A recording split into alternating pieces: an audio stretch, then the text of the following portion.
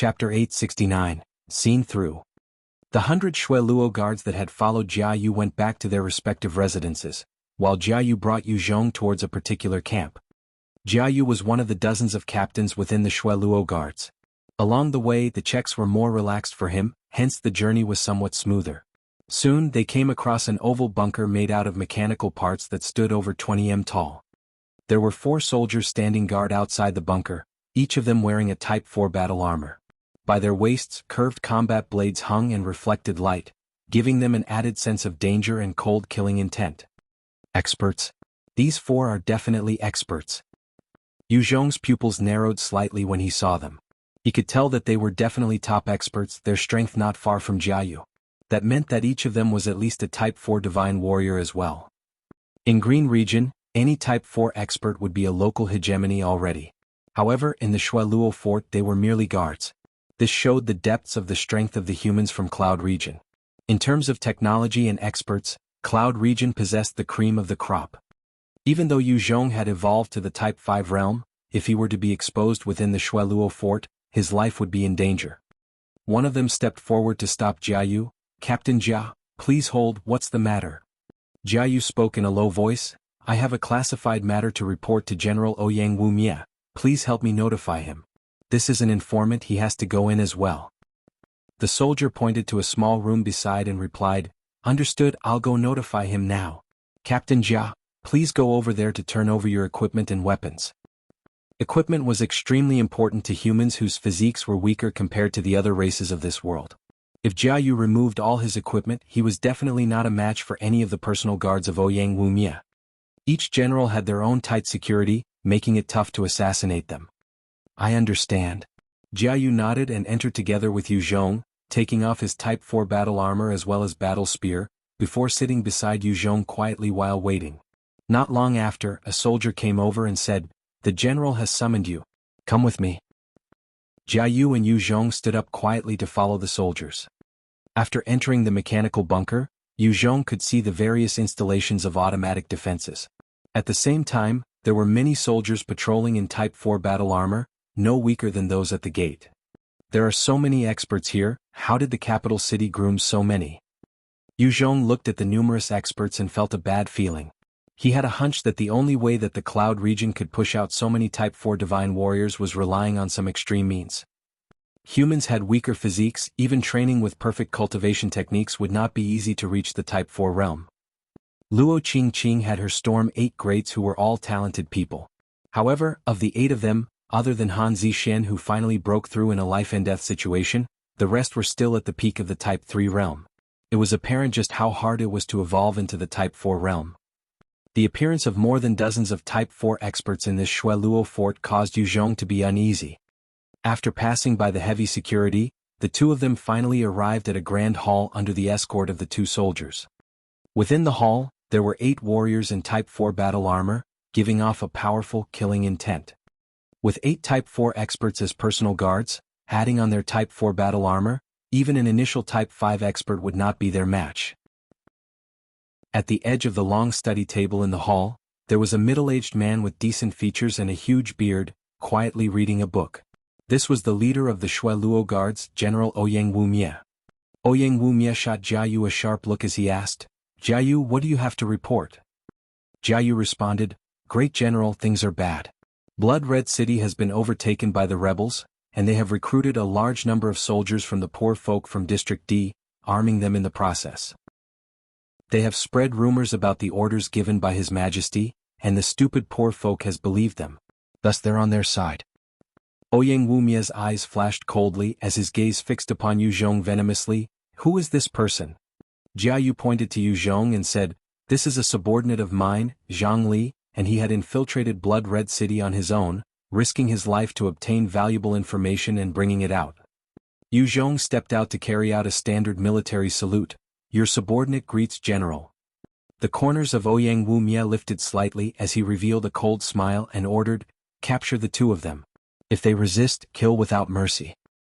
Hearing Ouyang Wumia's orders, the 8 experts stirred, their eyes flashing with dangerous glints. Their battle spears shot towards Jianghu and Yu Zhong with incredible speed. Yu Zhong's mind whirred, yet he could not point out how he had revealed himself. However, he was not someone to wait for death. The moment the 8 Type 4 experts moved, 2 of them getting to about 10 m away from him, he immediately activated his third-order gravity manipulation, sending out a gravitational field. Enveloped suddenly by the 30 times gravity, the 2 Type 4 experts sunk, their actions slowed slightly. Yu Zhong then activated his third-order shadow steps, pushing his dark Do Qi. He exploded out with a powerful fist towards one of them, and at that moment the Type 4 expert's head was directly blasted apart. Seeing his own comrade's head blasted apart, the face of the other Type 4 Shui Luo guard fell. The Type 4 nucleus behind him glowed and the runes on his Type 4 battle armor started to radiate as well. However, it was too late. When the Type 4 battle armor lit up, and before the energy could be driven through the body, there would be a short gap.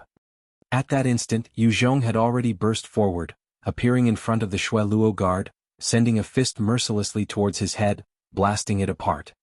Type 5 expert who would have expected one to turn up here. Who are you? Watching Yu Zhong kill his personal guards in succession, Ouyang Wumie's eyes narrowed. The 2 dead guards might not have activated their armor in time, but they were still Type 4 divine warriors after all. They had been through countless battles and yet such excellent guards were killed in an instant by Yu Zhong. It had nothing to do with them not exhibiting their strength, it was Yu Zhong's might which was on a whole other level. After he killed the 2 Shui Luo guards, Yu Zhong shot Ouyang Wumie a cold look, his body flashed and he dashed towards the general. Currently, the remaining 6 Shui Luo guards had witnessed Yu Zhong's overbearing strength. Their Type 4 battle armors lit up, the runes flashing and huge amounts of energy coursed through their bodies. The 6 warriors reached the Type 5 realm. Of the 6, 1 broke away to deal with Jianghu, while the remaining 5 went to attack Yu Zhong. In that charge, one of the Shui Luo guards suddenly disappeared from his location, appearing beside Yu Zhong, a spear thrust out towards his heart. The ability he had employed was the rare instant movement ability, teleporting almost anywhere within a 20 m distance. With this powerful skill, he had even killed a low-grade Dino General when he was at the Type 3 Divine Warrior realm. One other activated his ability Divine Speed, pushing his speed to the maximum. He turned into a flash that arrived in front of Yu Zhong, his spear also aiming for Yu Zhong's heart. Yet another cast the ground manipulation skill, shooting 2 sharp earth spikes on either side of Yu Zhong, sealing his paths of escape. The 4th guard slashed at Yu Zhong, as a powerful 20 times gravitational force was locked onto Yu Zhong. The 5th Luo Shui guard wielded his spear with a dangerous glint in his eyes. Lightning bolts converged on the tip of the spear, he was responsible for dealing the killing strike. The human physique could not compare to the Dino race.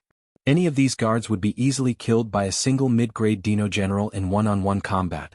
In order to deal with powerful experts, they had undergone training as a team, practicing maneuvers and tactics. Facing such an attack, Yu Zhong opted to tap his feet, soaring high into the air, evading the ones behind and in front of him. As for the one with the lightning spear, he aimed it at Yu Zhong, and sent a burning hot flash of thunderbolt towards Yu Zhong, causing his body to split apart into multiple pieces. Translator's thoughts. Releases per week at 10 thanks to Patreon support. Release schedule as follows. Monday through Thursday, 10 p.m. GMT plus 8. Friday through Sunday, 10 a.m. and 10 p.m. GMT plus 8. Show your support. 1. Rate the translation quality. 2. Vote with Power Stones. 3. Leave comments cause I'll try to read and address any concerns. 4. Visit patreon.com/Kun to check out goals and rewards. 5. Visit Kunlun Bandcamp.com to check out my music. 6. Follow me on Instagram.com/ChaiKunlun to check out other silly shit I do. Chapter 870, Danger. When they saw Yu Zhong killed, the 5 Shui Luo guards relaxed slightly. Against a Type 5 evolver, their nerves were naturally taut, if they were not careful they could lose their lives. In such a condition, although the battle had not been long, it felt more draining than an entire war.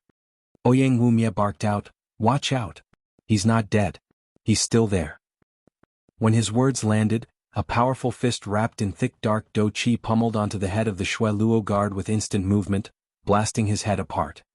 After that, Yu Zhong flashed in front of the Shui Luo guard with divine speed, also throwing out a powerful punch intending to destroy his head.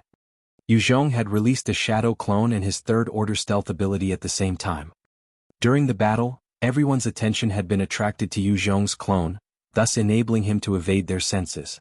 It created an illusion just like how things could disappear in magic when one was paying too much attention to the smallest detail. While the third-order stealth skill seemed to be only good for assassination attempts, when combined with the shadow clone skill, it allowed Yu Zhong to confuse his opponents, possessing an additional trump card. How is he still here? Wasn't he killed? The Shui Luo guard with divine speed felt shocked in his heart. However, he was still a combatant with experience, not allowing his shock to cloud his movements. He released an intense killing aura, raising his spear and thrust out towards Yu Zhong in response. Currently, this Shui Luo guard was the furthest from his comrades and was the perfect prey. If he was allowed to flee and rejoin his 3 other comrades, things would become tougher.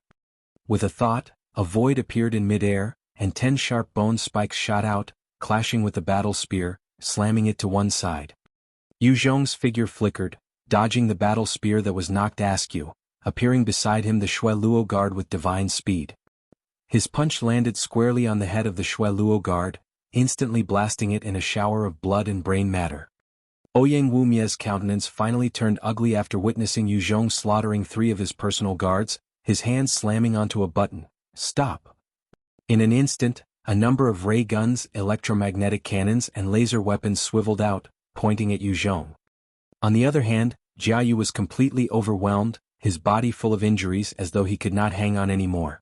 In terms of ability, Jianghu was above the Type 4 Shui Luo guard. However, without his equipment, he was inferior to the fully powered Shui Luo guard.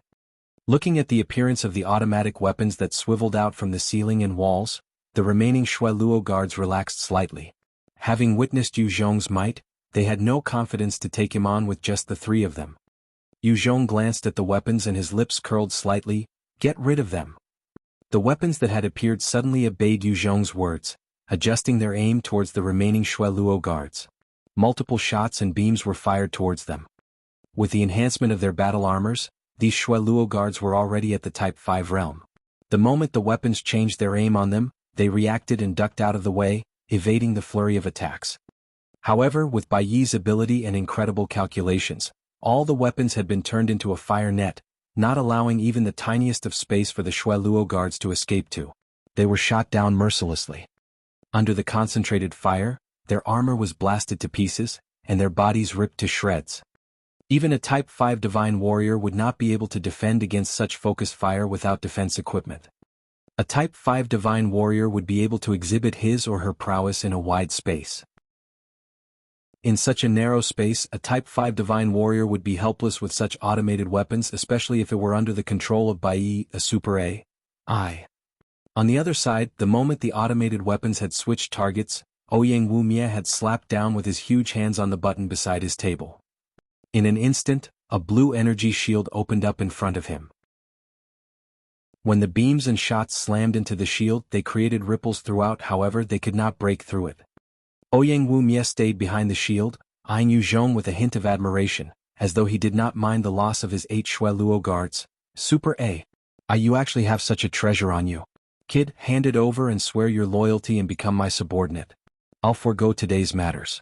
I can even give you riches and power, allowing you to choose ladies you want. Yu Zhong asked, how did you discover I was an assassin? Yu Zhong had passed through all the checks with Bai Yi's help. He could not understand where he had messed up, causing his assassination attempt to fail. Ouyang Wumie laughed coldly. Humph? You think that you're safe just because you can sneak past the security systems? I know the names and faces of every single one of the 10,000 Shui Luo guards. You dare to pass off as Zhang Li in front of me? That's basically begging to be captured. Kid, don't underestimate others. Ouyang Wumie then continued, I've already pressed the button for reinforcements. Soon, every single expert from the fort would be gathered here. You'll have no way out by then. Quick submit, otherwise you'll only face death. Yu Zhong also knew that it was a critical moment now. If the Shui Luo guards were to reach, it would be hard for him to flee. He was only one person after all, whereas the enemy had an entire elite battalion of Type 3 Divine Warriors with Type 3 armor. Is that right? Break for me. Yu Zhong's eyes flashed viciously and he summoned his 4th Order Devil Flame, his hands wrapped in the terrifying flames as they punched out at the energy shield. Chapter 871, Forceful Breakout. The Fourth Order Devil Flames were incredibly tyrannical. As the all-consuming flames slammed into the energy shield, they went through it, burning 2 fist-sized holes. Ouyang Wu-mie looked on in shock, exclaiming in spite of himself, "Impossible!" The blue energy shield made use of the energy conversion technology. At the same time, the energy converter system within this room was equipped with 10 Type 4 mutant beast nuclei, allowing the shield to resist even the assaults of a mid-grade Dino General for at least 20 minutes. Seeing Yu Zhong burning through it, Ouyang Wu-mie was naturally taken aback. The Fourth Order Devil Flames are truly terrifying. Yu Zhong eyed the 2 holes, his eyes filled with excitement. He had not expected his Devil Flames to go through so easily. The moment the 2 holes appeared, Yu Zhong forced his way in, his eyes flashing with a resolute gaze, and he punched out towards Ouyang Wu-mie. Ouyang Wu-mie was an experienced combatant himself. Although he had used some other means of entering the Type 5 realm, he was truly a Type 5 warrior. Even without the Type 4 battle armor, his strength was terrifying. At the moment of life and death, Ouyang Wu-mie met Yu Zhong's gaze with a vicious look of his own, his entire body glowing green. A powerful field of ice shards appeared out of mid-air, piercing towards Yu Zhong, as he retreated backward with a tap of his foot. Behind him, the wall opened up to reveal a tunnel leading to goodness knows where. Ouyang Wu-mie was an extremely careful person. Even if he had plenty of experts besides him with tight security, he had left various means of escape for himself. The ice shards were formed from the terrifying ability of ice. If they were to strike the body, even a mid-grade Dino General would suffer. However, if Yu Zhong were to dodge the strike, Ouyang Wu-mie would be able to escape through the tunnel. Waiting within this castle when the other experts rushed over, Yu Zhong would have to flee or be killed. Yu Zhong's eyes flashed with a vicious light, his body covered with a thick layer of dark do qi and blazing devil flames. He did not dodge nor evade, instead he sent out punches to meet the incoming ice shards, shattering them. The ice shards that came hailing down on Yu Zhong were melted by the devil flames surrounding Yu Zhong. However, a few managed to get past the defense and pierced into his body. Currently, Yu Zhong was equipped with an under-armor made out of the scales of a Type 5 Triceratops, and the ice shards that had managed to get past the flames were already melted halfway, thus shattering into bits when they slammed into the armor. The force dissipated across his body, negated by his third-order body of steel, giving him a slightly uncomfortable feeling. Monster! Ouyang Wu-mie saw how Yu Zhong was forcefully charging through his field of ice, and his eyes flashed with shock. The next moment, Yu Zhong arrived in front of Ouyang Wu-mie, his intimidating and imposing figure sending out a punch towards his head. Ouyang Wu-mie could only bring up his right hand to block in front of his face. Yu Zhong's fist was shrouded in the dark do qi, empowering his punch and causing a surge of force to burst out, slamming Ouyang Wu-mie's fist against his own face. Ouyang Wu-mie was sent slamming into the wall viciously, his entire nose bridge broken, blood flowing down his mouth. The moment Yu Zhong got the upper hand, he dashed forwards and prepared to unleash a flurry of blows. Ouyang Wu-mie's head was slightly sprained from that blow, but even so he did not stop resisting. With a thought, he summoned out more ice shards and formed a 2m thick ice wall in front of him. It was an ability that he had when he reached the Type 5 stage. Its defense was incredibly thick and could surpass the energy shields. Every special ability had their pros and cons. While ice-related abilities tend to be stronger in defense, Yu Zhong's Devil Flame was weaker in defense but stronger in offense. Ouyang Wu-mie knew he was not Yu Zhong's match, thus he decided to drag out the time till reinforcements arrived. That would be his victory. Ouyang Wu-mie, are you afraid now? Today will be your death day. Yu Zhong shot towards the ice block, and with a powerful roar he activated his third-order art of fear, sending a tyrannical spiritual attack towards Ouyang Wu-mie. Am I going to die here today? Originally, even with Yu Zhong casting the third-order art of fear with his Type 5 Divine Warrior constitution, it would not affect Ouyang Wu-mie too greatly. However, Ouyang Wu-mie had been bested a few times and was already feeling fear towards Yu Zhong. He was enveloped by the art of fear, and his fears were amplified, thus making him vulnerable to the attack. The moment he fell into the hallucination, he had no way of maintaining the 2m thick ice wall. Break for me! Yu Zhong yelled out in anger, bringing his fists wrapped in devil flames down towards the block of ice. The powerful devil flame blazed out, melting the huge ice instantly, and with a loud crack, it broke apart. No! Ouyang Wu-mie watched his final trump card smash to pieces and his spirit crumbled further, allowing the art of fear to full envelop his despairing mind. With a cold gaze, Yu Zhong sent a chop towards the back of Ouyang Wumie's head, knocking him out. After that he pointed at his brain, sending a Type 5 puppet rune into Ouyang Wumie's head. Ouyang Wumie then stirred awake before saluting respectfully to Yu Zhong. Ouyang Wumie greets Master. Not bad. Seems like as long as I don't encounter any mid-grade Dino generals, within the Type 5 realm, I'm of pretty decent strength. Yu Zhong looked at Ouyang Wumie, who had been turned into a puppet, and felt satisfied. In the battle against this Type 5 divine warrior, he had truly felt his growth and noticed that he was not weak at all compared to other Type 5 divine warriors. General, are you alright? Barely 15 seconds after Yu Zhong subdued Ouyang Wumie, 20 elite Shui Luo guards came charging into the hall. The leader asked with worry when he caught sight of the carnage within the room. Ouyang Wumie looked at the soldiers that came in and replied, I'm all right. Thanks to Captain Jiayu and Zhang Li, I got wind that Zhang He and 5 others had already joined the rebels and were plotting against me. When they were exposed, they tried to kill me, but they failed. Wei Zhen, go get 8 people to replace Zhang He and his team. Yes, General. A Shui Luo captain was swiftly dispatched to gather 7 other warriors, and they came reporting to the hall.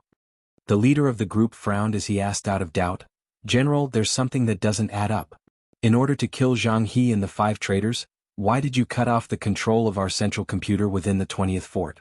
You even called for an urgent gathering, summoning the troops here? In order to deal with the Super AI that Yu Zhong possessed, Ouyang Wumie had actually cut off the link between the central computer and the automated weapons, while summoning all the soldiers of the 20th fort. Those actions had caused a huge uproar among the soldiers. The captain could not understand how Zhang He and the rest were a threat to warrant such actions. When Ouyang Wumie was questioned, his face turned green and white before suddenly roaring with rage, Do I need you to teach me when I'm doing things, Jin Hui? As the leader of the troops in the castle, you were actually kept in the dark about your own subordinates being traitors. Are you still interested in your damn position? From today onwards you're stripped of your role. Go wait in the correctional chamber and await further orders. When I'm done cleaning up the mess here, I'll be back to mete out your punishment. Angry from embarrassment. Many of the Shui Luo guards had this thought, but they kept mum. Ouyang Wumie was still the man with the most authority here. Even though he had to justify a killing of a Shui Luo guard, he could send them on a suicide mission, hence no one was willing to antagonize him. Yes, General. Jin Hui's face turned pale, not daring to say much. He quickly saluted and took off his own equipment before heading out to the correctional chamber. The military treatment and hierarchy in the 20 Shui Luo forts were incredibly tight and strict. If Jin Hui disobeyed, Ouyang Wumie had the option of declaring his insubordination as an excuse to have him killed. Ouyang Wumie then spoke solemnly, Luo Jun, go send men to Generals Qing Yuan, Wei Jiang, Yu Lu, Shiyu, Pai Zhen, Huang Kuan and Chu Zhong, get them to gather here in 3 days. I have things to discuss with them. Understood, General. One of the Shui Luo guards replied before heading out. Ouyang Wumie waved his hands, the rest of you dismissed. They quickly went out the room, leaving Ouyang Wumie and the new 8 guards. He told the 8 guards while pointing to the floor, Wei Zhen, the 8 of you clean this place up. Yes, General. They then began to get to work, erasing traces of all battle. Ouyang Wumie stood up and went behind the 2 of them noiselessly, suddenly chopping behind their necks, knocking them unconscious. Translator's thoughts. 4 nights. Releases per week at 9 thanks to Patreon support. Sorry guys. This usually happens at the end of the month. Release schedule as follows. Monday through Friday, 10 p.m. GMT plus 8. Saturday through Sunday, 10 a.m. and 10 p.m. GMT plus 8. Show your support. 1. Rate the translation quality. 2. Vote with Power Stones. 3. Leave comments cause I'll try to read and address any concerns. 4. Visit patreon.com/Kun to check out goals and rewards. 5. Visit Kunlun Bandcamp.com to check out my music. 6. Follow me on Instagram.com/ChaiKunlun to check out other silly shit I do. Chapter 872, Striking It Rich. At the same time, Yu Zhong conjured 4 shadow clones, himself acting as well, as all of them struck at the back of the heads of 5 other Shui Luo guards, knocking them out. Jiayu also burst forth, knocking the last one out. After knocking them unconscious, Qiong sent a number of Type 4 puppet runes into their heads.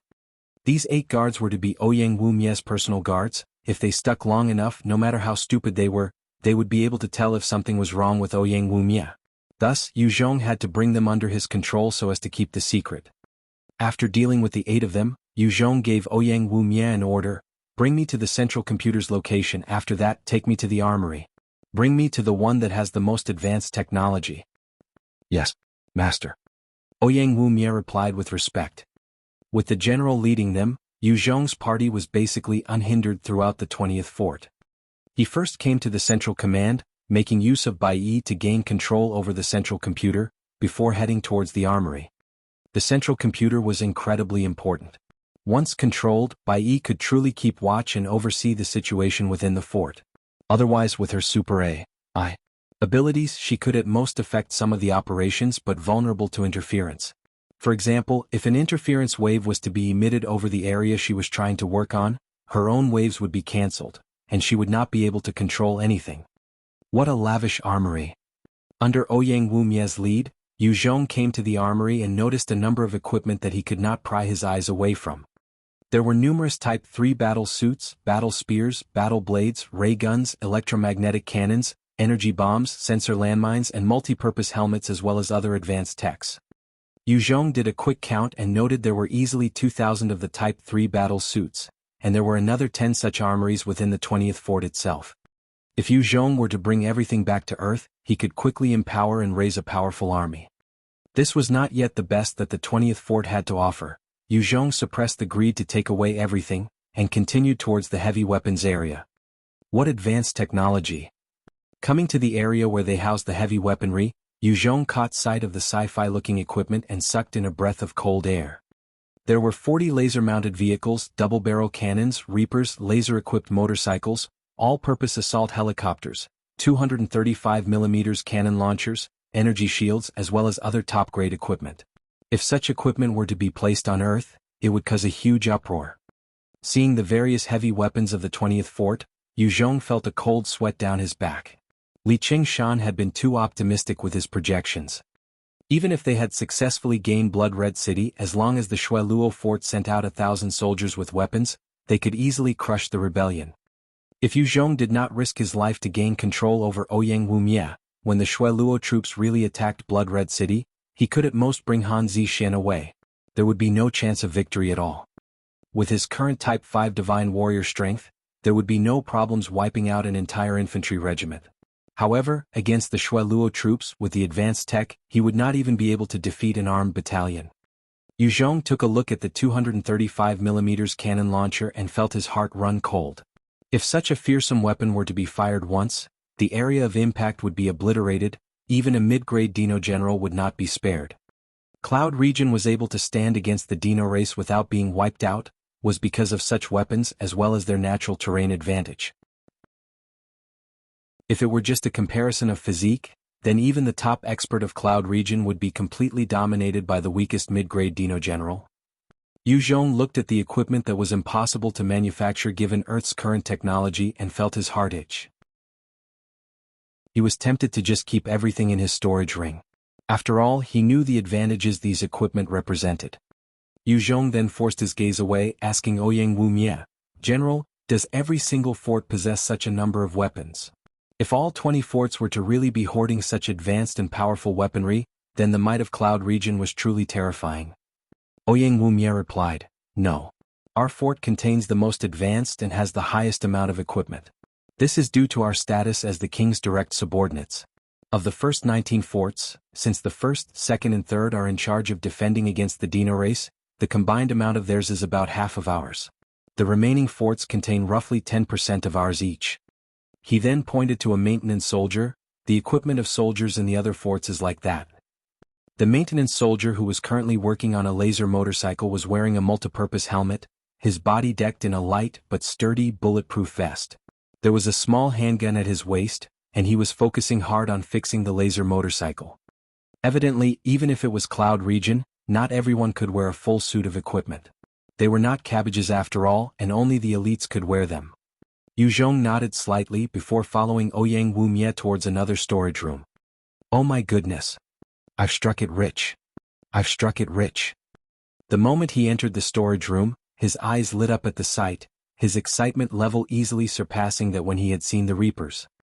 Within the storage there were countless boxes. Ouyang Wumie had already stepped up to open one, revealing rows and rows of mutant beasts' nuclei packed neatly. Yu Zhong already had a number of technology obtained from the God and Devil system, many of which did not require fuel or traditional energy sources. Instead they required the nuclei. Compared to traditional energy sources, mutant beast nuclei were more efficient, smaller in size, and could absorb energy to replenish themselves. As long as one did not extract more than what a nucleus was capable of, it could slowly absorb energy to its fullest amount. Of course, if a single usage exceeded its limit, it would crumble. At the same time, it was not that nuclei had no cons. In the midst of an intense battle, there would be cases of nuclei being overdraft, thus being destroyed. Yu Zhong had fired his electromagnetic gun many times, resulting in the destruction of a few Type 3 and Type 4 nuclei. Within the cloud region, mutant beast nuclei were an important source of energy. Every military had a storage facility purely to contain them. The neat chests of nuclei were definitely above hundreds of thousands. Many were Type 2 and Type 3 nuclei, of which there were at least 10,000 already. Just this one storage facility was more than what the Storm Valley and Winged Race had. Ouyang Wumie went to the center of the room and pressed a button, causing a small booth to rise. It was covered with a silver alloy. He then keyed in some numbers into the booth, opening it, revealing a black Type 5 battle suit as well as 2 Type 5 nuclei. Ouyang Wumie handed them over to Yu Zhong, reporting, "Master. These are 2 Type 5 mutant beast nuclei, our fort's most precious resource. This is also the strongest battle suit, hope that Master likes it." This Type 5 battle suit was Ouyang Wumie's equipment. However, due to the tight security and the powerful guards, there had never been a precedent case of an enemy making it all the way here. Ever since Ouyang Wumie became the general, he had placed his battle suit here and not touched it. After all, it was not exactly comfortable wearing a battle suit all the time. Not bad. Yu Zhong's eyes flashed with a look of appreciation as he kept the items in his storage ring.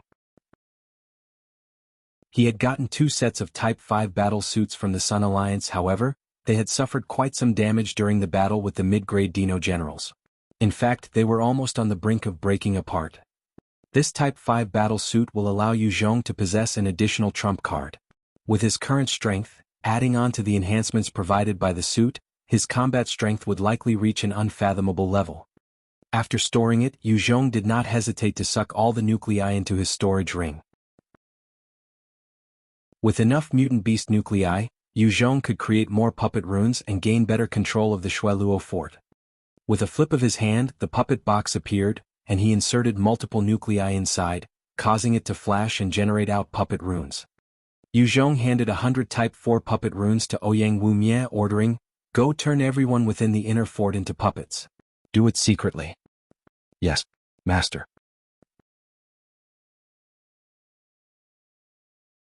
Chapter 873, Control. 30 young men and women came towards the 20th Shueluo fort under the guarded gazes of the Shueluo guards. Amongst them there was the Storm Queen Luo Qing. She was currently wearing tattered clothes, her face and hands were smeared with some plant sap, giving her a yellowish hue, looking like a sallow and emaciated refugee. Beside her there was her personal guard, Haishi of the Storm 8 Greats. Haishi was currently extremely tense, her head slightly bowed, not daring to reveal any strange signs or behavior. Along the way, Haishi and the rest had finally seen how terrifying each of the 20 forts were. The tight defense and security, combined with the numerous Type 3 divine warriors with Type 3 battle suits, as well as the advanced weaponry they did not recognize, had shaken them thoroughly. In Green Region they might be the cream of the crop, but here they were merely ordinary experts. When the group came to the 20th fort, a Shueluo guard wearing a Type 3 battle suit came up to them and said, "Please come with me. The general would like to see you." Yes. Luo Qing and the rest did not dare to cause any problems, thus they followed the guard. The further they got, the more uneasy they felt. Especially after arriving in the inner fort, and noticing the various Shueluo guards who were emitting a strong bloodlust, they felt a growing sense of discomfort. Other than Luo Qing, none of them was a match for any of the guards within this place. Now that they were here, it was impossible for them to flee. They were soon brought into the general's study. The moment they entered the room, Shi caught sight of Yu Zhong sitting leisurely in the main seat of the room, and could not help but exclaim, "H." When everyone else saw him, their faces also changed. Within this batch of people, half were Yu Zhong's people, the other half Luo Qing's. When Yu Zhong's subordinates saw him, their eyes flashed with excitement, but they maintained their silence obediently. Luo Qing's people were shocked and eyed him with surprise. When they were escorted, they had been warned not to make any noise, thus they were all maintaining their silence while eyeing Yu Zhong. Luo Qing glanced at Yu Zhong, her eyes also filled with the same surprise and a million questions. She had seen the security for herself, and in terms of equipment or systems or protocol, their Storm Valley could not compare. She knew Yu Zhong was strong, but she was also clear that he could not have possibly invaded such a place so easily. Not to mention Yu Zhong, even the legendary Type 6 Divine Warrior, if a single one were to charge into such a fortress alone, the various defense systems and warriors would be enough to beat him or her back. Yu Zhong sat on the general's seat, eyeing Luo Qing for a while before smiling. "Luo Qing, it's been a few days, have you broken through?" Yu Zhong might not have the ability to see through other people's strength, but his danger perception told him that Luo Qing was now capable of threatening him. Luo Qing chuckled, "Not too long ago. Type 5 divine warriors were known as peak experts in any factions. With humans' physiques being weaker than other species and races, it was harder for them to cross that barrier. Luo Qing had gotten through that watershed with her own talents, and among humans she could be considered a rare talent." She suddenly asked, "Yu Zhong, are you already in total control of this place?" Although they had not known each other for long, she knew Yu Zhong well enough. If he did not have the confidence, he would not have revealed himself so easily. To think that Yu Zhong had managed to successfully infiltrate and gain control over such an important fort of the Cloud region within such a short period of time, Luo Qing could not help but in disbelief. Yu Zhong smiled lightly, "That's right, the 20th fort is already in my control." With the puppet box, Yu Zhong was able to create a huge number of puppet runes. With Ouyang Wumie and the 8 elites as the source, they had slowly gone to make sure that the entire Shueluo guards were his puppets. The treasures of hope were considered silver-level treasures. Although there was a limitation to them, every single treasure possessed a great deal of strength. With the puppet box, as long as there were enough mutant beast nuclei, Yu Zhong could even bring 1,000,000 people as his puppets. If such a treasure were to fall into the wrong hands, then it would be a terrifying disaster. Ever since Yu Zhong had gained the puppet box, it was the first time he had undertaken action on such a mass scale. This was because the Shueluo guards were extremely loyal to the king Wei Ming Qing, and he had no choice but to turn them all. Otherwise, should his identity be revealed, the residents of Blood Red City would be in peril. Luo Qing asked, "What are your plans now that you have gathered us here?" Yu Zhong's pupils narrowed, "I need you to help me control the troops of the other forts." After that, he began to outline his plan to Luo Qing. A day later, a 6m-long vehicle that looked similar to a jeep, its body gray in color, carved with mysterious runes, was traveling towards the 20th fort. The bottom of the vehicle had a Type 3 mutant beast nuclei inserted. For soldiers wearing Type 4 bodysuits stepped out, eyeing their surroundings warily. A burly, middle-aged man stepped out of the jeep as well, dressed in a smart, black military uniform. One Shueluo guard came up to him and spoke solemnly, "General Qing Yuan, please come with me." Qing Yuan nodded slightly and followed after the Shueluo guard towards the inner parts of the 20th fort. Qing Yuan asked him casually, "This time General Ouyang Wumie had summoned us. Do you have any idea what's going on?" Ouyang Wumie had summoned all these generals without specifying a reason. Qing Yuan was feeling extremely suspicious. The Shueluo guard replied, "General, this subordinate does not know." Since he did not get an answer, he did not pry further. He did not expect the Shueluo guard to know anything in the first place. After all, this was just a rank-and-file soldier, he could not possibly know classified secrets. Under the lead of the Shueluo guard, Qing Yuan arrived at the hall together with his 4 guards. Inside the hall, the other generals of the other forts had already gathered, together with their guards. Ouyang Wumie stepped forwards with 2 of his guards. He smiled brightly as he approached. "Qing Yuan, you're finally here. What took you so long?" Qing Yuan chuckled back. "General Ouyang Wumie, wasn't the meeting for 11? It's only 9 now, I'm early in fact." "Ha ha ha." Ouyang Wumie laughed and got closer, pulling the distance between them nearer. At this moment, Ouyang Wu Mie suddenly acted, throwing a chop towards the back of Qing Yuan's head. Qing Yuan only had the combat ability of a Type 4 Divine Warrior and had not expected his comrade Ouyang Wu Mie to act against him. Therefore he was knocked unconscious. "General!" The 4 soldiers beside him instantly shouted in alarm. As for the 2 guards beside Ouyang Wu Mie, they were Yu Zhong and Luo Qingqing, who burst forth and knocked out the 4 soldiers mercilessly as well. With their statuses as Type 5 Divine Warriors, launching a sneak attack on 4 Type 4 Divine Warriors was as easy as pie.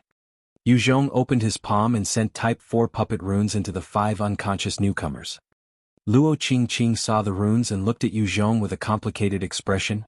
"What a terrifying ability. You'd better only use this on the enemy. If you dare use this on my people, don't blame me for flipping out." With such an ability to control a person's body and thoughts, anyone would be fearful after witnessing it. Luo Qingqing was also worried that Yu Zhong would use it on her subordinates. Yu Zhong chuckled, "Relax, I will not use this on innocent people. The way to distinguish if they're my puppets is simple. Puppets will have wooden eyes and no self-will. They're easy to recognize. Otherwise, I would not need you guys to help me already."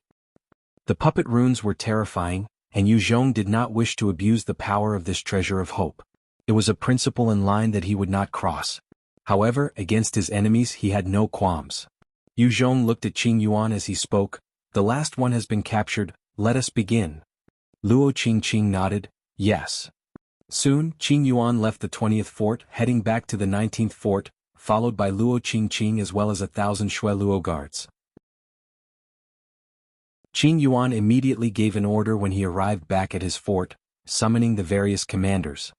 Within the command center, Qing Yuan commanded, "Convey my orders, we are to hand over all defense to the Shui Luo guards, and get everybody to prepare a day's worth of rations. We are to head towards the 20th fort."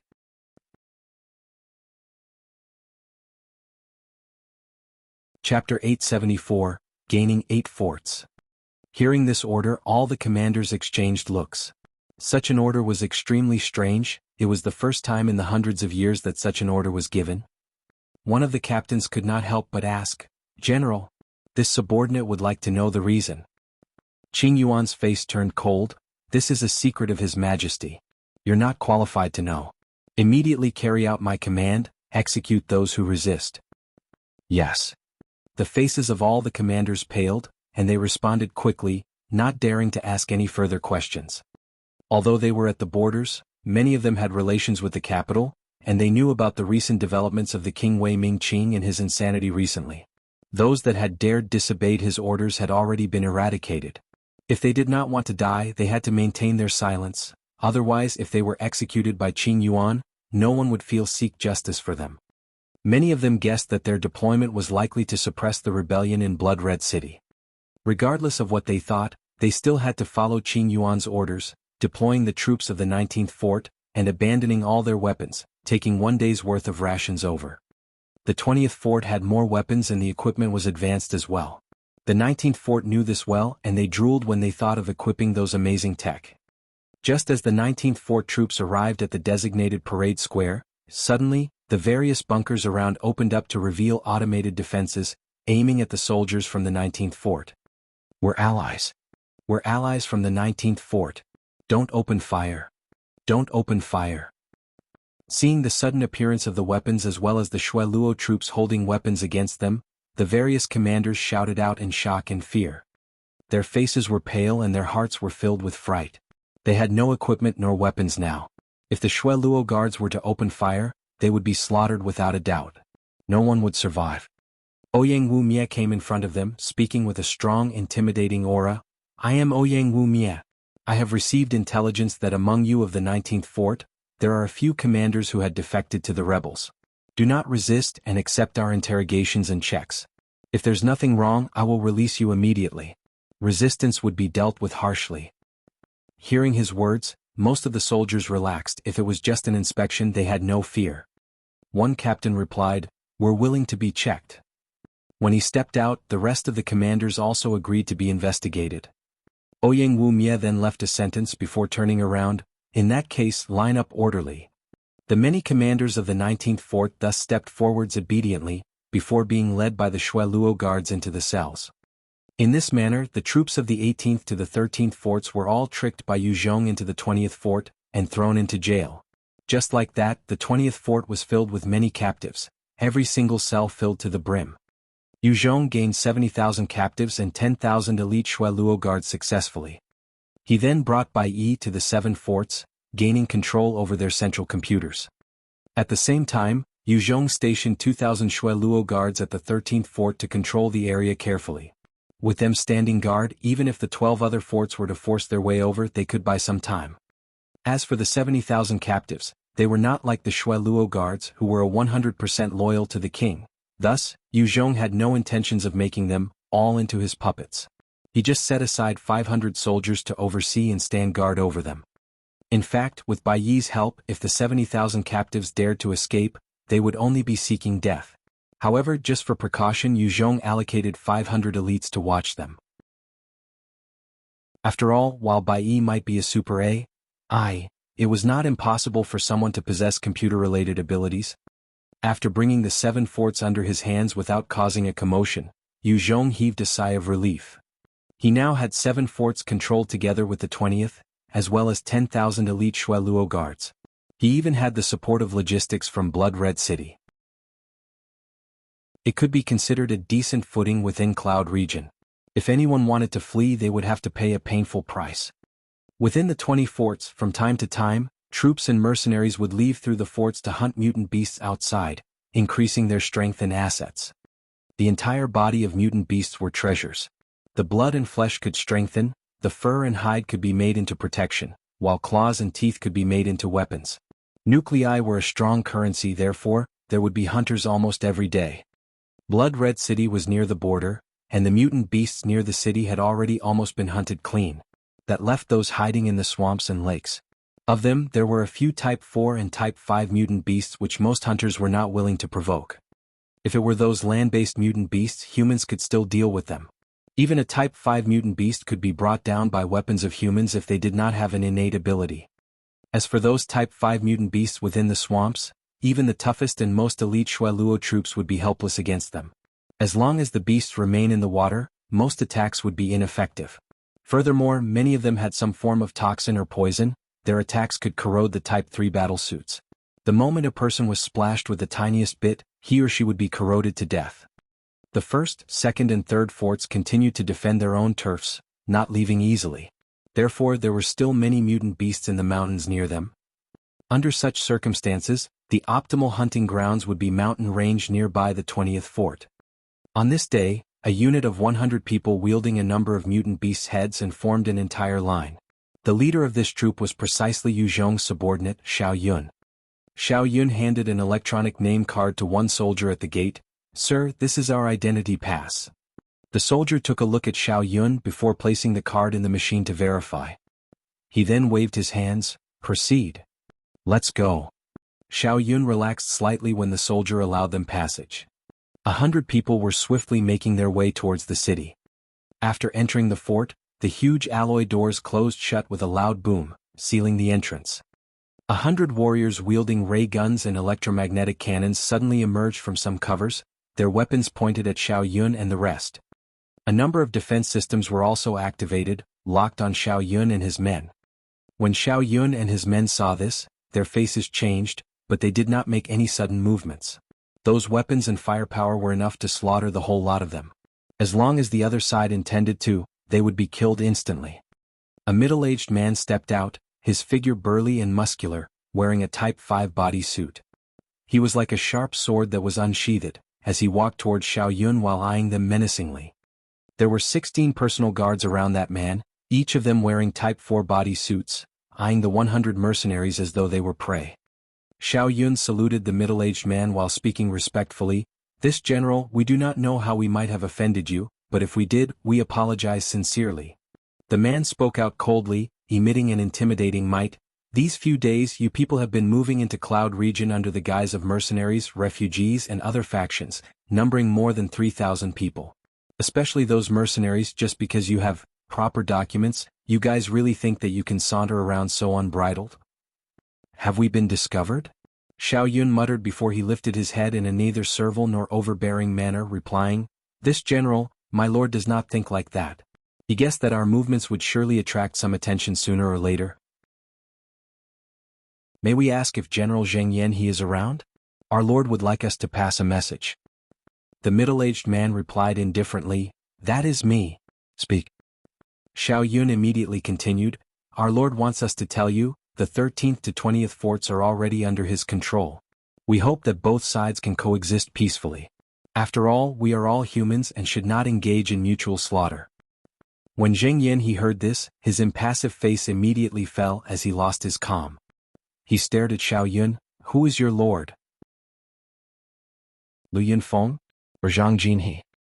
Due to the immoral actions of Wei Ming Qing, there were a number of rebel forces that had surfaced, especially Lu Yunfeng and Zhang Jinhe, two extremely powerful factions. The moment Zheng Yan he heard that 8 forts had fallen to someone else's hands, he immediately thought of those two. Xiao Yun replied, neither. Our lord is called Yu Zhong. Chapter 875, Han Qiong. Zheng Yan he frowned slightly, he had never heard this name before. Yu Zhong? He continued, you say that the 13th to 20th forts are already in your grasp, how do you prove it? This is easy. Xiao Yun chuckled and pulled out a signal flare before firing it to the sky. A bright flash soared, exploding out in the clouds with bright colors. Soon, similar flares appeared in the skies above the 13th to the 20th fort, exploding out, signaling a reply to Xiao Yun. Zheng Yan he eyed the 8 bright flares, falling silent for quite a while. He then looked at Xiao Yun and asked gravely, what does your lord hope that I do? Xiao Yun rejoiced inwardly when he heard it. If possible, our lord hopes that you can agree to join him and fight against Wei Ming Qing. After the battle is over, he will offer a princely reward. Zheng Yan he's mouth curled slightly in contempt. Princely reward? If I do not agree, what does he intend to do then? Xiao Yun's face flashed with disappointment, but he continued to respond according to Yu Zhong's instructions. Our lord has expected that you aren't willing to submit. He respects and admires your character and beliefs. Even if you do not submit, he will not make things hard for you. He intends for the 1st, 2nd, and 3rd forts to carry on as per normal, not allowing any Dino warriors into Cloud region while allowing our people passage into Cloud region. Zheng Yan he fell silent once more. This time he thought for a while before replying softly, I will not join his cause. Battles between humans, our 3 forts will definitely stay out of it. As for your people, I will allow them passage. You may go. Zheng Yan he then waved his hands, causing the defense systems and soldiers to stand down and withdraw. Many thanks, General. Let's go. Xiao Yun heaved a sigh of relief, wiping the perspiration off his face, before barking out his orders behind. Just now, as long as Zheng Yan he had felt like it, he could have ordered their deaths and they would all die. This naturally caused Xiao Yun to be anxious. Under Xiao Yun's orders, the soldiers who had disguised themselves to be mercenaries quickly followed behind. Zheng Yan he watched Xiao Yun and his men leave with a complicated gleam in his eyes. Seems like Cloud region is not going to have peace for much longer. With Zheng Yan he's cooperation, Yu Zhong's transfer of his troops from outside to the city became a whole lot more convenient. A large number of soldiers were deployed from the Storm battleship before assigned to the different forts to undergo training. The Shueluo guards who had been controlled became the instructors, training the soldiers without stop every day. With the help of their training regime, the combat skills and physique of Yu Zhong's subordinates rose incredibly. When the rest of the generals of the other forts saw how Zheng Yan he was allowing such a large group in, while their supplies route was being controlled by Yu Zhong, they kept silent. They had no choice but to cooperate with Yu Zhong's influx of soldiers. On this day, as Yu Zhong was observing their training, Williana came up to him, decked in a black military uniform. She saluted before handing a document over to him. Sir Yu Zhong, this is an urgent report sent by Her Majesty Luo Qing. Yu Zhong took a look and frowned. A blazing fire erupted from his palms, turning the document into ashes. He barked, Han Qiong. Han Qiong swiftly came in, saluting him before reporting in, your subordinate is here. During this period of training, Han Qiong, this former idol, had already thoroughly transformed into a proper soldier. With large amounts of blood honey and the corpses of the blood-sucking bees, she had already metamorphosed into a Type 2 divine warrior. Yu Zhong eyed her and said, take 500 Shueluo guards and 300 falcon soldiers to the west. I want you to defeat the Evergreen City's troops, and safely escort the refugees into Blood Red City. There are 2,000 soldiers over there. Do you have the confidence to crush them? A resolute look flashed past her eyes as she replied, I will complete my mission. Yu Zhong was satisfied and said, Go. Han Qiong was one of the subordinates that Yu Zhong was extremely satisfied with. She had a decent education and could accept new things with an open mind. She could understand Yu Zhong's commands and was firm and yet flexible with her own execution. Ma Lei and Xiao Yun were the warriors under Yu Zhong. They dared to rush and kill enemies, carrying out Yu Zhong's order to the end. However, they were slower in comprehension and were just brave generals. Yes. Han Qiong saluted and left. After Han Qiong left, Williana massaged Yu Zhong's hands while speaking suggestively, She's pretty outstanding, eh? Yu Zhong, how about it? Bring her into the room and let's have a nice party? Han Qiong, Sun Lan Lan, Lai Wei and Han Zixian were the most outstanding female warriors under Yu Zhong's command. The other commanders were raised and promoted from the slaves and warriors that Yu Zhong had groomed. While their combat strength was decent, they were lacking in many other areas. Currently, in terms of education, they were being by that big-boob beauty Sun Lan Lan. Yu Zhong slapped Williana's plump bottom gently, feeling the bounciness. Stop fooling around, our time is extremely precious right now. Go get Ma Lei for me. Williana pried herself away, shooting a coquettish look at him. She then arranged her clothes and left, leaving behind her fragrant scent. Soon after, 3 troops of soldiers left the 20th fort, leaving for the distance. In Cloud Region, although there were no rail tracks, every city had constructed a spacious road directly to the capital city. Following the broad passage, the capital could send out its numerous mechanized troops to quell any rebellion in any city. Currently, on the road from Evergreen City to the capital, there were any people in tattered clothes, their expressions of fear and despair as they trudged on. On the long road, a boy suddenly shuddered and crumpled to the ground. A soldier on an enhanced motorcycle came up, lashing out with a whip, striking the boy viciously as he cussed, Shit! Get up! Stupid beast! The boy's clothes were ripped open as long, bloody marks appeared on his skin. He struggled in pain before he stopped moving entirely. The soldier frowned slightly and pointed to 2 strong men, ordering, He's dead. The 2 of you come over, toss him to one side. The 2 burly men did not dare disobey. They walked over obediently, grabbing the corpse of the boy and tossed it aside. This little hiccup did not even cause a ripple among the people, as everyone continued forward numbly. The refugees were all lacking nutrients, their bodies were weak. This long journey was basically hell for them. From time to time, some would fall to the ground, never to stand again. Those who fell in the middle would be trampled to a meat pulp by the rest behind. One soldier complained, Damn it! This mission is damn fucking annoying. If not for this senior would be enjoying Lil Tao Hong's ass right now at the fragrant pavilion. Another soldier mocked him, Little Tao Hong's expensive, how are you able to afford to play with her? The first soldier continued to boast, but of course, this senior's big rod is enough to let her have a taste of heaven. Now, whenever she sees this senior, her eyes brighten up. You guys better learn. I won't bother talking more. This senior has seen some good stuff. The soldier swept a glance across the human crowd, and his eyes brightened. He charged forward, grabbing a little girl from the group and pulled her out. When the refugees saw this, they quickly got out of the way, afraid to provoke the ire of the soldiers. Even some righteous young men fell silent when they saw the ray guns on the backs of those soldiers. On this road, even if the soldiers killed a few people, they would just be reprimanded at most. Whereas the refugees could not reclaim their lives if they died. Another soldier came over, taking a look at the girl grabbed by the first soldier. His eyes brightened as well. Old Wang, you're capable at. Good eyes. This chick looks pretty lithe. Damn, this senior wants a round as well. It's my turn after yours. The little girl in front of these 2 depraved soldiers had messy hair, her entire body covered in dirt and grime. Her clothes were tattered and her body was emitting a slightly foul stench. However, her eyes were wide and clear. At the same time, beneath the dirt, her features were exquisite, and upon close inspection, one can tell that she was a little beauty. Lastly, she looked young, but her chest was already developing well, thus attracting the attention of those 2 sick devils. When the little girl was dragged out, she struggled frantically like an alarmed rabbit. However, no matter how she struggled, she had no way of escaping from the clutches of Old Wang, a Type 2 divine warrior. The physique of people of Cloud region was considerably stronger than other places. Even the most ordinary of soldiers would possess a strength of at least Type 2 Divine Warrior. It was naturally impossible for a young girl to fight against such soldiers. Old Wang cursed out, "Damn, this senior discovered her, why should I let you play with her? 2,000 credit points. Fork it out and you can have a turn." The other soldier stared greedily at the little girl and gritted her teeth. "Fine. 2,000 credit points it is." After their short discussion, Old Wang panted and pounced on the girl, tearing her clothes apart like it was nothing. The little girl cried and screamed, before opening her little mouth to bite down harshly on the hand of Old Wang. "Fuck.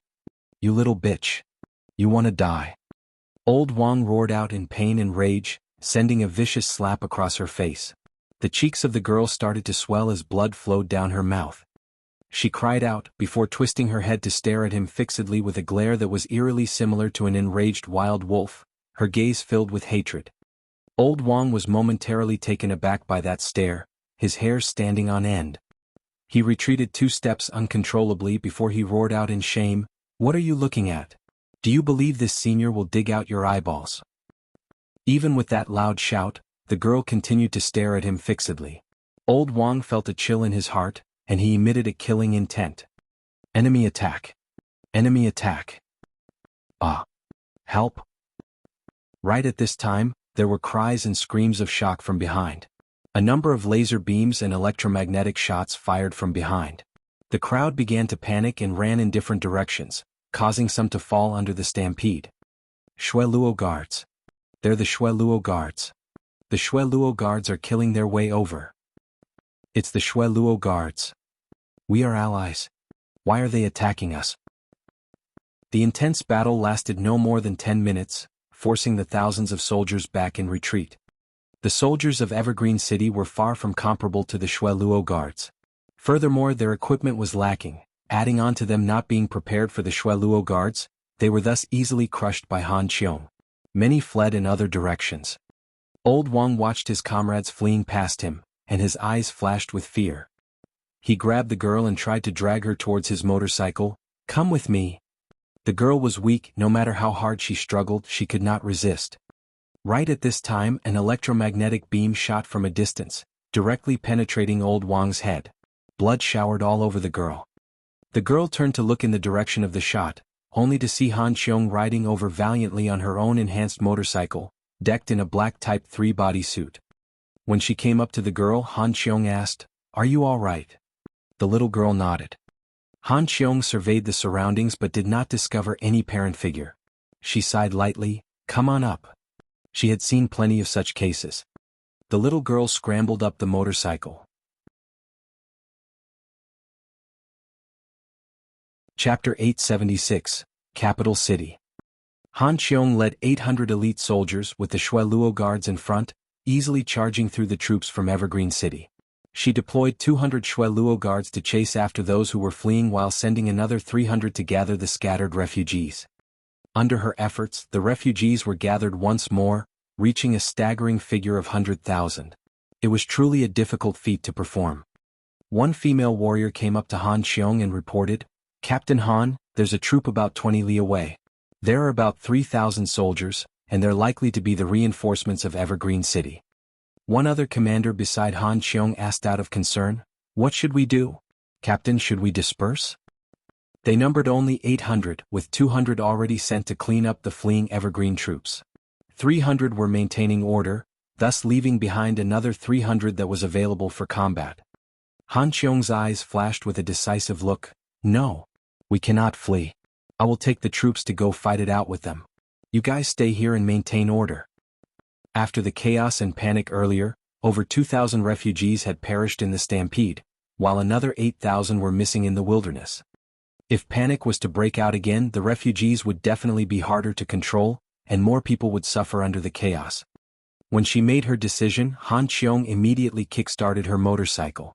She charged towards the front in her Type 3 bodysuit and battle spear, leading 300 Shui Luo guards as well as 2 Reapers. The speed of the enhanced motorcycle was terrifying. The distance of 20 li was quickly passed. Soon, Han Qiong caught sight of the 3,000 troops wielding ray guns and sitting in infantry vehicles making their way over. The enhanced motorcycles were equipped with Type 2 mutant beast nuclei. It was not a means of transportation that was widely available. To ordinary soldiers, infantry vehicles were more than enough for their transportation needs. Attack. The moment Han Qiong charged forward, she controlled her enhanced motorcycle to fire out laser beams at the infantry vehicles. The battle-hardened Shui Luo guards also pushed their own enhanced motorcycles to fire laser beams at the infantry vehicles. Faced with the assault of laser beams, many of the armored infantry vehicles were pummeled full of holes. Many soldiers within were also punctured, leaving them gravely injured or dead. At this moment, the disadvantage of laser weapons was exhibited. Although laser weapons had high penetrating power, they were unable to annihilate an entire infantry vehicle with a single shot. However, this disadvantage was covered by the two Reapers behind. The moment they opened up their shoulder flaps, a number of guided missiles shot out. Every shot was able to cause a huge explosion when they struck the infantry vehicles, consuming the entire vehicle as well as the soldiers within in flames. The two Reapers were like moving fortresses, crushing any armored vehicles under their feet when they got too near. Many soldiers were instantly crushed to death. Reaper. Those are Reapers. How is it possible for Reapers to be here? Damn it. Quick. Run. When faced with the sudden assault, the entire troop simply fell apart. Their casualty rate when Han Qiong slammed into them had instantly rose to 30%. They were just an ordinary troop that had not undergone many battles. Faced with such a toll of injured soldiers, their morale plunged. Many of them threw away their equipment and hurried to get on their vehicles. As they fled, they left behind their weapon loads as well as the vehicles carrying their equipment that they were supposed to be guarding strictly. Han Qiong saw this and relaxed slightly. With her force of 300, she had launched a sudden attack on these 3,000 soldiers. It was impossible not to feel pressure. Had she failed, the hundreds of thousands of refugees would suffer a terrible fate. This time, Han Qiong had managed to succeed and gain the advantage of a sneak attack was partly due to the timing of her attack. Especially the two Reapers, which had instantly destroyed a large number of the transport vehicles. This caused a large number of casualties on the enemy's side while crushing their morale, thus forcing them to retreat. When Han Qiong observed carefully, she suddenly understood, they could not have been reinforcements, they were most likely escorts for the items in these trucks. She opened the boxes, sucking in a cold breath when she saw what was inside. Her eyes lit up with excitement. In each of those large transport vehicles there were Reapers. In the 30 large vehicles there were a total of 30 Reapers. The might of Reapers were truly shocking, yet they were incredibly hard to manufacture. The runes and alloy parts of their frame were hard to produce. Furthermore, many core parts were made out of parts of Type 5 mutant beasts. In the entire Cloud region, there might at most be a total of 5 Reapers manufactured a year. These 30 models being transported meant 6 years of Cloud region's output already. Han Qiong swiftly came up to one captive and asked him harshly, "Where were you guys intending to send these to?" The captive replied obediently, "We were tasked to send them to the capital." "Did any of your superiors mention that the goods were Reapers?" "No, our superiors just told us to deliver them to the capital." "Do you know where they came from?" "Not too clear." Han Qiong gathered a few others to verify the information but did not receive much help. She gave up, instead relaying what she had to Yu Zhong. "There seems to be something brewing?" When Yu Zhong heard the news, his gut feeling told him that there was something happening in the capital. However, since he was still at the 20th fort, he had no clue about what was happening there. A sense of urgency overcame him, he did not know why he felt so anxious. However, he could feel it deep in his bones that if he stayed here, there might be an irreversible mistake. "Seems like I need to take a look myself." Yu Zhong made the decision quickly, and after relaying some orders, he quickly made his way in the direction of the capital. The capital was about a few thousand li away from Blood Red City. There were a few cities along the way. If the army was to be deployed, the journey would be long and arduous. Yu Zhong disguised himself as an evergreen soldier, and under the pretense of carrying out orders, he rode an enhanced motorcycle along the huge road, nearing the capital after 3 days. Is that the capital? It truly seems like a marvelous existence. Now that he was up close, he could not help but sigh at the look of the place. In the distance, the various peaks of the capital were touching the clouds, the numerous structures and buildings made out of reinforced alloy concrete. On the city wall, the various defense systems were set up with automation, while various bunkers littered around the city wall. A number of heavy cannons were littered all around the city wall. With his eyes sweeping across, he could tell that there were at least 3,000 of such weapons. A single round could devastate anything within a 1 square kilometer. If all 3,000 of them were to fire, even a Type 6 Divine Warrior would be blasted to smithereens. Of course, while the damage was tyrannical, it had a shortcoming as well. That was the energy consumption. Every round required the emptying of a Type 3 mutant beast nucleus. At the same time, there was a limitation to the firing rate, 1 round per minute. If it was forced to fire out rapidly, then it would explode. The capital would not dare to risk such a move as well. Other than those energy cannons, there were bright, flashy laser weapons atop the city walls. The range of these laser weapons was about 5 kilometers. A single shot could pierce the body of a Type 5 Divine Warrior. The frightening thing was their numbers. There were at least hundreds of thousands of them. These were just one part of the arsenal. Within the city, there was even the Raytheon cannon that could kill even a Type 7 Divine Warrior instantly, as well as other powerful weapons. Because of these, Ming Qing dared to slaughter the refugees and make use of their blood honey to strengthen himself. As long as he gained the capital, then even if a 1,000,000-strong army were to attack before the nuclei of the capital ran out, it was nearly impossible for anyone to break through such a defense. Yu Zhong eyed the capital and thought quietly, in order to attack the city, it's impossible to do so from the outside. I definitely have to sneak in there. Although he knew the only way in, he did not dare to make any rash moves. In these few days, under his careful observation, Yu Zhong had assessed the place to be entirely sealed. People were allowed in but not out. There had not been any exits out of the capital at all. Such a strange sight was already ringing alarm bells in his head. If he forcefully sneaked in the moment he was caught or captured, there was no guarantee he could escape unharmed.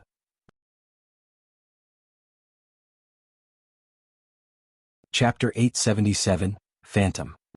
Currently, the entire region around the capital city had somehow transformed into a desolate area. There were only buildings without any signs of human life. Within the inner regions, the upper-class society resided, whereas the area outside the capital was for the poor and homeless. Yu Zhong walked among the ruins and would find some incomplete human corpses littered on the roadside from time to time. Such a sight gave him the chills, and he was clearer about the tyranny and cruelty of Ming Qing. For the sake of his own strength, he had sacrificed over 1,000,000 people. This person is worse than a beast. A strong surge of fury arose in his heart. Yu Zhong was no saint himself, having walked a tough road since the apocalypse, his personality growing more vicious and decisive. However, he would never do such a thing to strengthen himself. It was too cruel, sadistic, and cold to slaughter 1,000,000 people. In the various towns, there was a stifling atmosphere lingering. Yu Zhong continued to travel through the towns.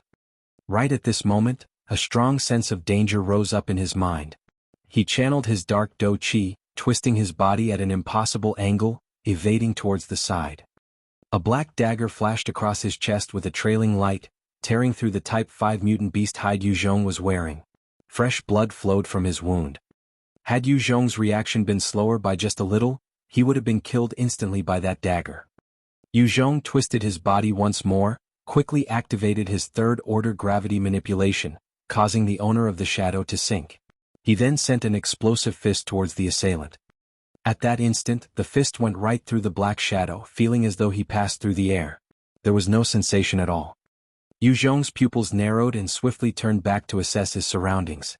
However, he did not discover anybody.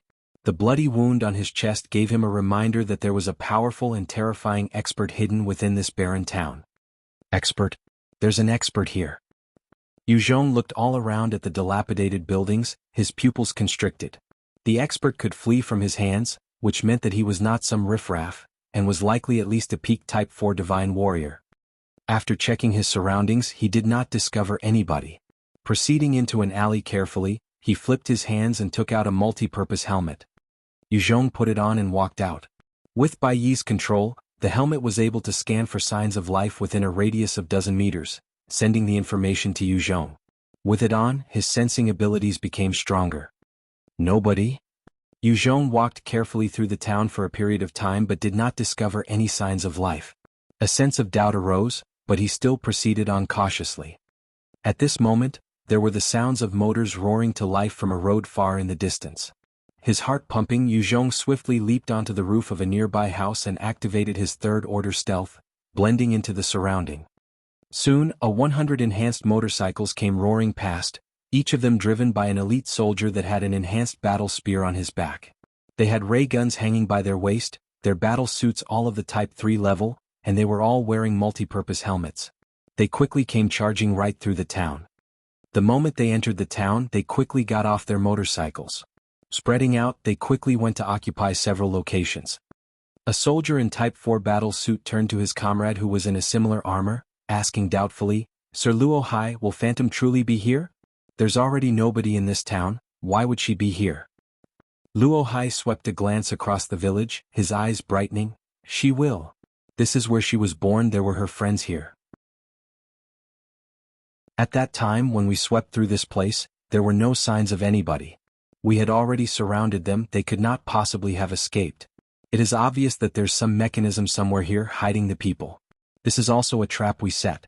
For the sake of saving her kin and friends, she will risk her life to come back here. Based on the reports from the superiors, she has already reached here. Today will be the day she dies." Luo Hai turned to the soldier and chuckled, "That's right. We have over 100 brothers here, she's just merely a Type 4 assassin. As long as we discover her, she will definitely die." Suddenly, one soldier's countenance turned pale as he screamed out, "Number 3, Number 4, Number 5, Number 7. Respond." Inside the village, a black shadow flitted about, her black dagger slicing through the air, directly drawing blood across the throats of 4 soldiers. Before the 4 soldiers could even respond, they slumped to the ground dead.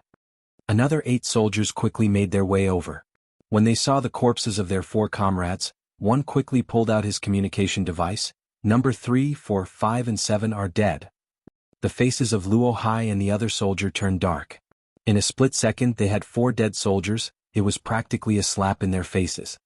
When the report was over, the dark phantom suddenly shot out from an alley, the black dagger in her hands easily slashing across the throats of 3 other soldiers, before she disappeared into the darkness. 12 soldiers rushed over, their faces turning ugly at the sight of the corpses of their comrades. One soldier reported sullenly, "Number 16, 19 and 20 are dead." At this time the phantom shot out from another ally, pouncing towards the back of one soldier like a shooting star. The dagger flashed across his throat, and she continued darting through the remaining 11 soldiers. In the span of a breath, the remaining 11 soldiers were all killed with a knife across their throats, as they slumped noiselessly to the ground. Number 78, 77 and 56 are dead. Number 34 and 35 are dead. Seeing all the bad things happening, Luo Hai's expression was turning extremely bad. Within 10 minutes he had already lost 20 men to the phantom. If things continued on like this, they would all be wiped out. Luo Hai fell silent for a moment before making an adjustment. "Convey my orders. Everyone is to form 20-man groups and head to the west." The elite soldiers quickly gathered within the town, forming 4 huge groups, and they proceeded carefully towards the west. The distance between the 4 groups was not too far apart, able to provide reinforcements or backup if necessary. As long as the phantom had no means of wiping out 20 men within a short time, they would be able to surround her. With the 70-odd elites in their battle suits, even a Type 5 expert might fall at their hands. Facing such a formation, Phantom had no way to make a move. The impasse continued for a while before a sudden blast of an electromagnetic beam shot out from an alley onto the body of an elite soldier, piercing through him directly. The rest of the soldiers quickly ducked behind cover, firing at the direction of the electromagnetic beam. The crossfire of laser beams rained upon the broken-down homes, tearing through walls, causing large holes in the structures. As they opted for cover over the formation, Luo Hai and his troops continued westward. While Phantom opted to fire out a few beams from different alleys in a bid to impede them, Luo Hai and his men were still able to advance. Very quickly the entire troop came to a short hill at the west of the town, and a few soldiers quickly stepped up to bury a few energy bombs into the ground. Luo Hai shouted loudly, "Phantom! I know you're here in the village, just give it up. Otherwise I'll detonate these bombs and bury everyone under here. I know your friends and kin are all hiding underneath this hill, right? Are you willing to watch them die?" A clear and bright voice resounded from the village, her tone dripping with venomous hatred. "Despicable, You actually dare to use innocent people to threaten me? Don't you feel ashamed of yourself? Luo Hai's eyes flashed as he continued, so what? Phantom, come on out. As long as you surrender, I will not hurt you nor your kin. Phantom's clear but enraged voice resounded once more, impossible. Wei Ming Qing has already gone insane. So many innocent people have fallen at his hands. If I were to give up, my kin and friends will become his prey. All you scumbags who are still serving him, have you no morality nor ethics? Luo Hai barked out furiously, shut up. How dare you speak about His Majesty like that? Those who have died are trash who cannot do anything for our country. They've received our protection and yet, aren't willing to sacrifice themselves for the country. His Majesty is just helping them realize their usefulness. His kindness and magnanimity can only be understood if you join us.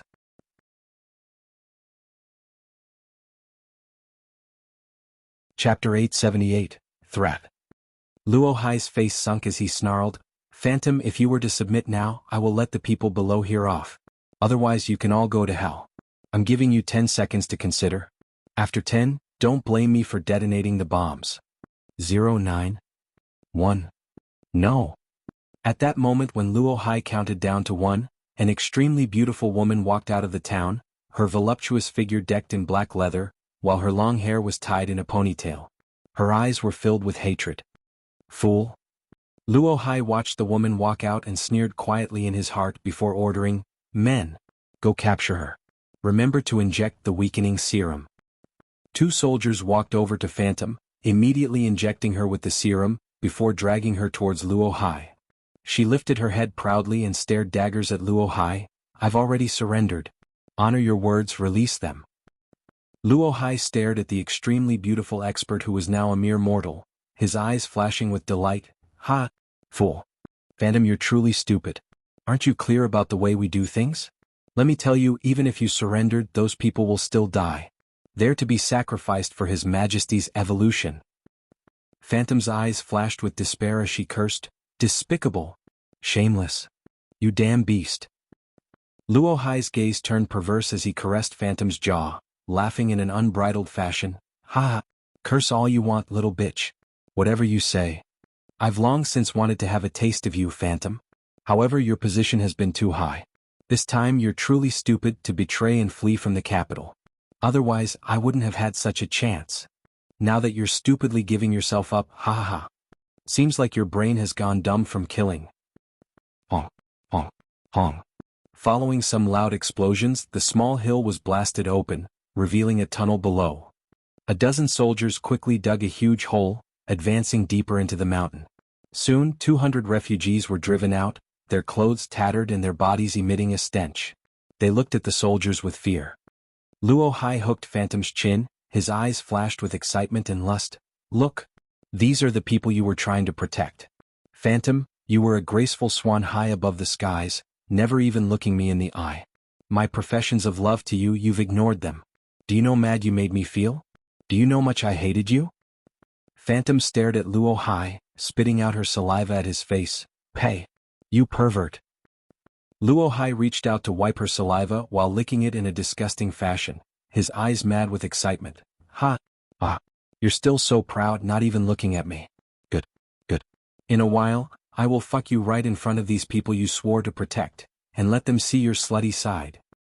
After which, Luo Hai reached out and tore apart her clothes, revealing her fair skin. There was finally fear in Phantom's eyes.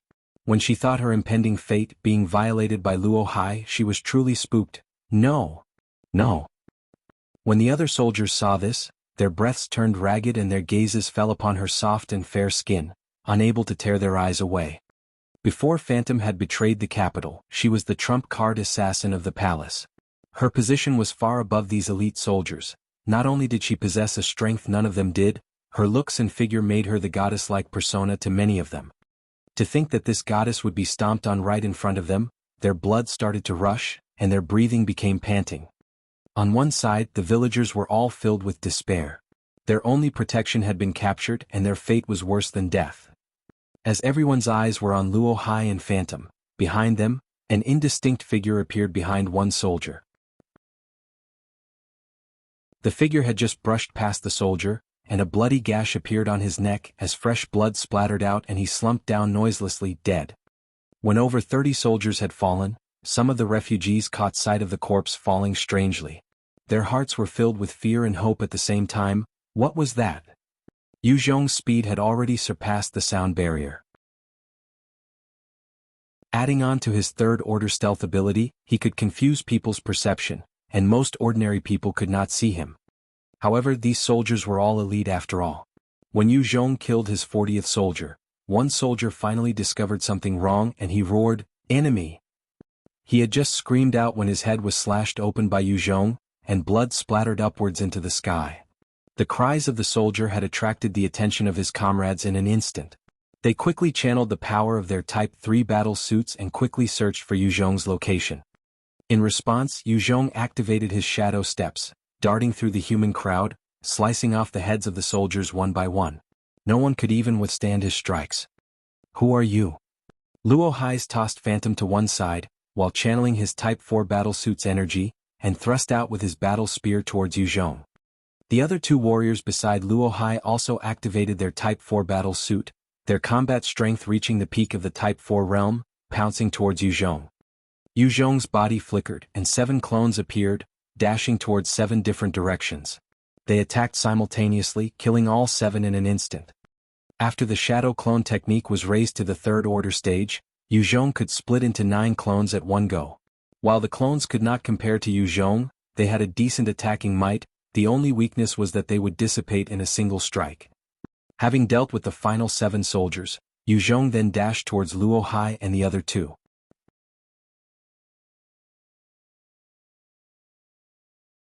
Chapter 879, Red Dragon Pill. Yu Zhong's pupils narrowed, his third-order gravity manipulation activating. A strong gravitational force spread out and enveloped the approaching Type 4 expert. When enveloped by the gravity force, the body of the Type 4 expert sunk slightly. Yu Zhong punched out with his fist covered in devil flames, and the moment the flames touched the head of the Type 4 expert, it consumed him. Amidst his miserable screams, his head was reduced to ashes. Expert. Luo Hai watched his vice-commander killed in 1 second and he was filled with shock. His second-in-command was also a peak Type 4 expert. Together with the enhancement of the Type 4 battle suit, he could even reach the initial stages of Type 5 realm. Yet he was killed by Yu Zhong in a single strike. The other Type 4 expert thrust out with a spear, aiming for Yu Zhong's heart like a coiling dragon. Yu Zhong raised his blade in a profound movement, bringing it to meet the spear. His dark Do Chi billowed out and enabled the spear to be knocked away. He then shot forward to the side of the Type 4 expert, smashing a single fist towards the head of the Type 4 expert. The Type 4 expert watched the incoming fist covered with devil flame, his eyes flashing with despair. "Stop!" Luo Hai roared out in anger, his battle spear and his body like one as he thrust towards Yu Zhong. If Yu Zhong insisted on killing the Type 4 expert, he would be penetrated himself as well. Yu Zhong did not evade nor dodge, his eyes flashing with a ferocious glint. He slapped the head of the Type 4 expert, and with a flash the expert's head was incinerated into nothing. With the death of that expert, Luo Hai was not devastated, instead he rejoiced. With his spear, no matter how strong Yu Zhong was, he could not possibly dodge it. A void appeared in midair, and a dozen bone spikes shot out suddenly, slamming into Luo Hai's spear. White Bone's eyes shone with a ferocious glint as it jumped out from the void. Ever since Yu Zhong evolved to a Type 5 Divine Warrior, his Summon Skeleton skill had also reached the third order. Currently, White Bone's structure was shimmering with a black, metallic luster, its bones dark and menacing. The aura it was emitting was incredibly oppressive and terrifying. The moment it jumped out, White Bones dashed towards Luo Hai in a gust of wind, a number of sharp bone spikes sticking out of its body. Shit. Luo Hai's face fell, however, he was still an expert, almost reaching the Type 5 Divine Warrior stage. In this critical moment, the battle spear transformed into a whirl as it slammed the bone spikes away. White Bone's number of bone spikes was too many, some of them passing through the defense of Luo Hai. The bone spikes struck the Type 4 battle suit, causing a number of scars and slashes. Luo Hai had just blocked the attack from White Bones when Yu Zhong suddenly appeared behind him, his right fist bringing the red-hot devil flames towards his head. Open. An imminent sense of doom overcame Luo Hai, and his eyes flashed with fear when he suddenly roared out towards the sky. At that instant, a shockwave spread out from Luo Hai, forcing White Bones and Yu Zhong back. Luo Hai's bloodshot eyes fixed on Yu Zhong as he pulled out a pill and tossed it into his mouth. "Beast! You forced me. Today, everyone will die here." Phantom, who was still weakened on the ground, screamed out, "Red Dragon Pill! That's the Red Dragon Pill. Kill him quick. Otherwise, he's going to turn into a monster." White Bones waved its hands and sent out a number of bone spikes towards Luo Hai. Yu Zhong's figure darted as he pounced towards Luo Hai from behind. He did not have the habit of waiting for his enemy to power up. After Luo Hai swallowed the Red Dragon Pill, his face contorted as his eyes turned red. The veins bulged out from his face, and his entire body seemed to be covered in a red hue. His body grew to 3 m at one go, the claws on his hands extending. He looked truly like a monstrous freak. The Type 4 battle suit could adjust automatically to suit the user's size. After Luo Hai's body underwent changes, the armor also became enlarged. After the transformation, Luo Hai's eyes flashed and with a tap of his foot, his entire figure disappeared from his location. He reappeared in front of White Bones, kicking out viciously at White Bones. With a loud crack, White Bones' chest caved in and shattered, as its entire frame was sent soaring towards the distance. A large number of bones that were even tougher than the hulls of armor fell to the ground. Yu Zhong's eyes flashed as he made a swift assessment. Strong. His speed surpasses even a mid-grade Dino General. After sending White Bones flying with a single hit, Luo Hai let out a roar. His legs went taut and charged towards Yu Zhong, leaving 7 or 8 afterimages. Yu Zhong's eyes narrowed. He activated the third-order gravity manipulation, and a powerful gravitational force weighed down on Luo Hai. Enveloped by the gravitational force, Luo Hai's body sunk slightly. He readjusted himself and continued towards Yu Zhong with intense speed. Yu Zhong slapped out, activating his Devil Flame, as a powerful flame dragon shot towards Luo Hai.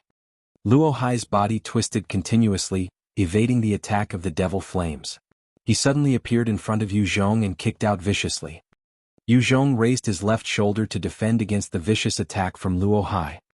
Luo Hai's monstrous strength immediately exploded out, sending Yu Zhong towards the distance like a cannonball. What terrifying strength! Yu Zhong was still in midair, and felt his entire left shoulder hurting as though it was about to fracture. If it had been before his evolution to the Type 5 stage, he would definitely have suffered broken bones.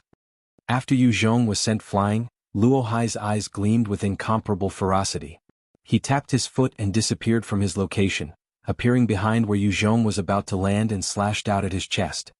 Yu Zhong was still in midair and had no choice but to twist his body at an impossible angle to dodge the hit. Luo Hai's claws managed to tear apart Yu Zhong's Type 5 mutant beast hide, piercing into his skin. "I got you. Go to hell." Yu Zhong grabbed hold of Luo Hai's right claw, his eyes flashing viciously. Channeling the Devil Flame, a powerful blaze threatening to consume Luo Hai. Luo Hai was likewise vicious as well. He saw the flames and with a decisive look, he slashed down at his own right arm, before kicking Yu Zhong viciously, sending him soaring once more. Facing the continuous blows, Yu Zhong spat out a mouthful of blood, feeling like his organs were displaced. On the other side, Luo Hai was still covered in the devil flames that could incinerate even a Type 5 divine warrior. It was spreading all over his body, causing a smoking smell. Luo Hai roared out once more like a wild beast, a large radiance of life bursting out from him, forcefully dissipating the devil flames. After relying on the radiance of life to extinguish the flames, Luo Hai's hair turned white, dropping from his head. His face started to be covered in wrinkles, looking as though he aged suddenly. The red dragon pill could turn Luo Hai into a killing machine, but at the same time, it depleted him of his vitality and life force. Since the radiance of life was an ability that invoked the innate life force, he had not much time left to live. Luo Hai had barely managed to extinguish the devil flames when suddenly 10 sharp bone spikes pierced him from behind. They began twisting mercilessly, tearing his body to shreds as his innards splattered everywhere. A short distance away, White Bones came over, its bone spikes already retracted into its body. Seeing Luo Hai dead, all the refugees of the town heaved a sigh of relief. They walked over to surround Phantom, staring at White Bones and Yu Zhong with fear. The third order regeneration is simply overpowered. My body's regeneration is on par with a Type 3 mutant beast already. As Yu Zhong landed, he surveyed his body and was pleasantly surprised to discover the deep gash across his chest already healing and closing up. Based on the healing speed, it was likely that he would be as good as new in 20 minutes. The only downside was that the faster the recovery, the hungrier he got. Feeling his strength, Yu Zhong pondered, seems like my body is becoming stronger. If I can evolve to the peak of the Type 5 realm, maybe mid-grade Dino Generals might not be my match anymore. Yu Zhong's God and Devil imprint was the best tool that helped him absorb pure life force, helping him to evolve further. Along the way he had broken through the various bottlenecks of humans, reaching greater heights each time. After checking himself, Yu Zhong came up to Phantom and asked, "Phantom, you're someone who escaped from the capital, right?" Since he had reached the Type 5 realm, Yu Zhong's sense had become more acute. He had heard the exchange between Phantom and Luo Hai earlier, and it was the reason why he decided to save her.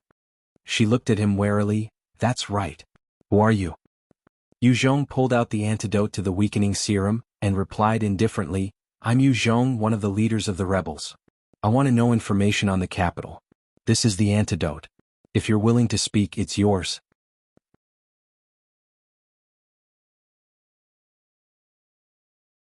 Chapter 880, Phantom Chase. Phantom was silent for a while. "Fine. I'll tell you." Yu Zhong tossed out the serum, handing it to her. She took a sniff, ascertaining the contents before downing it. She then lifted her head and asked, "What would you like to know?" Yu Zhong swept a glance across the refugees before saying, "Everything. I want to know all that you know about the capital." Phantom sighed as she dived into the story. The king has already been possessed by his own demons during his cultivation. When the king Wei Ming Qing had gathered the millions of refugees and killed them, using their blood to turn into the blood honey, it had rocked the entire capital. Some of the wiser, as well as more ethical officials, spoke up to reprimand his actions. In the end, they were sentenced to be sacrificed to the blood-sucking bees as well, while their offsprings were banished to be slaves, handed out to Wei Ming Qing's subordinates. When they saw that, no one else dared to question him anymore. Instead, they all took up an obedient pose while behind the scenes they began to act against him. After all, within the millions of refugees, many of the upper-class clans had representatives within them. They could gain many resources from taking advantage of them. With 1 million refugees killed, many upper-class clans lost their benefits. At the same time, Wei Ming Qing's depraved actions lost him many supporters. Everyone was in fear, afraid that they would be next on his chopping board. Not too long ago, many of the upper clans were still allowed to leave the capital. At that time, many of them left the place with various excuses just to get out of this blood-stained city. Wei Ming Qing discovered that many had fled and became furious.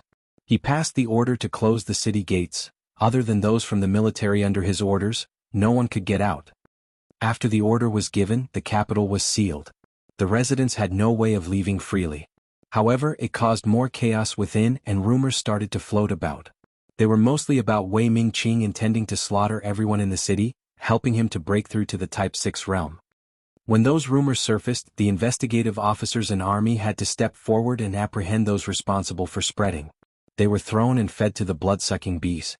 Every day there would be more deaths, more panic and fear. Some of the clans tried to resist Wei Ming Qing's tyranny. However, the moment they acted, the overwhelming counterattack from Wei Ming Qing's forces would crush them, preventing any waves. The strongest military force in the capital was the Capital Guards, and they were under Wei Ming Qing's control. It was his strongest move and tool to slaughter millions of refugees. At the same time, the city gates were sealed shut, bringing despair to everyone within as they slowly awaited for their own deaths. The firepower of the city gates was truly overwhelming, with powerful scanning abilities as well. With those systems in place, even a Type 6 divine warrior would not be able to escape undetected. Yu Zhong asked curiously, "Then how did you come out?" Phantom replied slowly, "I borrowed the excuse of joining a mission. The moment I left the capital, I did not go back since." Yu Zhong frowned when he heard that. Based on Phantom's words, there was no chance to enter the capital. He then thought, unless I disguise myself as a refugee? Blending into the refugees to enter the capital was one of Yu Zhong's plans. However, the plan was unreliable at best. Should anyone discover his identity, his fate would be sealed. Phantom looked at him and asked, You want to go in? That's right. Phantom looked at him and said, the general of the capital guards is called Wei Shou. He's extremely loyal to the king. However, there are still the north, south, east and west troops, each of them led by the scions of the upper clans. Their authority is not that small either. It's just that ever since Wei Ming Qing passed the order to seal the gates, there had been some divide between them. There's bound to be some infighting in time. Yu Zhong shook his head. Time? That's what I lack the most right now. After reaching the Type 5 stage, Yu Zhong could feel that he was caught in a giant whirlpool. If he was not careful, the situation would cause him to fall as well. Right at this time, 6 middle-aged men and women stepped out from the midst of the refugees, asking, Phantom, what's our next move? Phantom frowned and began to ponder. She was an expert assassin, having killed even a Type 5 expert before. However, she was used to operating alone and had no experience in leading groups. That was why she was at a loss. As Yu Zhong was wrapped in his thoughts, the watch-like communication device on his right wrist vibrated. He opened it up, and the display revealed Han Qiong's face. She spoke, Leader, our soldiers have already scouted Evergreen City, Greatwood City, and Yong City. Their troops are non-existent. I suggest that we deploy our troops to take down these 3 cities and bring them under us. It can train our troops to get used to battles. Yu Zhong nodded in appreciation. Does our current manpower support the proposed battle? Han Qiong was a rare subordinate who could plan and execute. Since Yu Zhong had been creating miracles along the way, many of his subordinates had begun to rely on his orders. Once he left, they would be slightly uncomfortable and resort to maintaining things. Yet Han Qiong dared to propose and take risks. Even without Yu Zhong around, she possessed an advancing attitude and was a talent hard to come by. Han Qiong replied, Yes, there are 100 Shui Luo guards, the original city guards as well as the trained troops recruited from the refugees to maintain guard in Blood Red City. Evergreen City is weak. As long as 300 Shui Luo guards and 500 soldiers and 5 reapers were to be deployed, it would definitely fall into our hands. As for Greatwood City and Yong City, I will gather troops and take them down one by one. The 3 cities have decent resources and light industrial capabilities. If we can gain them, it would be beneficial to us. Yu Zhong nodded in satisfaction. All right, proceed. In reality, Yu Zhong had 10,000 Shui Luo elites. If he was in Blood Red City, he would have swept the surrounding cities, bringing them under his control. However, due to the sense of unease he felt, he had come to the capital. At the very least, he had to obtain the human technology from the capital. Han Qiong replied confidently, Yes. The environment can shape a person. Having lived the military life since arriving at this world, Han Qiong had become more outstanding as a military person. Phantom looked at Yu Zhong and Han Qiong in a discussion and hesitated for a while. When they were done, she came up to him and said, You're really just one of the leaders of the rebel troops in the northwest area? Yu Zhong glanced at her and replied, That's right. She then asked carefully, Is your faction very strong? He laughed gently, 8 of the Shui Luo forts are already in my hands. Blood Red City is also my territory now. Evergreen City, Greatwood City, and Yong City will become my areas soon. There are no factions in the northwest that can match up to me. Phantom sighed in relief. Yu Zhong, I would like to bring my people to depend on your faction, is that all right? She was a powerful expert, but she lacked commanding qualities. Her head would hurt when she thought about the food and clothes for these people. If they could join a larger faction, her friends and kin could live better lives. Yu Zhong replied, Can. I need your help though, come with me to infiltrate the capital. Phantom's power was strong and was familiar with the capital. If he could enlist her help, Yu Zhong's infiltration would be easier by a huge margin. Phantom's face fell as she stammered, No. The defense is too strong in the capital. Even refugees would be scanned many times to confirm their identities. It's impossible. I want to send my people towards the northwest. You don't have to worry about your people. Yu Zhong waved his hands and 2 reapers for large transport vehicles and 2 large trucks appeared in front of everybody. Seeing the sudden appearance of this armored unit, all the villagers were shocked. Phantom stared and asked out of curiosity, How did you do that? Phantom had seen plenty of high-tech stuff in the capital, but she had not seen such an amazing ability before. Yu Zhong barked at the 2 reapers, Number 1, Number 2, bow.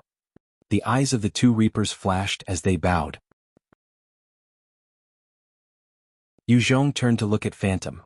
They will be in charge of escorting your townsmen. Is this fine now? In terms of terrain battle and protection, their strength is a lot better than yours. Phantom was strong, but her strength was in assassination. In a frontal combat she was not Yu Zhong's match nor a Reaper's. Yu Zhong made a motion and the two automatic trucks opened up, revealing a spacious living quarters. They will be more comfortable in the vehicles than walking. I've also prepared some food for them. As long as you agree they can reach Blood Red City in comfort and safety. Phantom gritted her teeth. What if I don't agree? Yu Zhong stared at Phantom and his gaze swept across the various refugees, his voice turning incredibly cold. It's incredibly important to me that I enter the capital. Phantom's heart turned cold. She could tell Yu Zhong was a ruthless character to get to where he was. If she did not oblige, the villagers would become a bargaining chip for him. Thus she replied with gritted teeth, "Fine. I promise to go to the capital with you. You must ensure their safety." Yu Zhong nodded, "Of course." Soon after, the fleet moved off, escorted by the two Reapers. The fleet was controlled by Bai Yi. Even if they met enemies they could not handle, Bai Yi could control them to evade. It was more efficient than relying on Phantom herself. "Let's go." Eyeing the leaving fleet, Phantom then followed closely behind Yu Zhong. Back at Blood Red City, Han Qiong had gained Yu Zhong's approval, thus she swiftly sent out Xiao Yun to attack Evergreen City. At the same time she deployed 3,000 Shui Luo guards and 1,500 ordinary soldiers towards Greatwood City. Xiao Yun and his troops rode enhanced motorcycles, accompanied by 4 235mm cannons launcher, 10 Reapers, as they appeared in Evergreen City. Xiao Yun sat in front, his eyes filled with delight as he observed his troops. "Finally! I have become a commander and can also command a troop. This feels good. My decision to follow Yu Zhong was right. Had I stayed at Xiao Village I might have become food for mutant beasts already." One vice commander came up to Xiao Yun and asked, "Commander, we've already reached Evergreen City. What's our next move?" Xiao Yun was slightly flustered as he ordered, "First, use the cannons to blast down the city walls. After that, send the 1st Battalion in." Xiao Yun was not of military background nor did he have any prior experience. Such an order was given after a long thought process on how best to convey his orders clearly. "Yes." With that, the 4 235mm cannons fired out at the city walls. Hong! Hong! Hong! Under Bai Yi's precise aim, the 4 235mm cannons punched holes into the city wall. Following the loud rumble of destruction, there were 4 large holes. The main purpose of each city wall was to prevent mutant hordes from coming, instead of other humans. Other than the 20 Shui Luo forts, the capital was implemented energy shield technology of the various city walls. Charge! After the 4 rounds, the cannon launchers stopped firing, and the troops containing a mix of Shui Luo guards and ordinary soldiers charged forwards under the protection of 5 Reapers.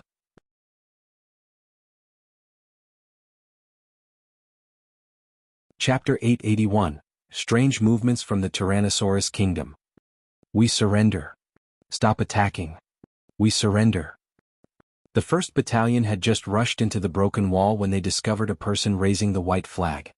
Behind the envoy, the various commanders and soldiers of Evergreen City stared in fear at the soldiers who had charged in. The envoy approached the commander of the 1st Battalion and explained, "There's no need to fight.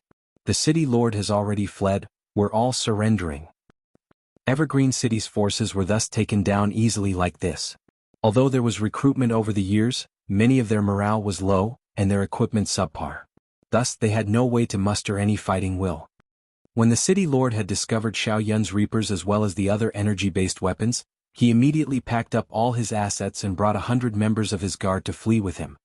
Without a leader, the rest of the people had no desire to swear loyalty to Wei Ming Qing, thus they submitted.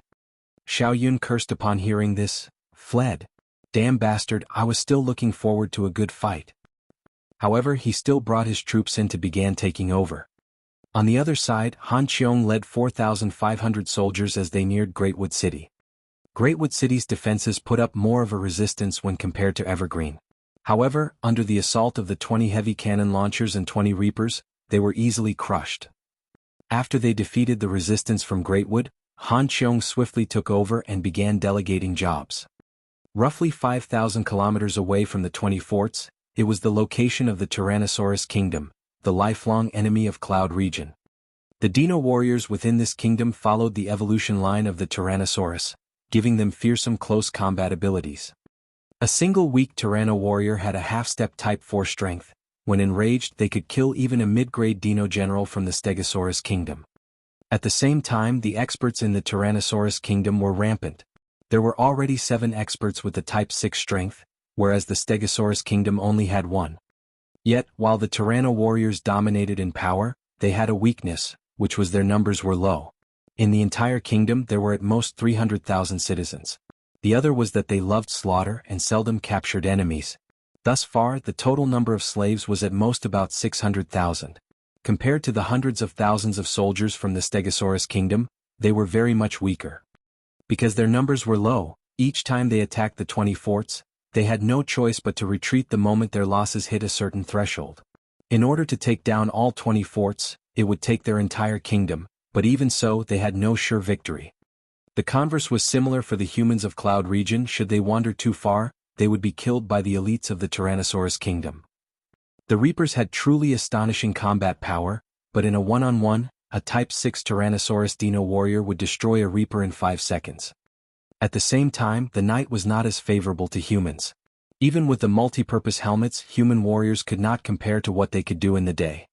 Originally, there were little humans in the Tyrannosaurus kingdom, be it in their vast expanse of forests or plains. Currently there were the Stegosaurus Dino warriors with bone plates all over their bodies, the Pterosaur Dino warriors with wings, the large Diplodocus Dino warriors, the small but speedy Velociraptor Dino warriors and various Dino warriors all gathered at the Tyrannosaurus kingdom. Other than them there were also the various branches and vassal races. Among them there were even some winged race people. Shailene and her winged race was not the only winged people around. On this huge planet that was the third world there were other winged race people as well. There were many storage warehouses that were being built, and huge amounts of food, dried fruits, dried vegetables and other resources were being transported in. The entire Tyrannosaurus kingdom was turned into a huge army camp. Every day there would be a large number of Dino warriors and their vassals rushing over, adding on to the entire force. Inside the center of the kingdom there was a huge palace and a throne sat in the middle of the room. The throne was inserted with a single Type 6 nucleus, 10 Type 5 nuclei, and countless runes were enraged on it. On the 2 sides of the throne, there were many Type 6 divine warrior level high-grade Dino generals. The total number reaching over 100. Each one of them was their own kings and lords of their factions or countries. However, they were sitting quietly right now, not daring to make any noise. This was because seated on the throne right now was the ruler of the Third World, who had been behind the scenes all this while, the Tyrannosaurus Emperor, a peak Type 7 divine warrior. Unless more than 2/3 of the high-grade Dino generals worked together to attack the Emperor, any one of them would easily die in a single strike. Other than the immense power, this Tyrannosaurus Emperor was one out of 3 surviving ancestors from the previous Great War, a person held in high regard. A female Dino warrior with a voluptuous body and decent looks stepped forward, her body covered in green scales. She had a huge tail and her claws were sharp. She reported, "Your Majesty, we are currently at 30% of our intended army size, it would take another 6 months for the rest of the forces to arrive." The movement of the army was a huge undertaking. Even if the speed of the Dino warriors were faster than humans, on this huge planet, it was not a simple thing to do. It was an impressive matter for the current force that had gathered here with haste, reaching 30% of their total force. From the shadow of the seat, an imposing voice rang out, "Ku Bao Shi, based on the past few times that we have clashed with the 20 forts, do you think our current force is enough to contend against them?" The female Tyranno warrior had a glint in her eyes as she gave her suggestion. "Your Majesty, based on our current force, it is enough to storm the 20 forts. However, we will have to pay a heavy price. We could choose to wait for the rest of our army while sending the vassal forces first to wear down their strength. If all our forces are gathered, not only would it be easy to destroy the 20 forts, we can take down the capital in one shot, and gain the entire Cloud region, eliminating the last stand for the humans." Eradicating the last stand of the humans had always been the wish of the Tyrannosaurus kingdom. They had once broken through the first fort. However, in that battle, one Tyrannosaurus king had been bombed to death with an energy bomb buried, his body blown up to bits. In the hundreds of years, this sort of battles had been going on constantly, and the Tyrannosaurus kingdom had not managed to wipe out the humans in the Cloud region. The cold voice filled with killing intent sounded out once more. No. Convey my orders, we must take down the 20 forts at all cost, within the shortest possible amount of time, and I want everyone in there killed. If there's anyone with a gold imprint on him, capture him and bring him to me. If he's alive, I want to see him. If he's dead, I want his corpse. Whoever dares to hide him from me, I will eradicate their entire clan. Is that clear? Yes. All the high-grade Dino generals present felt a chill as they replied. After the threat came the incentive. Whoever brings the person with the gold imprint to me intact, I will gift them with an entire kingdom. Capturing him alive, I would do my best to push the person to the Type 7 realm. When the high-grade Dino generals heard that, their eyes lit up and their hearts were filled with excitement. We're willing to die for your majesty. A Type 7 divine warrior was at the peak of power in this third world. Other than the three ancestors, no one else had reached the Type 7 divine warrior. It got harder to break through each new realm the higher one went. A Type 3 Tyranno warrior might be able to defeat a Type 4 Stego warrior. However, it was hard for a Type 4 Tyranno warrior to defeat a Type 5 Stego warrior. A Type 5 Tyranno warrior would simply be killed in a second by a Type 6 Stego warrior. Other than the huge divides in realm, a Type 7 divine warrior was likely to live over 1,000 years. The Dino warriors were strong in combat, but their vitality was lacking. An ordinary Dino warrior could live for at most 80 years. The low-grade Dino generals could live up to 150 years or so, while high-grade Dino generals would live up to 300. The Type 7 Dino Emperor-level beings were able to live till 1500. After the previous Great War, the number of experts was reduced drastically. Other than the 3 Type 7 Dino Emperors, everyone else had perished. To think that they would be able to become a Type 7 existence, many of the high-grade Dino generals became excited and were filled with a strong motivation. They were raring to go and destroy the 20 forts and kill the humans within, capturing the person with the gold imprint and presenting him to the Tyrannosaurus Emperor. Kubaoshi was feeling elated, but at the same time there was a sense of doubt. Gold imprint, is there a secret to it? Why is His Majesty insisting to capture such a person? Under the orders of the Tyrannosaurus Emperor, the entire Tyrannosaur kingdom moved out in droves, marching towards the direction of the 20 forts.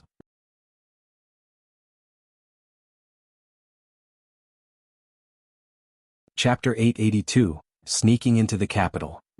Ming Qing was an emperor of Cloud region, sitting high on his throne with absolute authority. Many city lords were his trusted aides who carried out his orders as well. Although sending many refugees to him would cause their deaths, for their own lives and future, they ignored the pleas of the common people. Every 2 or 3 days, there would be batches of refugees entering the capital with wide eyes, their clothes tattered. On this day, another long line of refugees that stretched for miles appeared outside the capital. Phantom had the ability to cross spaces in a flash, while Qiong had the third-order stealth. They quickly and noiselessly mixed in with the refugees. In order to facilitate the processing of these refugees, the city guards were not particularly tight on security, thus they did not notice 2 more in the midst. When they came to the city entrance and saw the numerous holes of guns, many refugees began to tremble, their eyes filled with fear. The might of the capital's city walls were enough to cause despair in most ordinary people. Any refugees entering the city would be checked and processed, thus each batch was limited to 1,000 people. Let's go. Qiong eyed the refugees entering the city and tugged slightly at Phantom's arms. Phantom's body trembled slightly, eyeing the capital with fear in her eyes. She gritted her teeth and walked forward. Since 1,000 people were entering each time, the guards at the city gates had no time to assess and try to recognize anyone out of the ordinary. As Qiong and Phantom entered the city gate, they came to a wide field. There were small radars and countless other sensors littered all around the field. Take out your identity cards within 10 seconds. Otherwise, the consequences will be dire. The moment they entered the area, a mechanical voice resounded. One by one, the refugees took out their cards and held them in their hands. Qiong and Phantom also took out their own cards. However, Phantom was grabbing onto hers tightly, her back filled with perspiration. If there was an issue with her scan, only death awaited. One refugee lost his cool suddenly, shouting, "My card! My card disappeared. Where's my card?" 0. At that time, the countdown disappeared, and a flash shout from the sensors and scanners onto the various name cards. When the beams scanned across those that did not have any cards, the mechanical voice sounded out, "Those with no cards will be treated the same as spies. Direct elimination." 2 laser beams shot out from a laser weapon at one side, blasting the head of the refugee who had screamed out just now, turning him into a headless corpse. "No. No. Give me a card. Give me a card."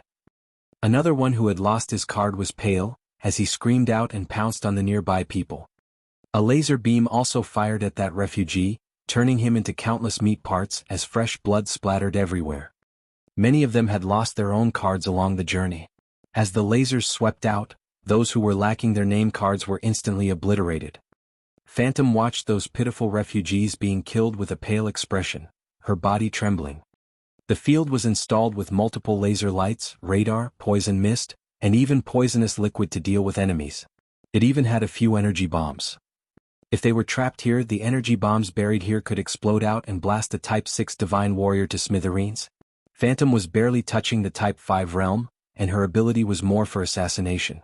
If any of the defense mechanisms were to be engaged, she would die instantly. A number of refugees were turned into corpses under the attack of the laser beams. When the rest of the refugees saw this, they began to scatter in fear like startled birds. A number of lights continued to scan everyone else. Each time the lights swept past Phantom, she would tremble and grab Yu Zhong's hand tightly. "The scan is over. There's nothing out of the ordinary." Following the mechanical voice, the sealed alloy gates opened up, and a number of armed military soldiers rushed in. The leading commander came in and barked, "A bunch of trash, fucking get out here. Line up orderly, otherwise this senior is going to execute all of you." Under his barking orders, the refugees began to snake out in a long line, maintaining order. No one dared to step out or cut the line. Seeing this, Phantom heaved a sigh of relief. Having gone through this stage, it felt better. Outside the field, there was a large transport vehicle waiting. The 1,000-odd refugees were herded up the vehicle like sheep. Yu Zhong and Phantom also entered the vehicle. Puh. After the doors were closed, the truck began to roll towards the inner part of the city. Inside the truck, there was a sour smell. All the refugees were soaked in sweat due to the long journey. Without the chance to clean themselves, they were naturally smelly. One middle-aged man, whose clothes were tattered, his face sallow and his frame skeletal, spoke up suddenly, "Where will be sent to?" Another middle-aged man who looked like a butcher spoke up, "This is the capital. Since we've been sent here, we're likely being sent to the surrounding refugee camps. Maybe there is an outbreak of sickness and they are lacking workers. That's why they brought us here?" The hygiene and sanitary conditions of the refugees and poor were bad. There would be outbreaks of diseases everywhere once in a while. At those times, there would be refugees shipped in from other areas. Sitting at a corner, another slightly fearful middle-aged man spoke up with a pale expression, "We're all going to die. We're all going to die. I know this. We're all going to die." The butcher-like male roared out, "Damn it, if you want to die, just die. Saying such inauspicious things, do you want a beating?" The cowardly middle-aged man shut up, his body trembling as his eyes darted about. Within the vehicle, the rest of the refugees felt a sense of unease. Many of them curled up, not willing to speak. Some began to sob quietly, while others, who were the family members of those killed in the field, became upset when they remembered the scene. The burly man suddenly greeted Yu Zhong, "Hey brother, how do I address you? My name is Wu Heng." Within that tense and gloomy atmosphere, only Yu Zhong was still calm, his arms around Phantom. This had attracted Wu Heng's attention. Yu Zhong replied curtly, "Yu Zhong." Wu Heng continued to ask, "Yu Zhong, what do you think? Where will they send us to?" Yu Zhong responded in an indifferent manner, "We'll know when we get there." Wu Heng felt as though he struck a nail, his eyes flashing with fury. He wanted to act out, but thinking about the fierce capital guards, he dared not make any move. Suppressing his anger, he put on a fake smile before turning to speak to others. The huge truck traveled for an indeterminate time before it suddenly stopped. The doors opened and the capital guards were standing outside. One commander barked out, "Scram the hell out." Faced with that angry shout, everyone quickly scrambled out.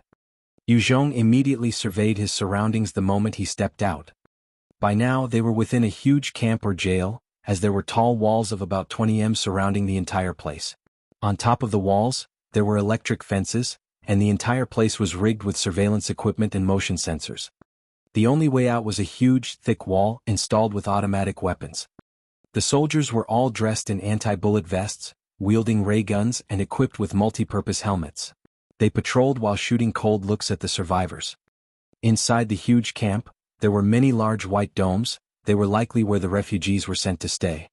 One commander pointed to one of the domes and said, "All you trash better listen up.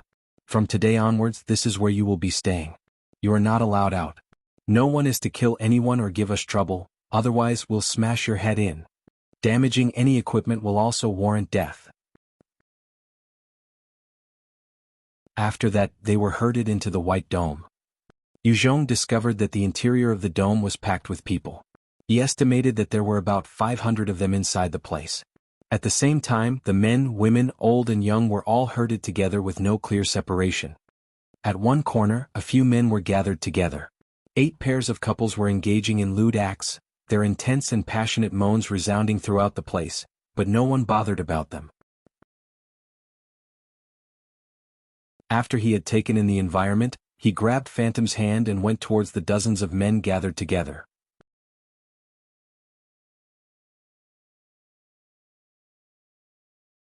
Chapter 883 Choice. When Qiong came up to them, he barked out, "Scram! What the fuck, he just told us to scram. Full. Are you looking to die?"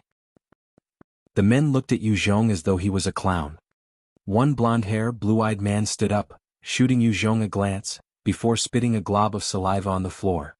He pointed to it and declared coldly, "Lick it up, otherwise I'll break your legs. Here, as long as no one dies, the guards won't give a fuck. Lick it clean." They surrounded him, their eyes filled with excitement. In this sealed-up dome, toying with women and humiliating other men were their pastimes. The majority of the people sat coolly and ignored whatever was going on. They were filled with dread towards their own future and could not care about others. "Fool." Qiong shot forwards, sending a fist towards the face of the blond man. He broke the poor bloke's nose before grabbing him and tossing him to one wall. "Go. Attack." The rest roared out in anger and charged at Qiong. Qiong flitted right into their midst, employing his various close combat skills. With his physique, he took them out easily and temporarily disabled their fighting capabilities.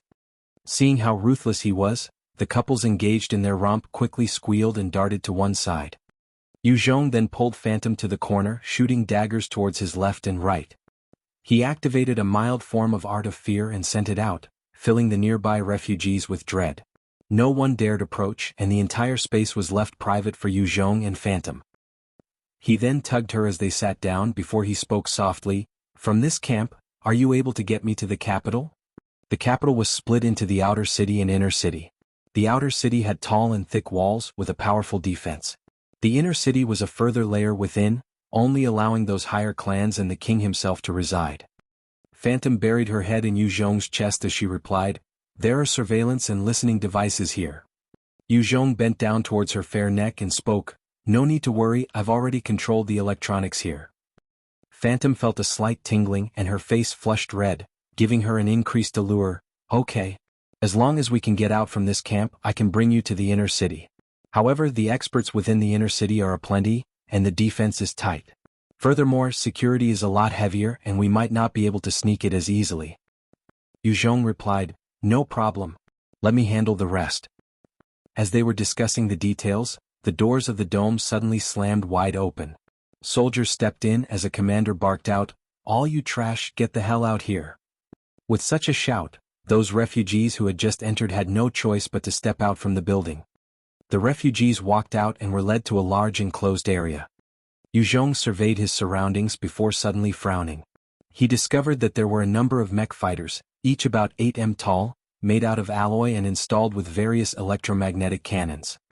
Inside Cloud Region there were 2 types of mech fighters. One was the Reaper, made with a large amount of resources and advanced technology. The other was the ordinary mech fighters, similar to the RH-2 from the Second World.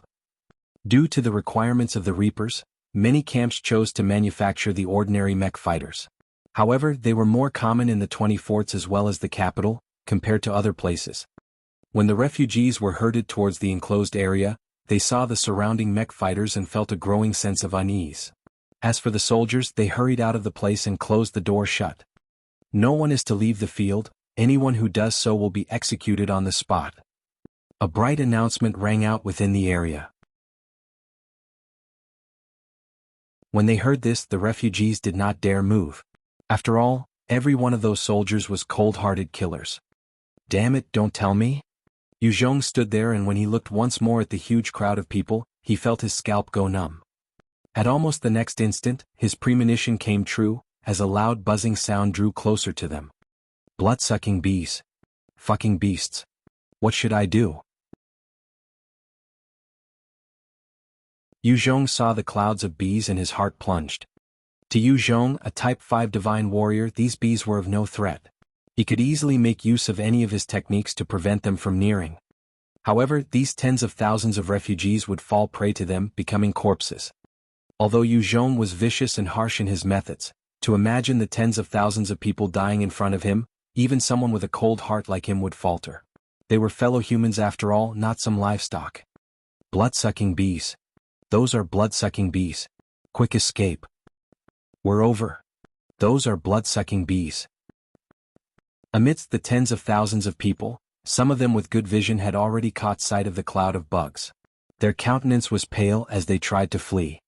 Hearing the term blood-sucking bees, everyone was thrown into a panic as they scattered around, stampeding over one another. What do I do? Do I save them? The thoughts continued to swirl around his head, his expression alternating between green and white. With his ability, if he gave it his all, he could save many of them.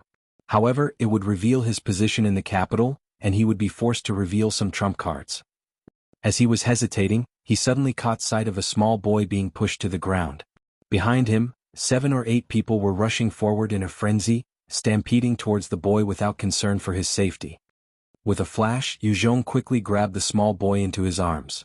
The boy opened his eyes wide, thanking Qiong profusely. "Thank you, uncle."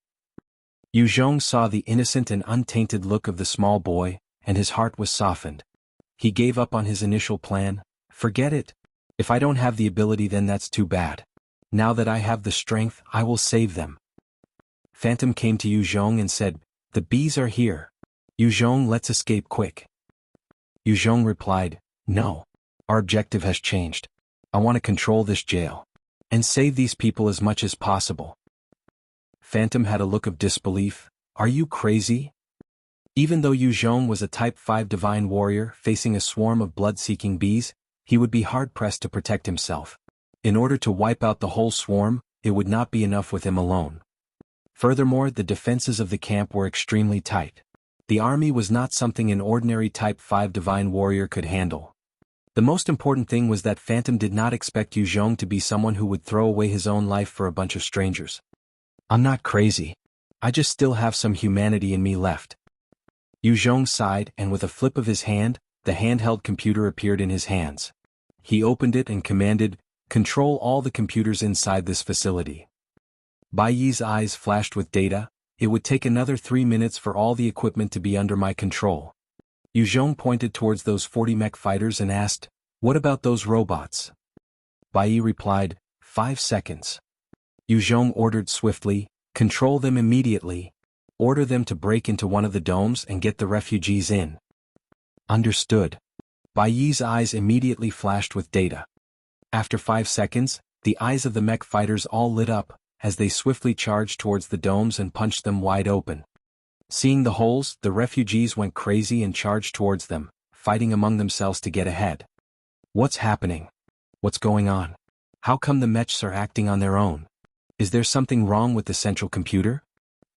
Inside the prison command center, the prison head Wei Tian watched the scene unfold and roared out in shock and fury. The 40 mech fighters were directly under the control of the central computer, on autopilot. With such strange movements, it was obvious that the central computer was the problem. One officer came up to Wei Tian and reported, "Prison head, the technician has arrived. They discovered a super AI breaking into our central computer. The strange movements of the mech fighters are due to the super AI."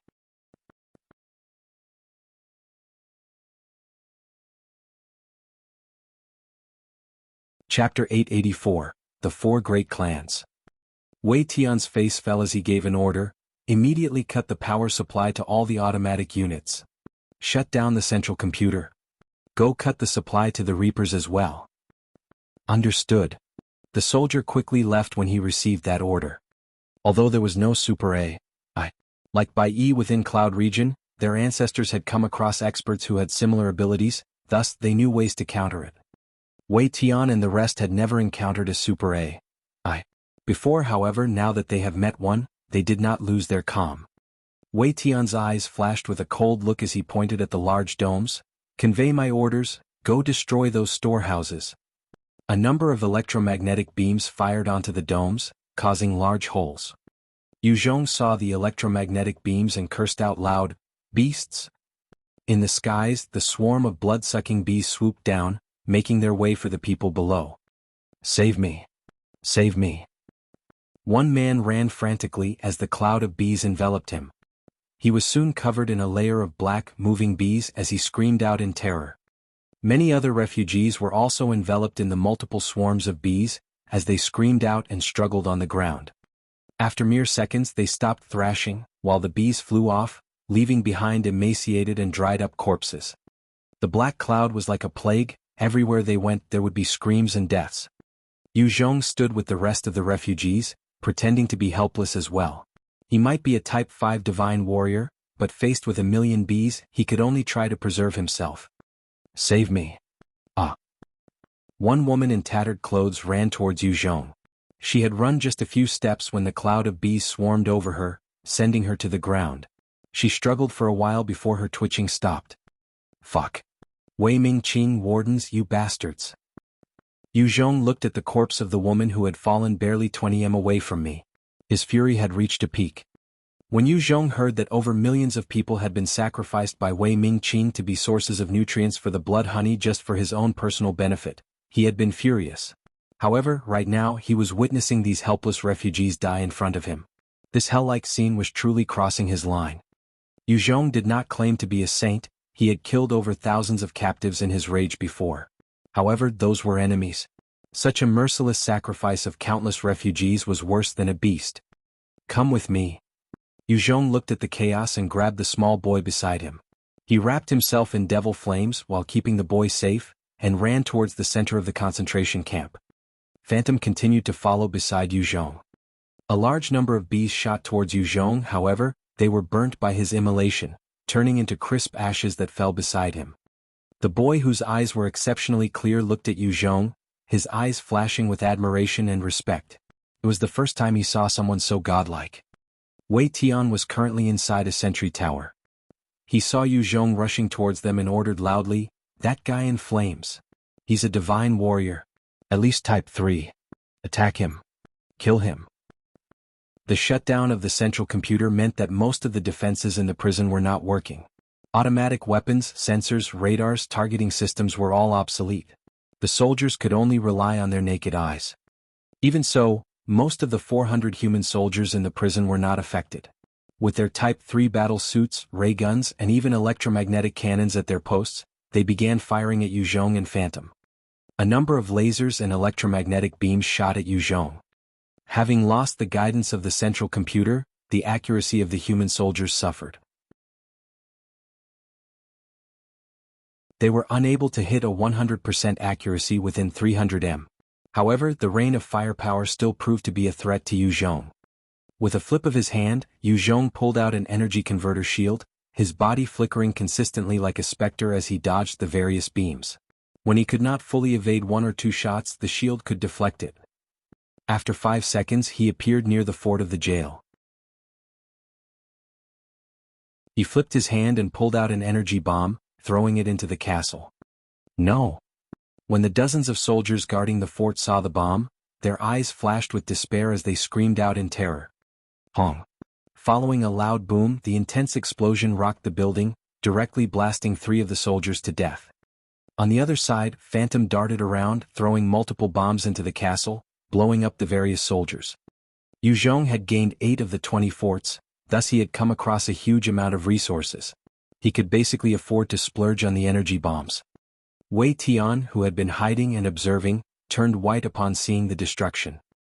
He turned to his subordinates and hollered, "Go notify His Majesty and request for reinforcements.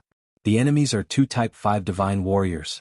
If His Majesty does not send aid, the first prison is going to be destroyed. Hurry." Yes, Warden. The officer rushed out quickly, speaking to his own subordinate. Soon after, 12 warriors leaped onto their enhanced motorcycles and roared towards the direction of the capital. "Drag the time out. Before the reinforcements come, we need to impede those 2 assholes. If they break into the city, they will incite a rebellion among those not of good intent." After Wei Tian gave his order, he walked towards the deeper recesses of the jail. Wei Tian was just a Type 4 expert, and upon wearing the Type 4 battle suit under the enhancements he could technically be at level 5. However, as he relied on an external source of power, he was still far from comparison against a proper Type 5 divine warrior. If he was not careful, he could easily be killed. He was not willing to die here. When that officer led his dozen subordinates about 1 kilometer away from the prison, they fired out a signal flare into the sky. As the bright light flashed, it soared over 100 meters before it exploded in a bright red light, following by an intense rumble. Inside the capital, 20,000 city guards were eyeing the 12 flares in the sky, their eyes narrowing. The first prison is under attack. Those bastards actually dare attack out first prison, they must be tired of living. Wei Ye's face suddenly fell as he barked, "Not good. If the first prison did not use the central computer to send a message, this must mean that the enemy has a powerful AI. Not good, we definitely cannot let them succeed. Otherwise, half of our city will definitely fall. Li Jing, come over." One burly, bear-like general came over, wearing a Type 5 battle suit as he saluted, "Commander." Wei Tian barked, "Bring 2,000 city guards with you immediately and make for the first prison. You must take out the enemies there without any mercy." Li Jing replied respectfully and left, "Yes." Soon after, a 2,000-strong unit of city guards, each of them wearing battle suits and armed to the teeth, charged out of the city, heading for the direction of the first prison. Inside the capital, there were many other eyes that had caught sight of the flare. Inside a luxurious villa, where surveillance and sensing equipment was scarce, there were 4 middle-aged men and 30 burly bodyguards standing and eyeing the distance. The 4 middle-aged men who were seated were the clan heads of the 4 strongest clans within the capital, beneath only the emperor. The head of the Dou family, Dou Meng, frowned slightly as he spoke. "That's the distress signal from the first prison. Why would they fire it? How come they didn't use the central computer to signal for help? Would Wei Tian make such a foolish mistake?" Zhao Xing, the head of the Zhao family, tried to assess. Wei Tian is one of the most talented people of the Wei family. He would definitely not have made such a mistake. If I'm not mistaken, he's likely pushed to the edge already. The people assaulting the prison is likely someone who has a super AI or some form of ability to control the machines and equipment inside. Other than that, they most likely have a Type 5 expert as well. Lu Yi, the head of the Lu family, had a glint in his eyes, or an ability to control equipment. Isn't that what we sorely lack right now? What should we do? The head of the Qin family, Qin Mu, spoke slowly. "Go dispatch some experts to welcome him. He must be invited here, otherwise our plan would have to be shelved back again. Our time is running out." That lunatic Wei Ming is already insane. If he acts against us, we will all die without a burial ground. Translator's thoughts. Releases per week at 9 thanks to Patreon support. Release schedule as follows. Monday through Friday, 10 p.m. GMT plus 8. Saturday through Sunday, 10 a.m. and 10 p.m. GMT plus 8. Show your support. 1. Rate the translation quality. 2. Vote with Power Stones. 3. Leave comments cause I'll try to read and address any concerns. 4. Visit patreon.com/Kun to check out goals and rewards. 5. Visit Kunlun Bandcamp.com to check out my music. 6. Follow me on Instagram.com/ChaiKunlun to check out other silly shit I do.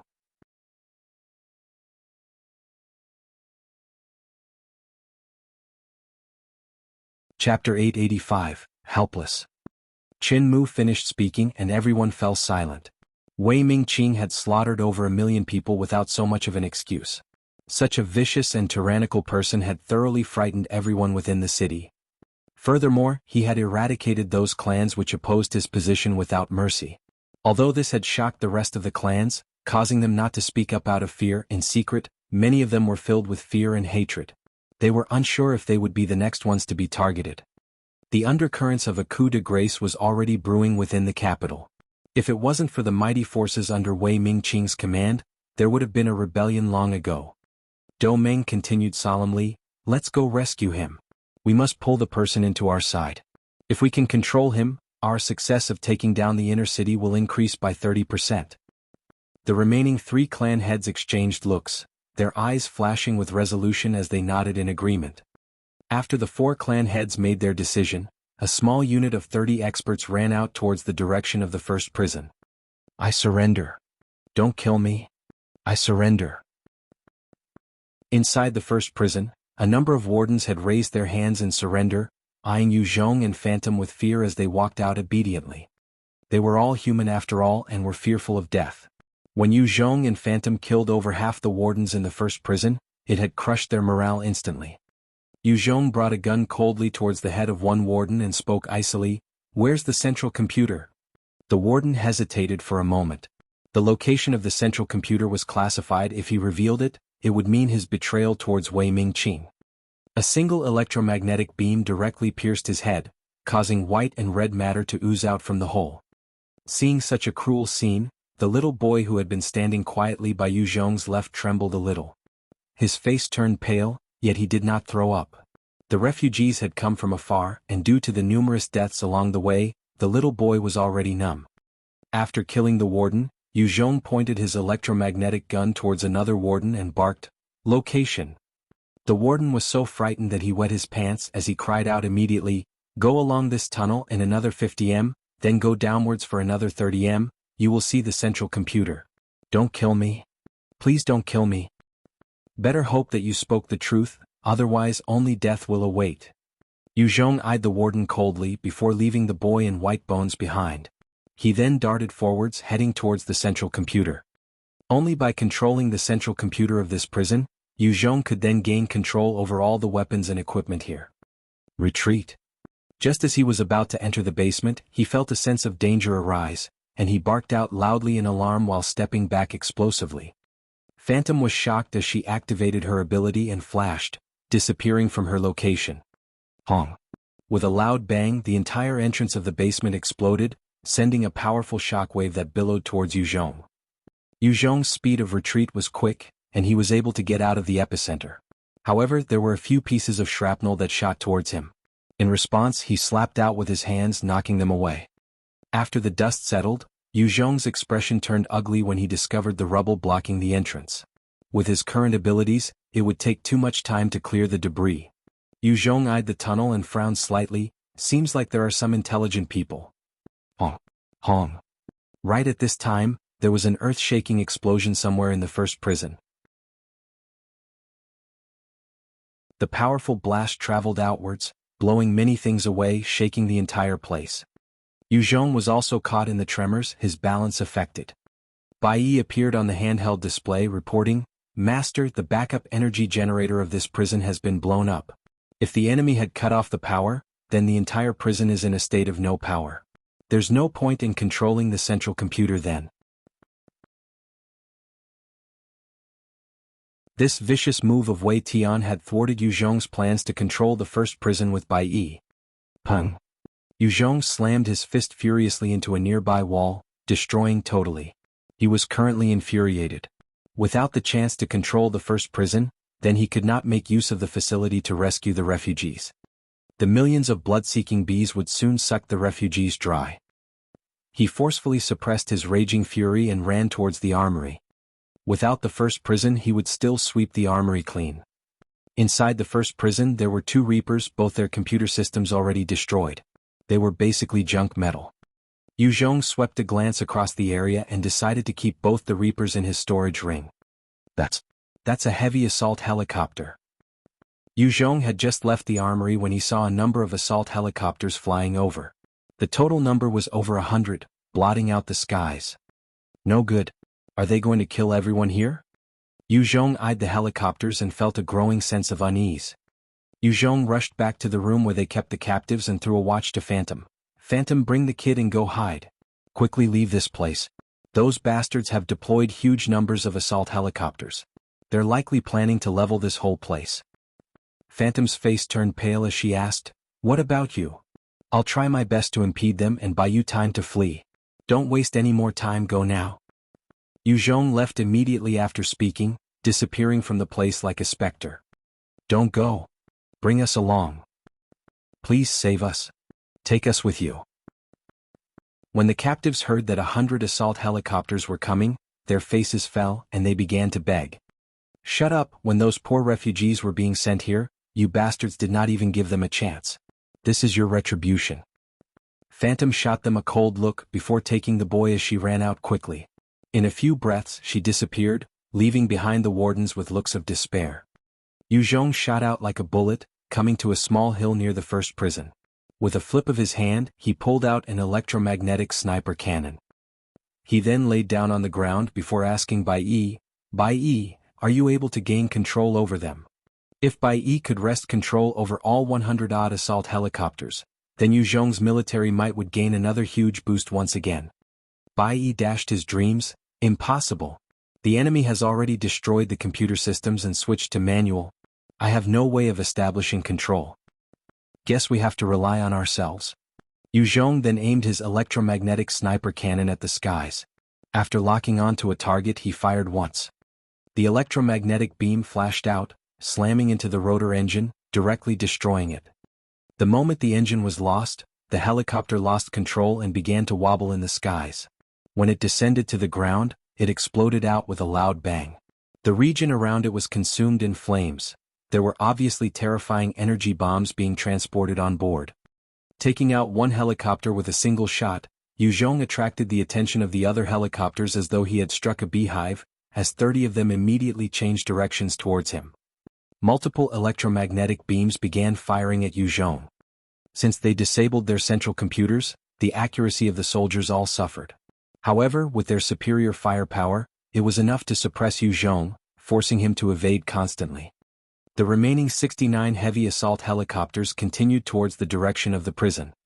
In a camp of the first prison, one wall suddenly exploded as the butcher-like Wu Heng walked out in tattered clothes, his eyes bloodshot.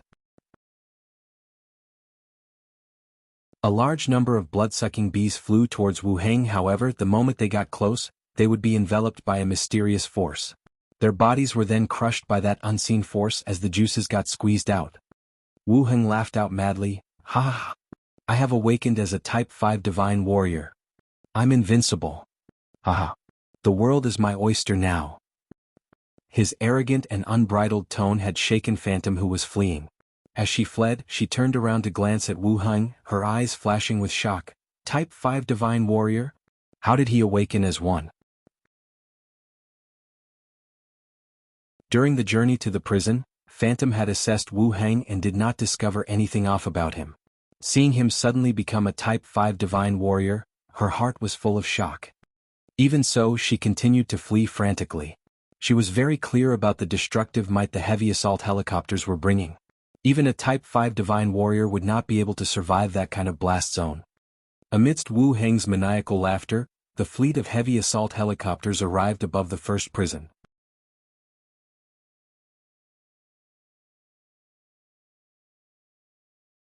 Chapter 886, The Destruction of First Prison. The moment they entered the airspace above the first prison, the heavy assault helicopters began to unload all their energy bombs. Honk, honk, honk. Amidst the shattering explosions, the entire prison was bombarded by countless energy bombs. Everything inside was consumed, and the remaining 100 wardens inside died with despair and regret in their eyes, their bodies blasted to smithereens. Wu Heng watched the massive building crumble to the ground, his expression pale. Without any further antics, he turned around to flee. Although he had awakened as a Type 5 divine warrior, he did not think he could single-handedly crush the 20-m-tall fortress. As he fled, there were still many blood-sucking bees chasing after him in a huge cloud. It allowed the helicopters to locate their target. Over 30 heavy assault helicopters turned towards him and flew after him. A number of electromagnetic beams shot down like rain, firing towards Wu Heng. Wu Heng might have awakened as a Type 5 divine warrior, but his combat experience was severely lacking. The air manipulation ability he had evolved was unable to reach its maximum potential.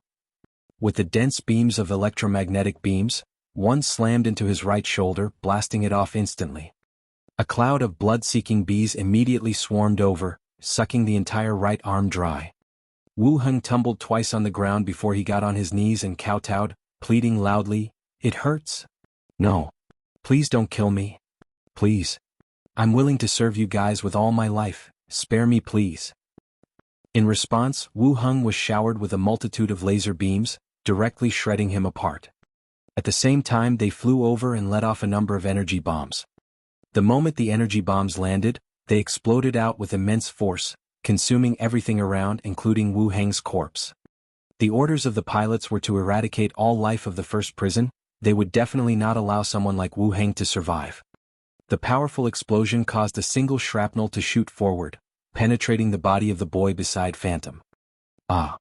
The boy screamed out as he crumpled to the floor. Phantom was shocked and she hurried to carry him up. Placing her fingers on his nose, she discovered that he was still breathing, and she heaved a sigh of relief. She started to utilize her ability to flash through space, quickly escaping from the area. With her flash teleportation ability, which was an incredibly useful escape technique, even if she were to face a Type 6 divine warrior, as long as it was not a frontal confrontation, she would be able to flee. Having lost the help of the central computers, the heavy assault helicopters could not operate at their maximum efficiency. They did not discover the fleeing Phantom, instead continuing to focus on the destruction of First Prison as per orders. Hong, hong, hong.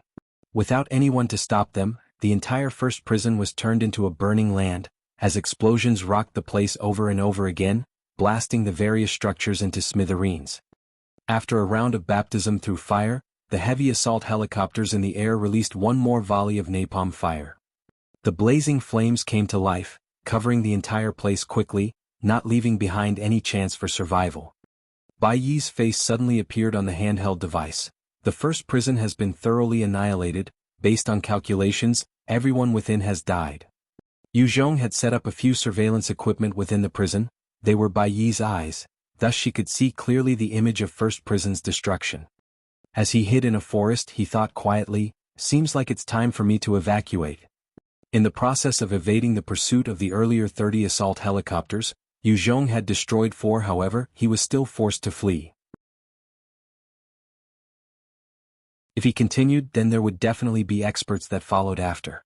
No matter how strong Yu Zhong was, he was not a match for an entire army of experts right now. "Ah, those are troops. Are they serious? In order to catch me, they actually sent so many people?" Yu Zhong was lying in the forest when he discovered over thousands of soldiers in battle suits marching towards his direction. "What a pity, with such a force you want to capture me. Not possible." Yu Zhong's eyes flashed coldly, and he activated his third-order stealth. His entire body blended into the surroundings, all traces of his aura disappearing. He then proceeded to sneak out. 5 soldiers wearing Type 3 battle suits were currently searching their front carefully. They were clear that they were dealing with a Type 5 expert, and they were not a match for him. As long as they fought hard to survive and hold off the enemy, their friends would arrive with backup to eradicate the enemy.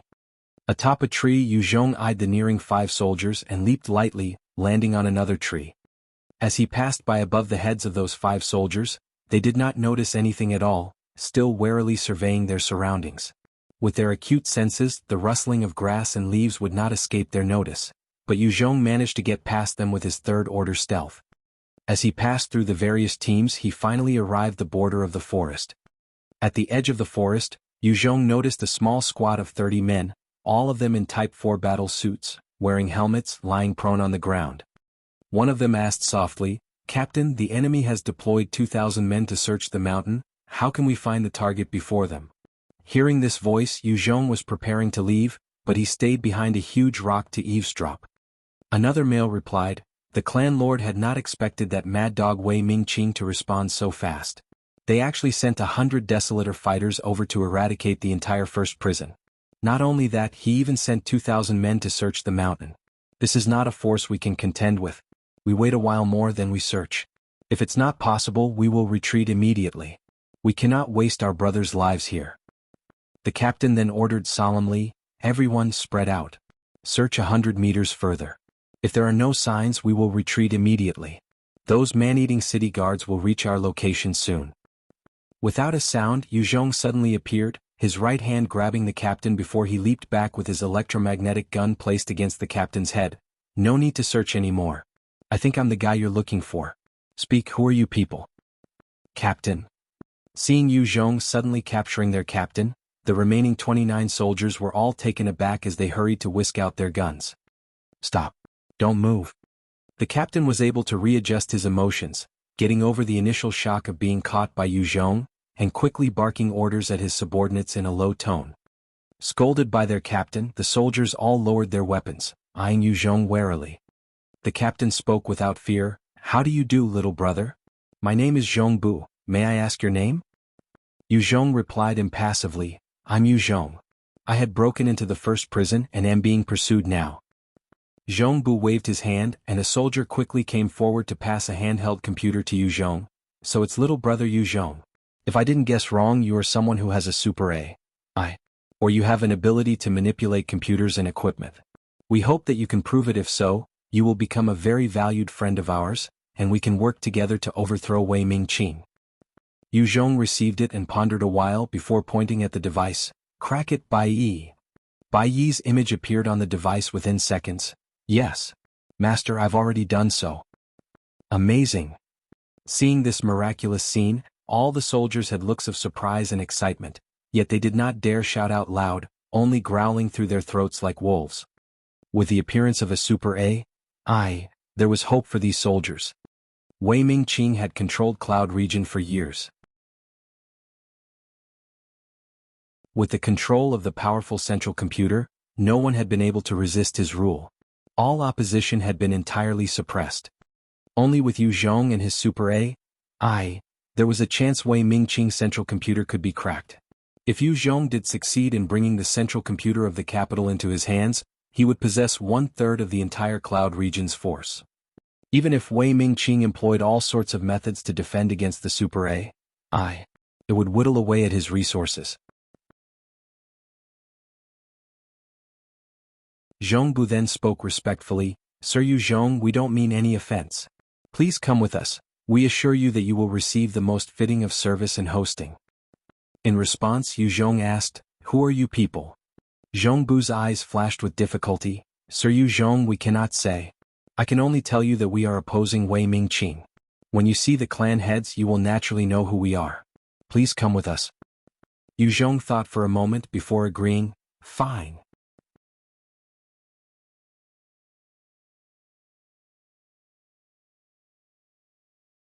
Chapter 887, Deployment. Deep in the forest, Phantom looked at the unconscious kid and frowned with worry. She did not like having a burden during missions. White Bones stood quietly by the side, its dark eyes flashing with demonic fire. Suddenly, the tall grass rattled beside her. Phantom's pupils narrowed as she fixed her gaze over at the direction. A dagger appeared in her hands and she was ready to pounce. Qiong walked out from the grass eyeing the kid. What's wrong with him? Phantom replied simply, he's in a coma and running a fever. At this time, a dozen other experts walked out from the grass. The moment Zhongbu came out and caught sight of Phantom, he stared right at her as he exclaimed, You're Phantom. Assassin Phantom. Hearing Phantom's name, everyone inside Zhongbu's unit faltered, their expressions full of fear and caution. Assassin Phantom was one of the sharpest daggers in Wei Ming Qing's hands. She had killed many experts who had opposed Wei Ming Qing before. Even a Type 5 expert of the rebels had been killed at her hands. She was a legend among the assassins. Phantom looked at them coldly, not saying anything. This was her character. Other than those she cared about, she held nothing else in her eyes. To other people she was just an aloof beauty. Let's go. Qiong took a look at the kid and left. White Bones took the kid into its arms and followed beside Qiong. Phantom disappeared into the night. She was not used to being in a crowd, there was no sense of comfort. Compared to men, she trusted her dagger more. Zhongbu saw Phantom following Qiong's instructions and was impressed, his valuation of Qiong becoming higher. He could even subjugate the Queen of Assassins. This Yu Zhong is not simple. One soldier was licking his lips when he saw Phantom earlier, his eyes shining with lust. So that was the queen of the assassin world, Phantom? Truly beautiful. Let's go. With Zhongbu's command, all the soldiers quickly left. Since the 4 large clans had invited Yu Zhong, the moment they left the forest, they came to a clearing where a number of vehicles were long since prepared for them. The moment they came to a villa, a beautiful woman with long black hair, a voluptuous body and exquisite looks, came out to greet them. She was dressed in a white silk dress and her smile was radiant.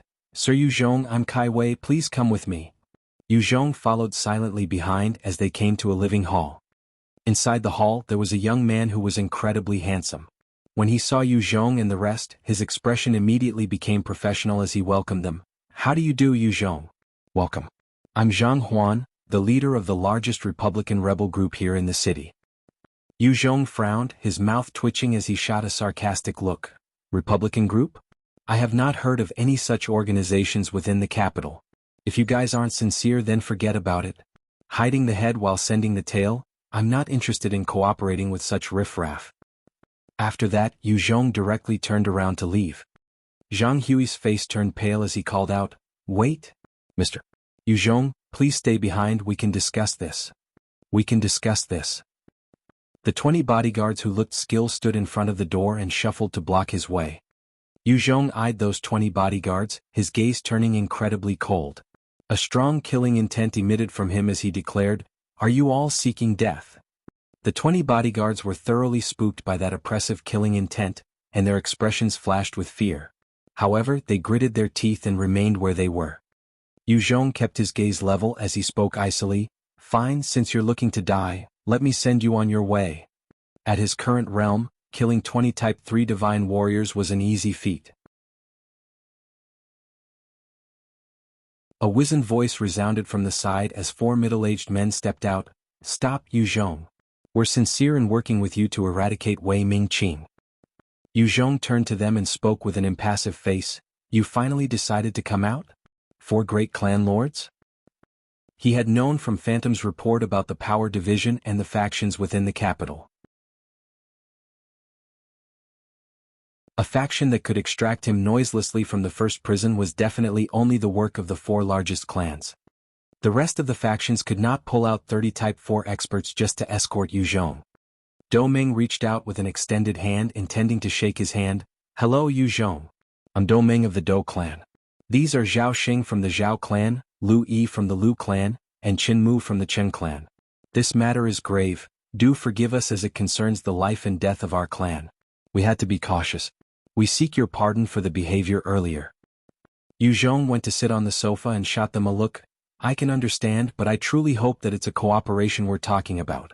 I don't have the habit of being someone else's pawn." He did not intend to flip out with the 4 leaders, however, by dealing with this obvious puppet Zhang Huan, his position of negotiation would be lower. He did not intend to be a tool nor cannon fodder for these people. Ming wore an amiable smile. "Of course. Yu Zhong, I want to know if you have a Super AI or the ability to manipulate electronic systems. Shouldn't Zhongbu have already reported this information to you guys?" Ming kept his gaze fixed on Yu Zhong, his pupils constricting slightly. "I hope to hear it directly from your mouth." The other 3 clan leaders also stared at him, their gazes expectant. His answer concerned the success of their stratagem to attack the inner city. Yu Zhong did not hesitate to reply, "Super AI. Wei Ming Qing's power was too large. Yu Zhong had to work together with others with their gathered strength in order to defeat him. With just him and Phantom, even if they were 2 Type 5 divine warriors with the help of a Super AI, if there were no accidents they still would not be able to reach Wei Ming Qing's side. As the Emperor of Cloud Region, he had plenty of Type 5 experts beside him. There were at least 20 of them. Individually, they could not possibly be dealt with alone by Yu Zhong, much less an entire group of them. The eyes of the 4 clan lords flickered with joy. "That's great." Ming continued solemnly, "Yu Zhong, we hope that you can make use of your Super AI to block the technological aspects of Wei Ming Qing's forces. With the help of a Super AI, they could gain control of the systems, and while Bai Yi's clones might not be as powerful as herself, they could still affect the central computer in Wei Ming Qing's hands." Yu Zhong agreed, "Not a problem. As long as you guys provide enough computers." Suddenly, a servant came running into the hall with a panicked expression. "Lord, there's an army heading towards our villa right now. There are over 200 of them and they're likely the city guards." Hearing this, the faces of the 4 clan lords fell. City guards? What the hell are they doing here? Are they already intending to act against us? In the past, any time the city guards were deployed, it signaled a massacre. At each location where the city guards were dispatched to in the past, there would be bloodshed. Zhongbu's expression was unsightly, almost tumbling to the ground as he ran into the room shouting, "Clan Lord! Clan Lord! Things are bad. The Black Fox unit has sent a report, saying that Wei Ming Qing is already acting against us."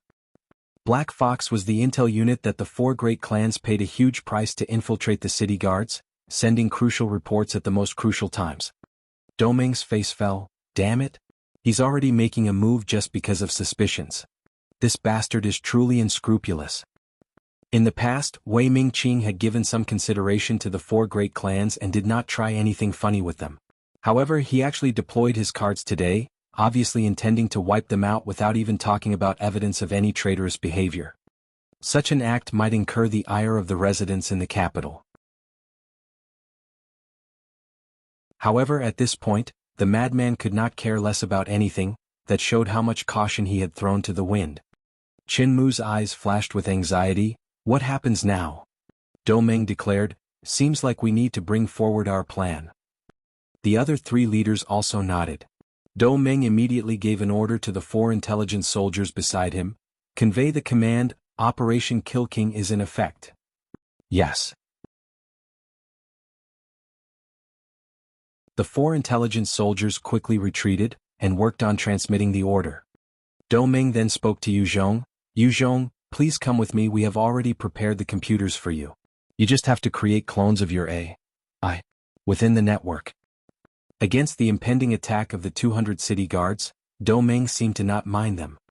Yuzhong also knew the severity of the matter and quickly followed Doming into a secret room. Doming pressed a button, revealing a long tunnel in front of them. The party quickly ran in.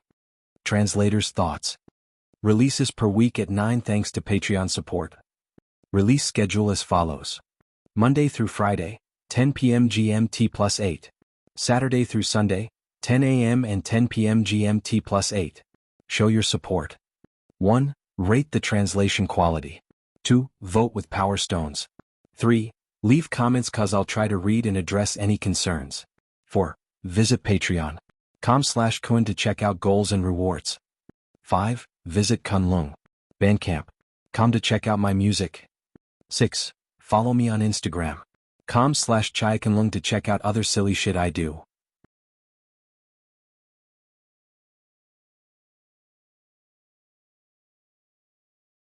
Chapter 888, Guided Energy Missile. After venturing about hundreds of meters underground, Yuzhong finally came across a room that had multiple handheld computers set up, with 20 humanoid robots standing guard as well. The 20 humanoid robots were special assistants sought by Doming especially for Bai Yi. With these robot assistants, it would be easier for Bai Yi to get things done. Yuzhong pulled out his handheld tablet and ordered, "Bai Yi, create some clones in these computers." "Yes." Her eyes began to flash with numbers, and the computers in the lab soon shone, and Bai Yi's image appeared on all of them. After 5 seconds, the data disappeared from Bai Yi's eyes as she reported, "Master, I've uploaded copies of myself into the computers." Doming was flabbergasted, asking in shock, "Just like that?" The time that had passed was barely 5 seconds since Yuzhong entered. Doming was still expecting Yuzhong to key in some things and perform some incredible feats with the handheld computer. After all, there were over 10,000 computers over here. One of the Bai Yis inside a handheld tablet spoke up, "That's right. I'm already in."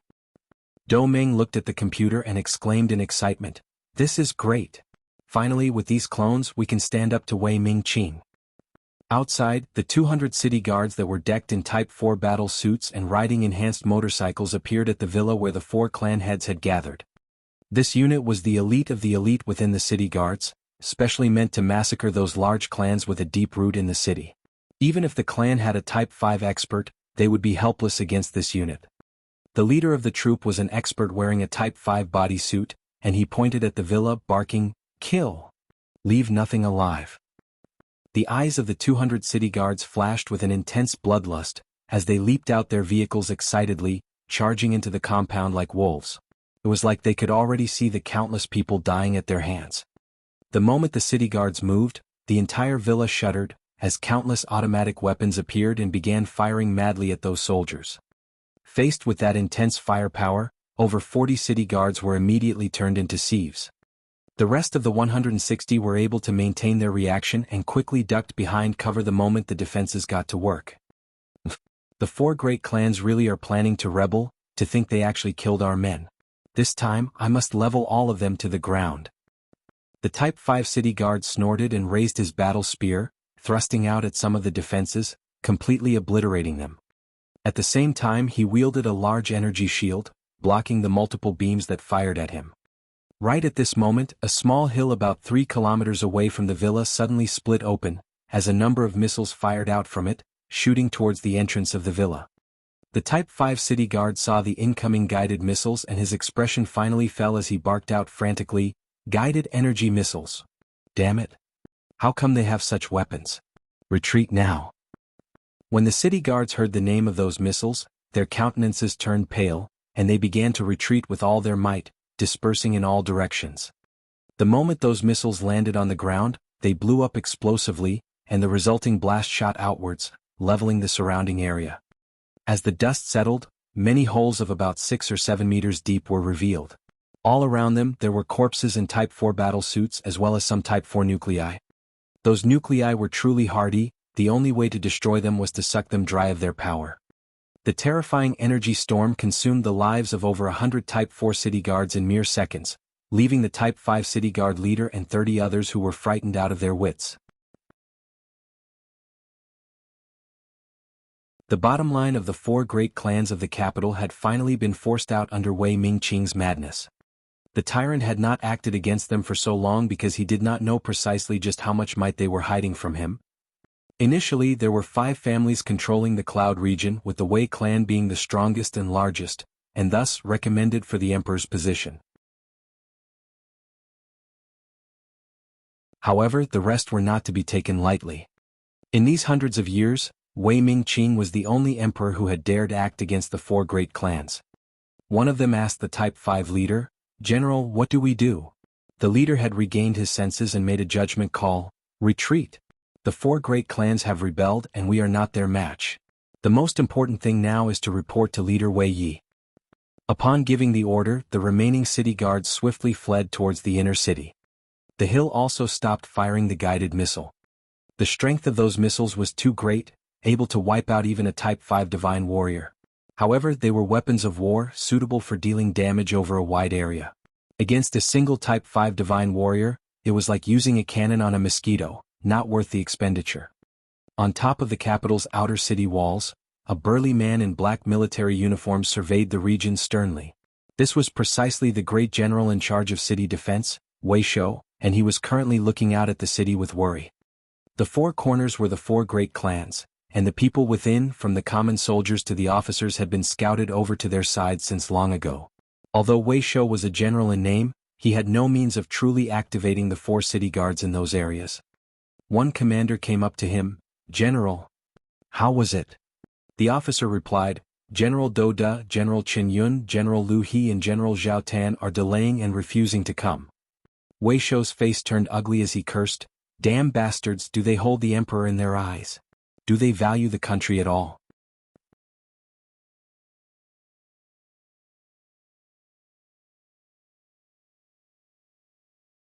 Chapter 889, Intense Battle. All of a sudden, the 4 corners of the outer city suddenly split open, as a number of guided energy missiles shot out, firing towards the center. Hong! Hong! Hong! Following the loud explosions, multiple areas of the city blew up, as powerful shockwaves rocked outwards. Many defenses crumbled, and over thousands of elite soldiers were crushed under the falling debris.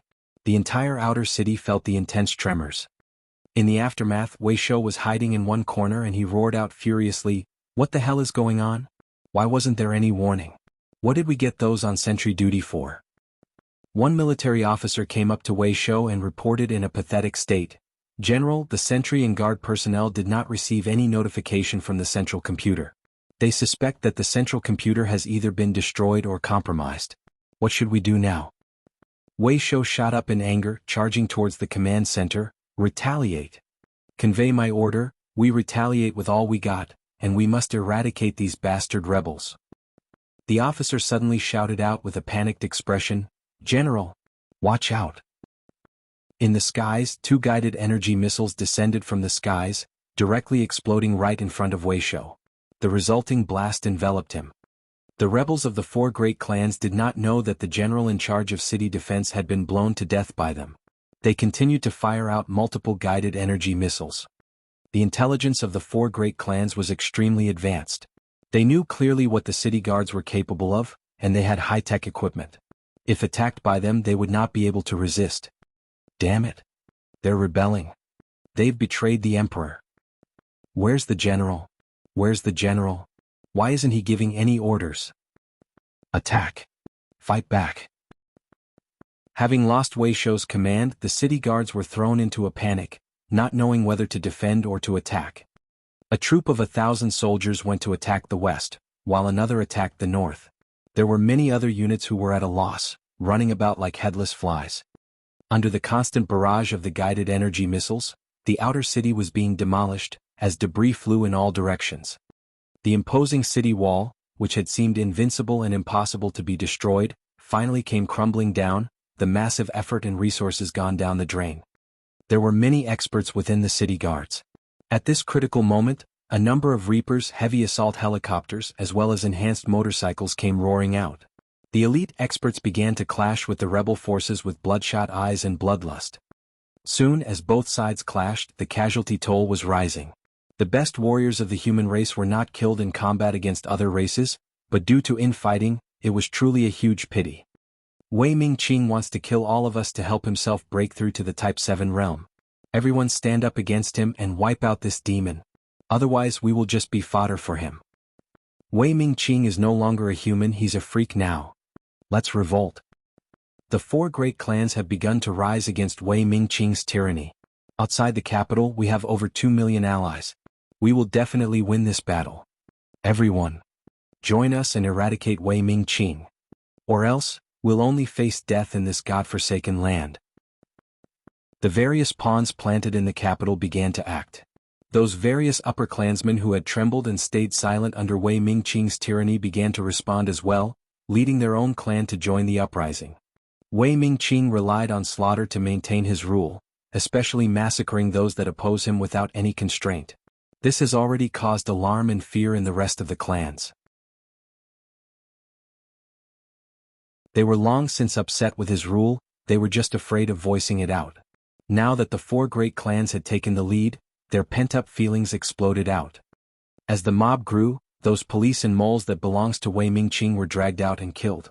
Those who were loyal to him were quickly captured and forced to make a choice: defect or be killed. The elite city guards were forced to retreat within the inner city.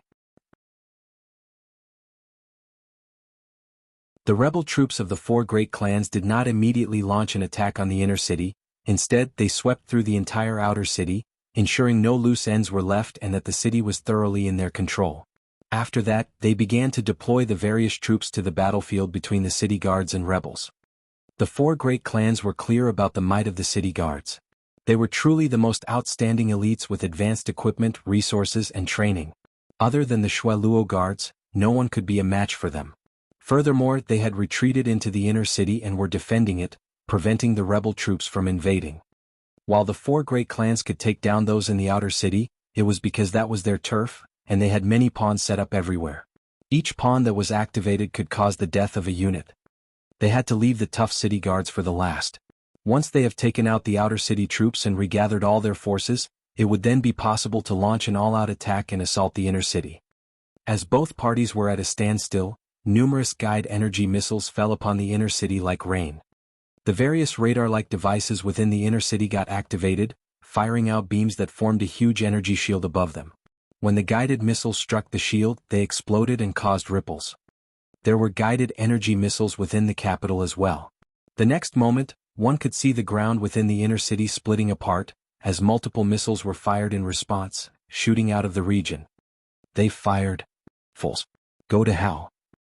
The officers of the four great clans watched the retaliating firing of missiles with cold, sarcastic looks. When the missiles passed the energy shield, they suddenly turned around and slammed into the shield, causing more damage to it and whittling down the energy. At the same time, the rebel troops within the city began to attack the energy shield, firing their weapons at it, causing ripples and wearing it down.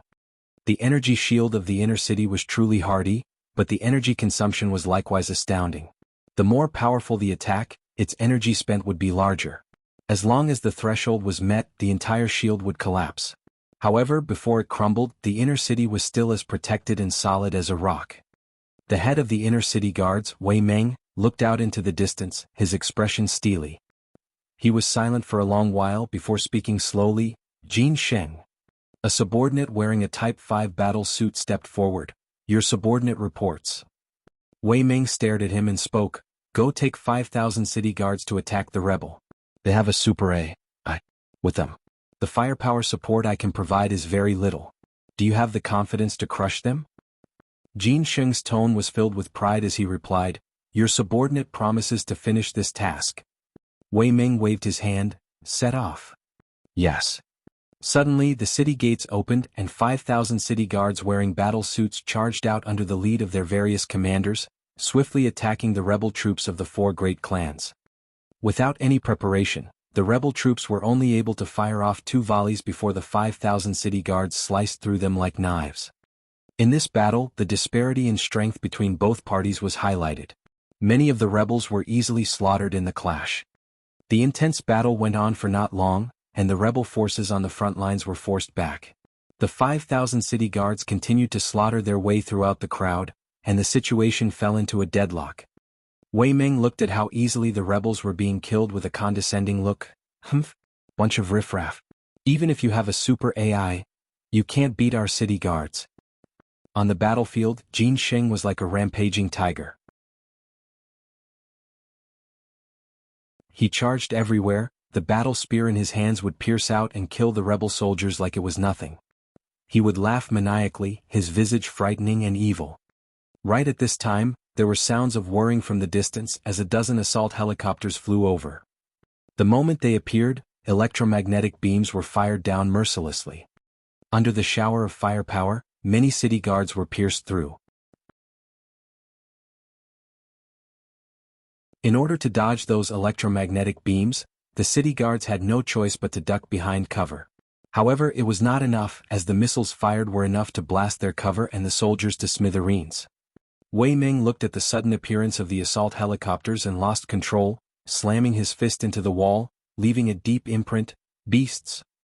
If it were not for the Super AI, the capital could easily make use of their targeting missiles to take down these assault helicopters. Being unable to utilize those automatic targeting missiles meant that no matter how much the capital was firing laser beams, they were unable to hit them accurately.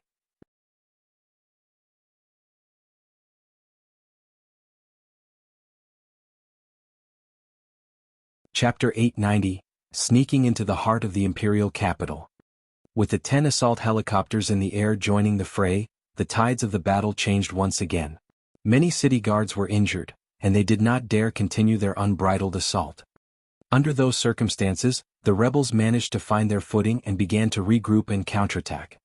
Soon, 100 heavy assault helicopters also flew out from the capital, flying towards those from the rebel side. It was just that when the capital's helicopters had just joined the fray, 40 Reapers that had been lying in wait suddenly appeared. Under Bai Yi's control, they began to fire electromagnetic cannons and heat-seeking missiles towards the skies. Bombarded by that volley of fire and flashes, 30 heavy assault helicopters were instantly decimated, turned into ash as the resulting explosions swept outwards. The Reapers were truly efficient killing machines. Adding Bai Yi's control, the assault helicopters in the air turned into shrapnel and debris, without even the chance to exhibit their prowess. Wei Ming looked at the destroyed heavy assault helicopters and his countenance turned ugly. Is this the power of a super AI? Truly fearsome. The Super AI would not be particularly effective against the Dino race since they were a backward and barbaric society. However, in Cloud region where humans relied on technology as long as there were enough outlets, Bai could unleash a terrifying strength. Qing watched his comrades being shot down by those beams and his face fell. He roared out in frenzy, "Retreat! Retreat now!" The assault of the 40 Reapers was too ferocious, easily slaughtering the city guards, who tried to put up a resistance but crumbled in the end. The remaining soldiers quickly retreated back towards the inner city under Qing's lead. No one noticed that as the city guards were retreating, a certain figure wearing the city guard uniform had joined them noiselessly. Upon entering their midst, Zhong mingled and retreated back as one of those injured. Since the rebel troops had beaten the 5,000 city guards back, they began to unleash a ferocious assault on the energy shield, hitting it until the shape looked less uniform. Wei Ming's focus was on the rebel troops and did not pay too much attention to this defeated and injured troops. Within the medic tent there were many injured city guards. The smell of blood was strong and many of the soldiers were moaning and groaning. Under Zhong's careful observation, there were over 100 people within the medic tent, and 2 soldiers standing guard outside. With a thought, a void appeared in midair. White bones leaped out and 20 sharp bone spikes shot out to slice out at the various injured personnel. Within seconds the 100-odd casualties were put down, ending their misery. After dealing with those casualties, Zhong's figure flashed and darted out the door. His palms slammed into the heads of the 2 city guards, crushing them into their bodies. He then activated his third-order stealth, noiselessly traversing through the camp. His target was the central computer of the capital. As long as he could obtain the information from the capital's central computer, Zhong's mission on the Third World would be complete. Without it, even killing Wei Ming would not be a satisfactory end. He passed through the various parts of the city. Many people were hiding within their own residences, eyeing the shield that was being broken down with fear. The moment the shield crumbled, hell would await the citizens of the inner city. There was nobody along the way, thus, he was able to infiltrate the most lavish-looking building within the city. The layout of the center was different from other places, as there were many elite soldiers standing guard, keeping an alert lookout for their surroundings.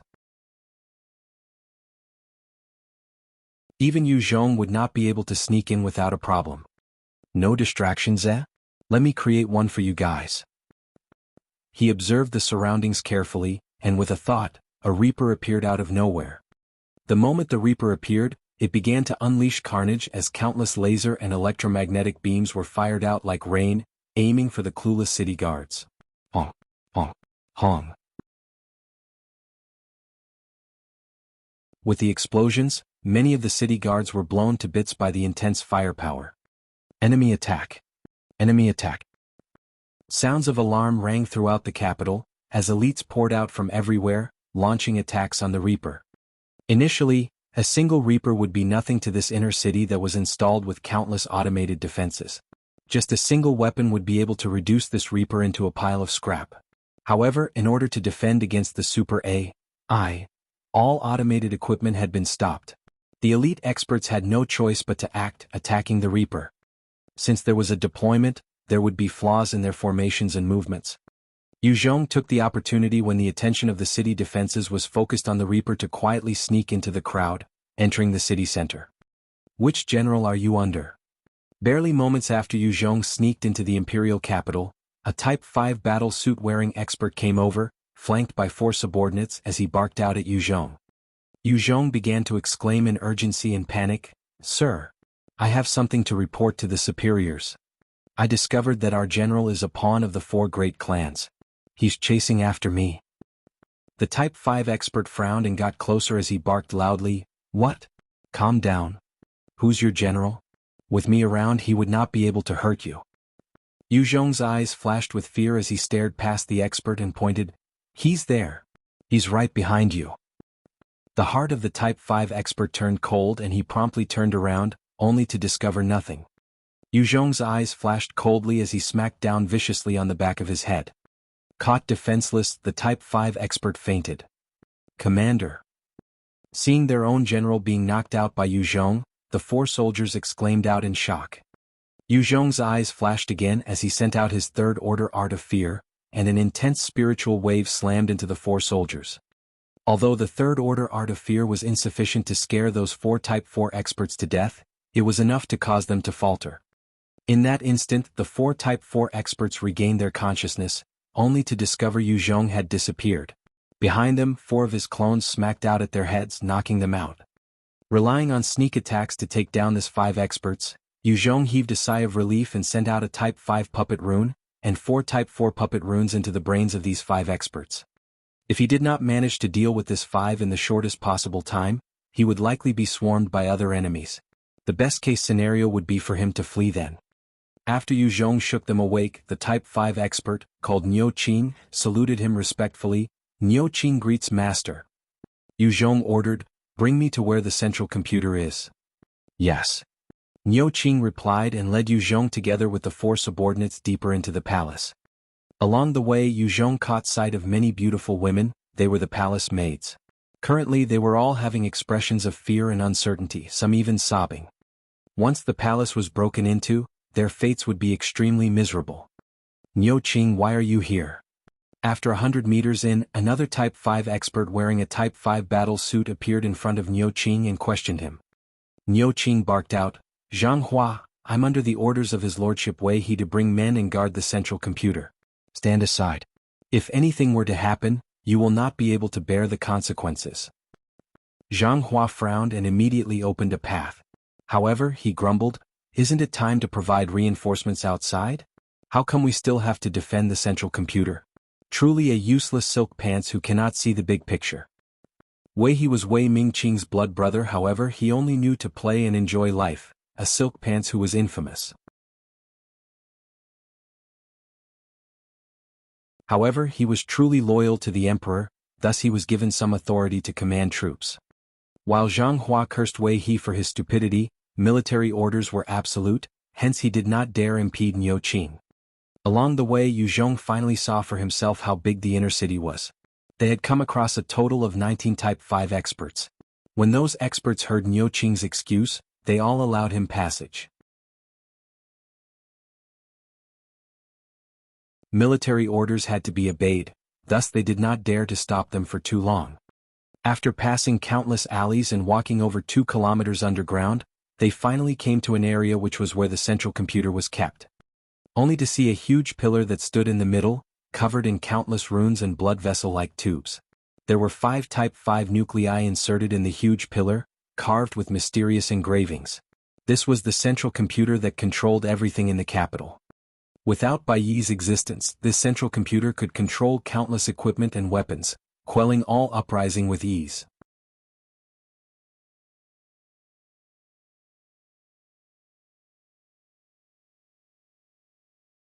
Chapter 891, Earth Manipulation.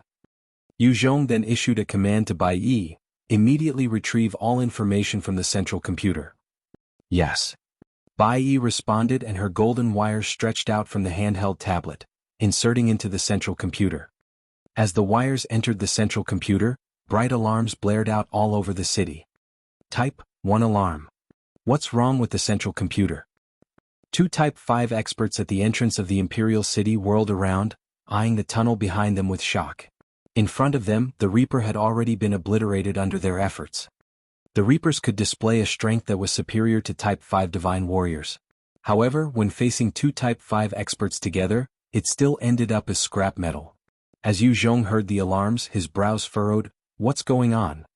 Bai Yi swiftly replied, "There was a security feature installed in the central computer. Everyone within the city has heard it, and the nearest Type 5 Divine Warriors have begun to act. According to my estimations, they will reach our location in roughly 3 minutes and 20 seconds. The rest of the Type 5 experts are also making their way over." Yu Zhong gave an order, immediately cut off the tunnel access and activate all automatic defenses to target those Type 5 experts. All automatic weapons had been disconnected, there's no way of controlling them. Since Yu Zhong's trump card Bai Yi had been discovered, the enemy had made the necessary adjustments to counter him. It was because of this that Yu Zhong was not willing to reveal his Super AI secret back at the first prison. Yu Zhong's gaze narrowed and he made a decision. In that case, impede them as much as possible and retrieve all information as fast as you can. Use the central computer to destroy the defense protocols and systems. Yes. Receiving Yu Zhong's order, Bai Yi quickly proceeded to carry it out. Hong. Hong. Hong. At that instant, A number of alloy doors suddenly slammed down in the tunnels, blocking the Type 5 experts from advancing. Break for me. A Type 5 expert saw the door that slammed in front of him and bellowed in rage.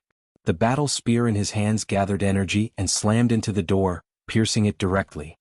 A number of Type 5 experts brought their subordinates and rushed in as though crazed, expending their strength without any care for their own bodies.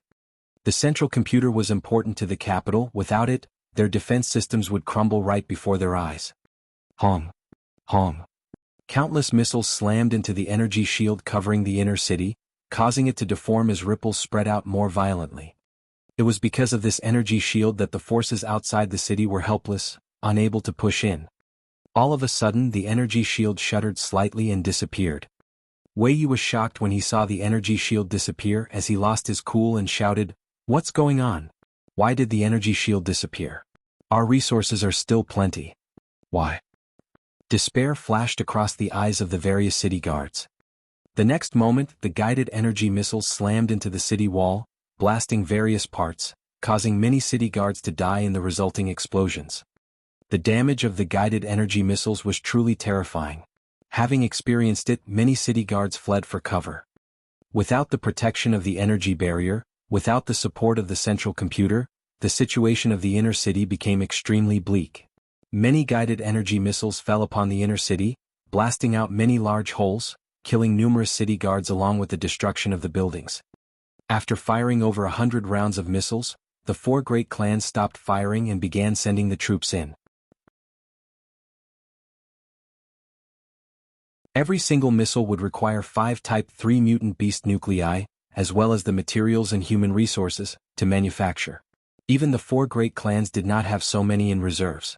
They had to store some to deal with unforeseen circumstances. The city guards might be truly exceptional in their abilities, however, hiding within the inner city and suffering blows after blows, their advanced technology disabled, in the end they had become disadvantaged. Under the cover of the Reapers and heavy assault helicopters, the rebels continued to surge in, advancing further in. However, inside the capital there were many other powerful experts. They clashed with the rebel troops, slaughtering the rebels as best as they could. There were even some city guards that charged through the ranks of the rebel soldiers, causing carnage and mayhem. However, without the heavy weaponry and support of the automatic defense systems, no matter how outstanding they were, they would be bombarded by the rain of firepower. Within seconds they were turned to sieves. At the center of the Imperial Palace, a Type 5 expert had appeared in the tunnel nearest to the central computer, together with his 4 subordinates. Retreat. The moment Type 5 expert appeared in the tunnel, his pupils narrowed and he hollered. He could see a Reaper stationed at the entrance. The concentrated beams of laser and electromagnetic beams fell upon the Type 5 expert and his 4 subordinates. Faced with the barrage of firepower, the 4 Type 4 experts did not manage to evade in time and were instantly shredded into pieces. 2 of them died instantly while the other 2 fell before being finished by the other shots. At the other end of the tunnel, the Reaper stood there like an invincible entity. The Type 5 expert roared out in fury, "Damn it, who the hell are you?" In that narrow tunnel, the Type 5 expert would not be able to pass through without getting injured. If he was not careful, he could end up like his subordinates. Qiong glanced at Bai Yi, still engrossed in her task in retrieving the information, and replied indifferently, "I'm Qiong. Who are you?" In response, the Type 5 expert barked out, "Qiong, I'm Wang Jianghe, the Vice Commander of the Emperor Guards. I do not know how you got in here. However, you have no way out. There are also another 20 Type 5 experts rushing here now. Once our men are here, even if you have wings, it'll be hard for you to leave. If you surrender to us now, not only will we forego all that has happened, we can even promise you riches. It's not a problem to become royalty as well." Qiong laughed lightly, "I know there are many experts. All the better, let me gift you guys a present." Wang Jianghe had a very bad feeling as he asked, "What gift?" Qiong ignored him and looked towards Bai Yi. The last streams of data flashed out of Bai Yi's eyes as she spoke up, "Download complete. All the information has been retrieved." "Good. Time for us to go." Qiong chuckled and pulled out a level 3 skill book, Earth Manipulation, as he tapped it on himself. With a bright flash, a new bronze rune appeared in his sea of knowledge. Qiong had come a long way back on Earth. He had plenty of skill books with him. He had a number of the Earth Manipulation skill book, it was just that he had never used them, hence he kept them in his storage. The moment the rune took form, a huge amount of life force surged into the rune, transforming it, causing more engravings to appear. Congratulations on learning the Earth Manipulation skill. Congratulations, your Earth Manipulation has been raised to the 2nd order. A number of notifications rang out. With the life force he absorbed from killing experts, the new skill had instantly reached the 2nd order stage. Qiong leaped up once, jumping on top of the huge pillar. He then sent a powerful fist smashing into the glass, destroying it. He then retrieved the 5 Type 5 nuclei and kept them in his storage ring. After taking them, he pulled out his electromagnetic cannon and fired twice into the ceiling, blasting 2 large holes. He then jumped lightly, grabbing onto one of them with his arm. Pushing the Earth Manipulation ability, the Earth split apart, revealing a huge tunnel. He flipped and twirled into the crack, continuously pushing the ability to split the Earth to create a tunnel for himself. The puppet Qing also followed behind as they both disappeared quickly. Hong. Following a loud explosion, the Reaper that Qiong left behind was finally destroyed by 5 Type 5 experts working together. They hurried into the hall. Shit. We were late, he escaped.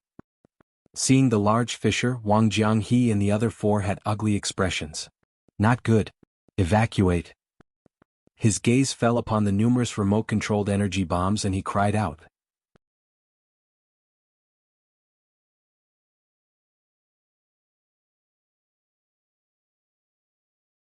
Chapter 892, Invincible Wei Ming Qing. Hong, hong, hong. The various remote-controlled bombs planted in the hall went off, consuming the 5 Type 5 experts. The high-tech, sci-fi pillar that was the central computer was also obliterated in an instant. Some distance away from the Imperial Palace, the ground suddenly split apart. Qiong jumped out from within, his complexion pale as he gasped for breath. Casting the Earth Manipulation ability constantly had taken a toll on his spirit and stamina, causing him to be in an exhausted state. As he breathed hard, he thought to himself, thankfully I've become a Type 5 expert. Otherwise, I would have been buried within the earth. This time it was truly risky. It was not as easy to traverse underground as I thought. There was a limit to a person's strength, even a Type 5 warrior was not omnipotent. After recovering, Qiong dashed into a small and dark alley, eyeing the main part of the Imperial Palace. Heh, that was just an appetizer. The real present is about to be delivered. At the same time, the missile pads of the 4 great clans opened, firing multiple guided energy missiles, shooting for the center of the city. Hong, hong. Without the energy shield to defend, the numerous missiles slammed into the city center, causing a devastating effect. The beautiful city center was blasted into pieces under the multiple explosions, buildings crumbling everywhere. Seeing this, Qiong heaved a sigh of relief. There had been over 20 Type 5 experts within. Each of them was wearing a Type 5 battle suits and were monstrous existences. If they took part in the battle, they would be able to slaughter thousands with ease. If they could all be wiped out with the energy missiles, that would be the best. Wei Ming Qing's brother Wei, he was too stupid, keeping the 20-odd Type 5 experts within the palace to ensure his safety. It was a waste of their abilities. These Type 5 experts were the best blades, not shields. Offense was their forte. If they had to defend, their flesh bodies could not possibly withstand the effects and damage of the missiles. Wei Ming Qing is dead. Surrender and be spared. Wei Ming Qing is dead. Surrender and be spared. Seeing the city center turn to dust, the rebels began to holler as they charged at the city guards. Surrender. I surrender. Seeing the city center being destroyed, many of the city guard lost their nerves, their countenances pale. Many of them abandoned their weapons and surrendered immediately. Without an object of idolization, they did not know what else to fight for. Your Majesty. Long live your Majesty.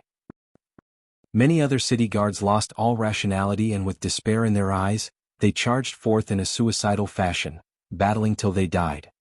The tides of the battle were surging in the favor of the rebels. At this time, from a lake about 3 kilometers behind the city center, a large water pillar shot towards the skies. A powerful expert emerged from the water, his hair floating about as his body emitted a powerful bloodlust. His features were extraordinary, his countenance overbearing. This middle-aged man took a look at the scenario in front of him. With a flash, he appeared on top of a building in the center of the battlefield in barely 5 seconds. He looked down with an aloof and disdainful gaze, declaring coldly, "This seat is here. You commoners dare to rebel? Aren't you afraid that this seat will eradicate all 9 generations of your families?" This person, who was covered in thick bloodlust, was the Emperor of Cloud Region, Ming Qing. Is that a Type 6 divine warrior? Zhong hid in a corner, quietly assessing the Emperor of Cloud Region. His heart beat faster with alarm as a strong sense of danger arose in his heart. He could tell that if he were to face this Ming Qing in combat, he would likely be killed in an instant.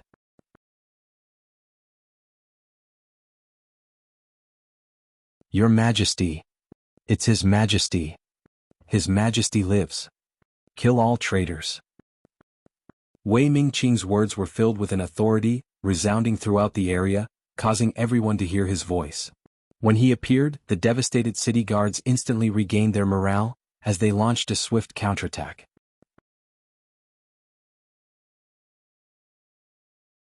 The rebels saw Ming Qing and their eyes were filled with fear, their fighting spirit sinking. Ming Qing had ruled Cloud Region for over 20 years, his rule struck deep in everyone's hearts. If it was not for this period of his insanity in the past 20 years, he would still be referred to as a great emperor. Facing this emperor, many of the rebels were shaken. One Type 4 expert barked out in a clear voice, "Ming Qing, you've fallen to the dark side, killing innocents. Millions of people have died because of you. Today shall be the day you die." What a joke. The entire Cloud Region is mine. You are all my subjects. If this seat wants anyone to die, that person has to die. Those million refugees were just lowly peasants. Exchanging their lives for this seat's progress is an honor for them. You ants, you dare to revolt. This seat will eradicate all 9 generations of your families. Before that, all you traitors will be dealt with right now. Ming Qing's eyes flashed with a vicious light as he barked out in anger. In a flash, his entire body was covered in a thick fog of blood and he charged right into the midst of the rebels. The moment he entered their ranks, the rebels were swept up in the blood mist, twisting and shrieking as they were sucked dry. The thick blood mist covered a region of over 100 m. With his speed of Mach 2 in a single pounce, there was a trail of human corpses. The Type 4 expert eyed the incoming blood mist, his body glowing brightly. He thrust out with his battle spear viciously, as a beam of energy shot into the blood mist. However, it was to no avail, as the blood mist continued to spread towards the expert, enveloping him. In a breath, the blood mist continued forward, while leaving behind a corpse with a look of despair on his face. The rebel forces continued to fire out lasers and electromagnetic beams at the blood mist. However, all they did was to pass through the mist, not doing anything to it. Each time the mist swept past the rebel troops, more soldiers would be sucked dry of their blood. "Flee! Help! Save me!" Seeing such a desolate scene, the originally low morale of the rebel forces crumbled. Many of the soldiers abandoned their equipment and were fleeing in all directions, escaping from the terrifying blood mist. Zhong looked at the blood mist, his heart full of shock. What the hell? Is this the might of a Type 6 expert? This is too sick. Even someone as strong as Zhong would have to evade when faced with over hundreds of thousands of rebel soldiers. He could also rely on assassination tactics to deal with individual soldiers. It was impossible to do what Ming Qing was doing, clearing over 30,000 single-handedly. Right as the rebels were breaking down, a number of Reapers appeared, their flaps opening, and they fired numerous targeting missiles at the blood mist. Reapers. Right on time. Let's see how this seat takes care of you. Ha ha ha ha. From within the mist, Ming Qing's maniacal laughter rang out. The countless drops of blood shot towards the missiles, directly slamming into them and causing them to explode. As the blood mist surged forward, it enveloped the Reapers. With a bright flash, all the Reapers channeled out an energy shield to defend against the blood mist. Ming Qing appeared from inside the mist, sending his fists pummeling the shields. His fists were like sledgehammers slamming into the shield, causing it to deform. It almost collapsed immediately.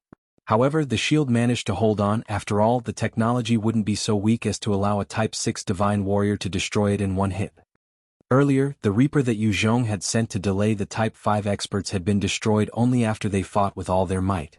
Before the energy shield collapsed, they had no means of destroying it.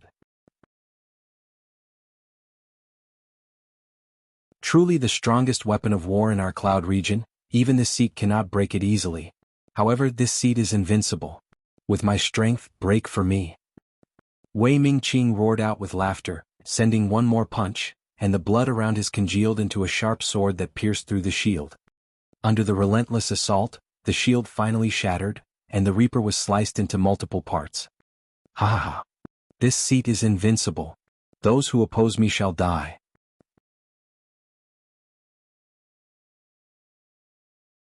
Wei Ming laughed like a demon, continuing to obliterate the Reapers as he passed by them.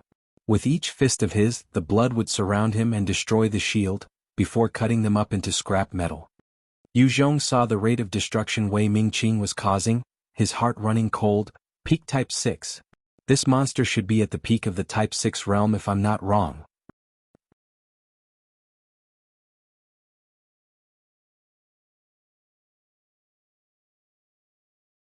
Chapter 893, Massacre. Each time the blood mist killed an enemy, it seemed to grow slightly more. It was a terrifying sight.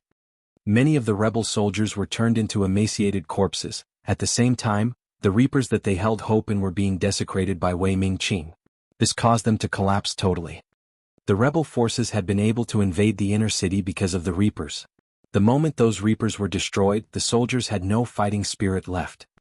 In the skies, the other trump card of the rebel forces were the heavy assault helicopters. They started to drop energy missiles at the blood mist. Those powerful missiles could blast a Type 6 expert to pieces. This was one of the measures that Cloud Region used to kill the high-grade Dino generals. The missiles had just been fired, when the blood mist below suddenly burst out, turning into blood drops that defied gravity, shooting towards the incoming missiles. Hong, hong, hong. The missiles that could obliterate an entire building detonated, while the blood mist withdrew and shrank back. Assault helicopters? You think that just because you're in the air, this seat will not be able to do anything? Go to hell. From the blood mist, there was a powerful rumble. The massive blood mist shrank and condensed in itself, before suddenly shooting multiple blood arrows upwards, piercing towards one of the helicopters. Shatter. The blood arrows pierced the cockpit and penetrated the head of the pilot as he stared in despair and shock. The next moment, a larger blood arrow shot out from the body of the pilot, who had already turned into a dried corpse as he slumped in his seat. Having lost the pilot, the assault helicopter wobbled before descending towards the ground. In a loud explosion and fiery blaze, the helicopter blew up and consumed hundreds of rebels. After destroying one assault helicopter, the blood mist continued to sweep towards the other helicopters, repeating the pattern of piercing the pilots and sucking them dry. The assault helicopters would then crash.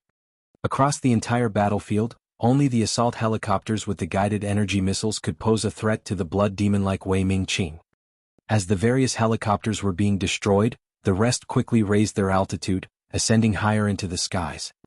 At a distance, inside a command center, as the commanders looked at how Wei Ming was rampaging across the battlefield, everyone's faces were ugly. A middle-aged man in a suit stared at the demon like Wei Ming, his eyes narrowing. "We have to stop him. If he continues to rampage, we will all die here."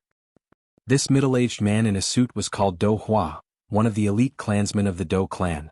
He was also one of the leading generals of the rebellion. Do Hua commanded the private forces of the Do clan. Before the rebellion, he had just pretended to be an unimportant manager of a small company. Due to the sudden events, he did not have time to change, directly joining the fray. Zhang Qiuyan, a beautiful and sultry woman beside him, had a narrowed gaze as well. "That's right, he's insane. If he were to turn the tides, all of us would die." Although many of the upper echelons of the city had joined in the rebellion, there were others who still stood by Wei Ming, while some chose to sit on the fence and wait to see what would happen. The moment the assault on the inner city failed, Wei Ming would be able to banish every single party involved in the rebellion to hell. Although Wei Ming had turned extremely cruel, he had governed for many years. Many subjects were still loyal to him, many city lords at his beck and call. If he were to gain the upper hand, it would be nigh impossible for the rebels to turn the tides back. Seems like it's only us to stop him. Let's go.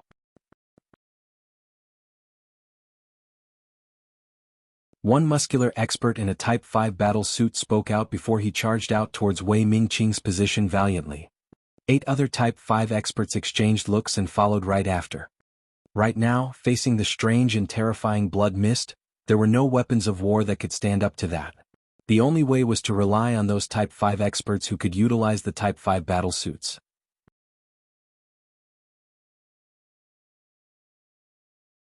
Ordinary people were basically like ants in front of Wei Ming-Qing's blood mist. The moment they were enveloped in it, they would lose their lives. The leader of the group of Type 5 experts appeared in front of Wei Ming-Qing in a few breaths. With a wave of his hand, a powerful freezing energy emitted out from his hands, freezing the drops of blood. As the frost met the blood, part of the blood mist turned to huge chunks of ice and fell to the ground. The seemingly endless blood mist began to shrink at a rate visible to the naked eye. Zhao Chun, it's you? Truly the one known as the top ice user. Impressive. However, in front of this seat you're just a slightly stronger ant. This seat is the true invincible existence of this world. I have already broken through to the Type 6 Divine Warrior realm, soon to reach the Type 7 that no one in history has ever reached before. At that time, this world would be a toy in my hand. Why oppose me? How dare you guys oppose me?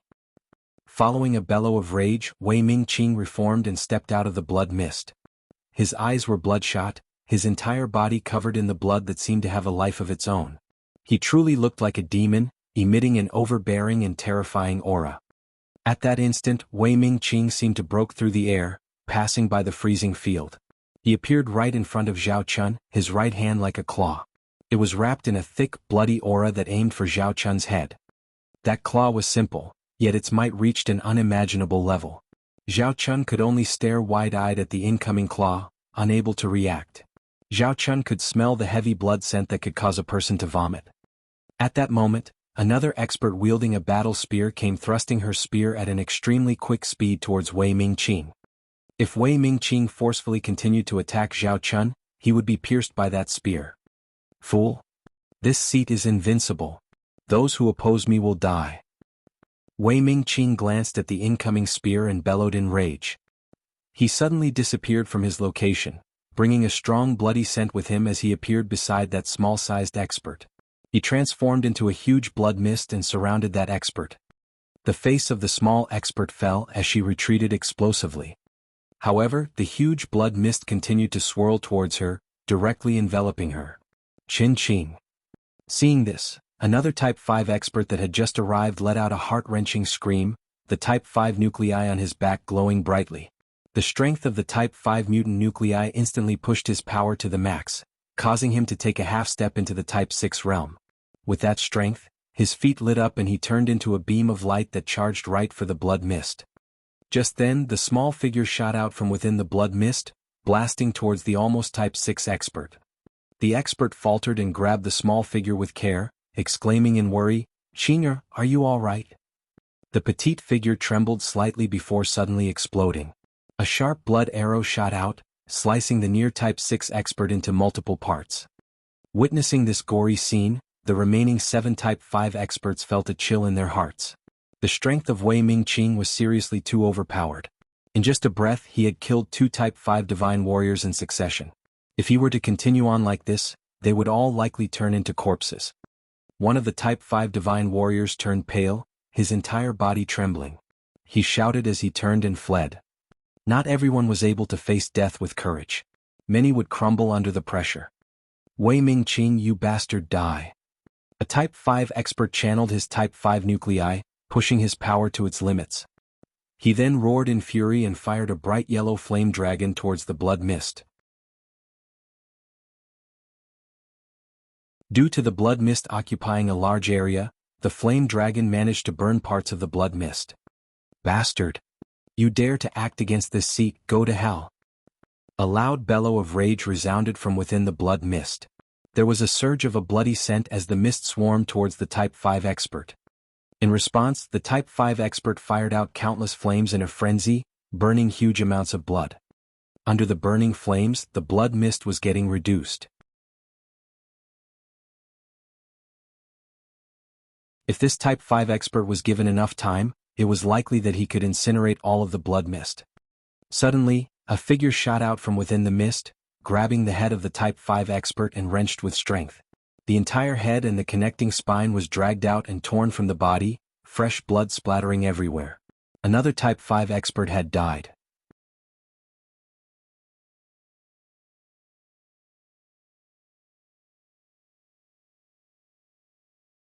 Chapter 894, Killing Wei Ming Qing. At that moment when the Flame Attribute Type 5 expert was killed, another Type 5 expert had a cold glint in his eyes. He waved his hands and sent a powerful tornado out, forcefully separating Wei Ming Qing and the blood mist that seemed to possess a life of its own. Wei Ming Qing was able to make use of his Type 6 strength to trample over thousands, as well as his invincibility, was partly due to the blood mist. If it was not for the blood mist covering Wei Ming Qing's true location, and deflecting countless attacks, even if he was a peak Type 6 expert, he could not possibly rampage through without some injuries. Zhao Chun continued to activate his own ability, freezing large chunks of the blood mist into blocks. As long as the blood mist could be separated and sealed, then his combat power would be limited. Two other close combat specialists charged forth with their battle spears thrusting out. There was a terrifying energy collected at the tip blasting towards them. Another one had the ability to manipulate gravity. His eyes turned bloodshot as he channeled it, enveloping Wei Ming Qing, causing his body to sink. Scram? Wei Ming Qing glanced at the two Type 5 experts with the battle spears and sent out his palms enveloped with the bloody radiance towards them. The two Type 5 experts thrust out, the powerful spears blasting through the bloody hands, slamming into Wei Ming Qing. Wei Ming Qing's face turned steely, as the blood mist gathered around him, turning into a shield. The two energy thrusts slammed into the shield, easily piercing it. They penetrated through his body, revealing two bone-deep wounds. However, at that moment, the blood mist suddenly flashed past them and chopped off their heads. Audacious! What guts to actually harm this seat? This seat will slaughter all 9 generations of your family. 10 even. Wei Ming Qing let out a roar like an enraged beast. The wounds he suffered were healing at an incredible speed. All of a sudden, dozens of blood arrows shot out from his body, piercing towards the remaining 3 Type 5 divine warriors. Zhao Chun's face fell.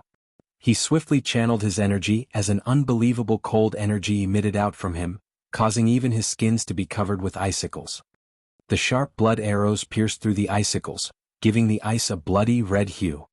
The Type 5 gravity manipulation user as well as the wind controller were not as fortunate, their bodies instantly pierced by the dozens of blood arrows.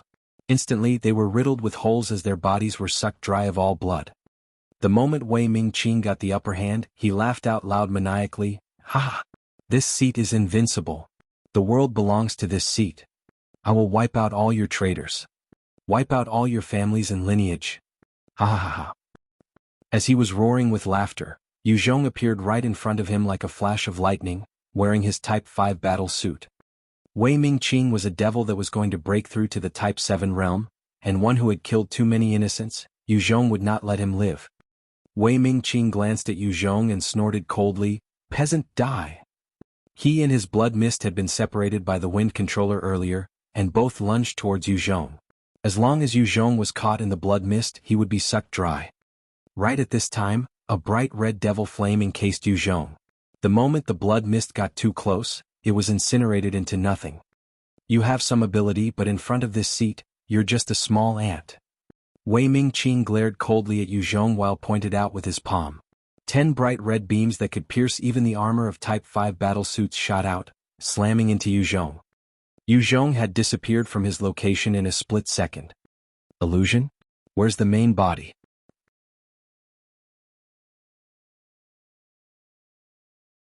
Wei Ming Qing looked at the scattered clone of Yu Zhong, an uneasy feeling creeping up his heart. He chose to back away quickly. His speed was simply amazing, to the point where some Dino warriors know that they were not a match for him. That's no way to maintain the struggle. As long as he could create some way Ming Qing could rejoin with his blood mist, and they could deal with Yu Zhong easier.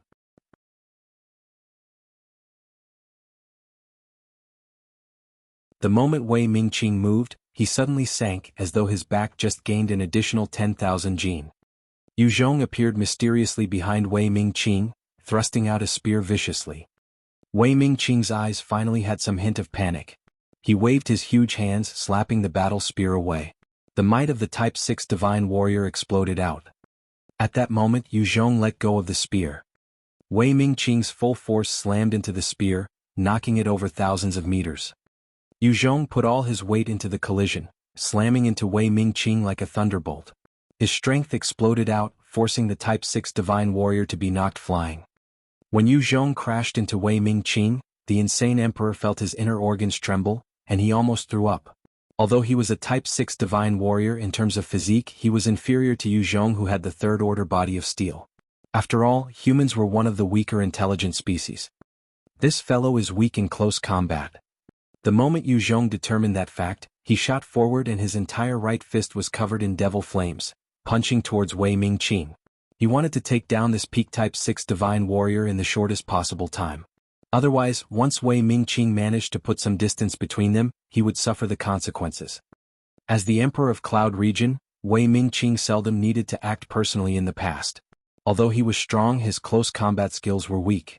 He was basically incomparable with Yu Zhong, who had countless experience. Yu Zhong's right fist slammed into Wei Ming-qing's stomach, and the powerful force coupled with the devil flames blasted out, enveloping his entire body. Ah! Under the intense burning of the devil flame, Wei Ming-qing screamed out in agony. A thick blood mist suddenly came out from his body, trying to extinguish the devil flames. Yu Zhong's devil flame was at the fourth order stage. There was nothing it could not burn. The moment it lit, even a Type 5 divine warrior would not be able to extinguish the flames easily. The blood mist continued to churn around Wei Ming-qing, trying to put out the flames while enveloping Yu Zhong. Yu Zhong stared at Wei Ming-qing, his fists raining blows on Wei Ming-qing mercilessly. Under the enhancement of his dark do qi as well as the Type 5 battle suit, every single punch could penetrate even an armored vehicle. However, against Wei Ming-qing he could not punch through. Wei Ming-qing was breathless and could not recover from the constant attacks by Yu Zhong. He then opened his mouth, firing a long arrow-like blood mist towards Yu Zhong. Yu Zhong grabbed hold of Wei Ming-qing, twisting his body and slammed him down towards the ground. When the blood arrow pierced through Yu Zhong's devil flames, it slammed into his shoulder, penetrating through the Type 5 battle suit, before being stopped by the Type 5 mutant sea snake scale armor. He grabbed hold of Wei Ming-qing once more, kicking viciously at his waist. With his immense strength, the kick crushed the gonads of Wei Ming-qing. H. It hurts. It hurts. Wei Ming-qing screamed in pain. Even if he was a Type 6 expert, the precious family jewels of anybody would be a weak spot. Despite his strength, he could not help but scream. At this time, the separated blood mist swarmed over, enveloping the both of them. Yu Zhong's eyes flashed coldly, his devil flames blazing upwards in a pillar. The blood mist started to burn up in loud crackling sounds, without any means to get close. He then grabbed Wei Ming-qing and brought his knee up in a cruel fashion, slamming into Wei Ming-qing's bloody waist. Being attacked at the same spot over and over again, Wei Ming-qing's face was contorted in pain, his body trembling non-stop. Yu Zhong continued to rain blows on Wei Ming-qing's head, his strength and devil flames exploding out. Another mass of blood mist seeped out of Wei Ming-qing's body, congealing to block the devil flames. Yu Zhong seemed to ignore everything and just continued to slam his fists viciously, turning Wei Ming-qing's head into a messy, bloody pulp.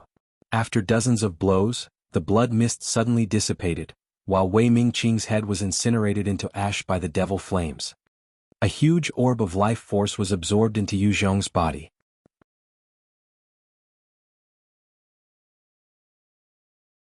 The tyrant of Cloud Region died just like that at Yu Zhong's hands. It was not that Wei Ming-qing was weak, but his experience in close combat was too lacking. As the Emperor of the Cloud Region, he had no need to act at all. Due to that, the moment Yu Zhong got close, he did not know how to deal with it. In the end, he was taken out by the weaker Yu Zhong. Of course, if it was not for the previous 9 Type 5 divine warriors that had sacrificed themselves to separate Wei Ming-qing and the blood mist, Yu Zhong would have died in an instant. Congratulations, you have gained plus 20 in all attributes. Congratulations, you have gained plus 4 skill points to be allocated. The pure life force entered Yu Zhong's body and he heard the 2 notifications. After pondering a while, he chose to enhance the dark do qi, pushing it to the 4th order plus 3 stage.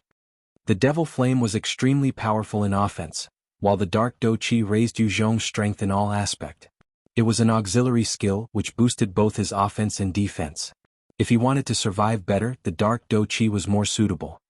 Do Hua stood on a podium, eyeing the Imperial city coldly before giving a cold order. Is Wei Ming-qing finally dead? Very good, in that case Yu Zhong has no use to us as well. Convey my orders, shut down all the electronics with clones. Launch the first volley of missiles. Yes. One of the signal officers quickly left. With that order passed, a number of 235mm cannons started adjusting their aim in a jungle about 4 kilometers away from the inner city.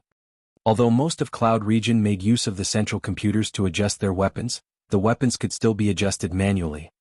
Bai Yi suddenly appeared in Yu Zhong's watch, sounding out an alarm. Warning! Warning! The clones near the inner city have been shut down. Based on conjecture, there's an 89% chance that the rebel forces have turned on you. Yu Zhong's heart turned cold as a strong sense of danger arose in his heart. He quickly activated his bone-encompassing armor, with white bones stepping out of void and transforming into a carapace around him. The bone spikes propelled him off the ground, sending him about 300 m into the air.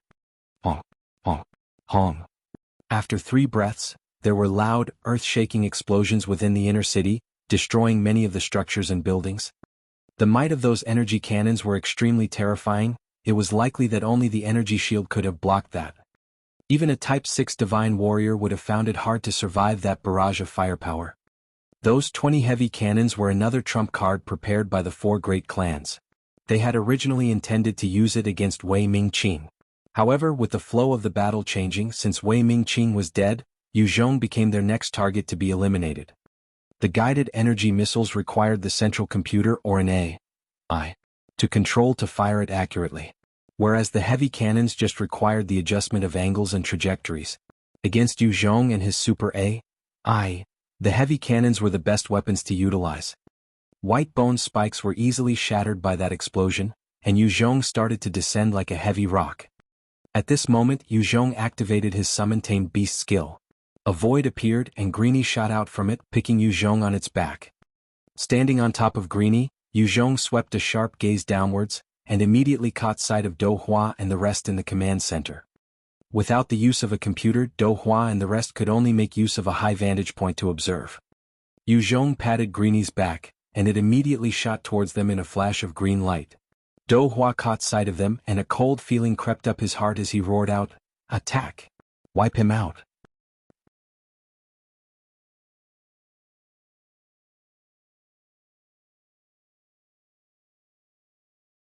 Chapter 895, Fallout. The soldiers by Do Hua's side immediately raised their guns to fire at Yu Zhong. Bright laser and electromagnetic beams shot into the sky, turning into a net that threatened to engulf Greenie.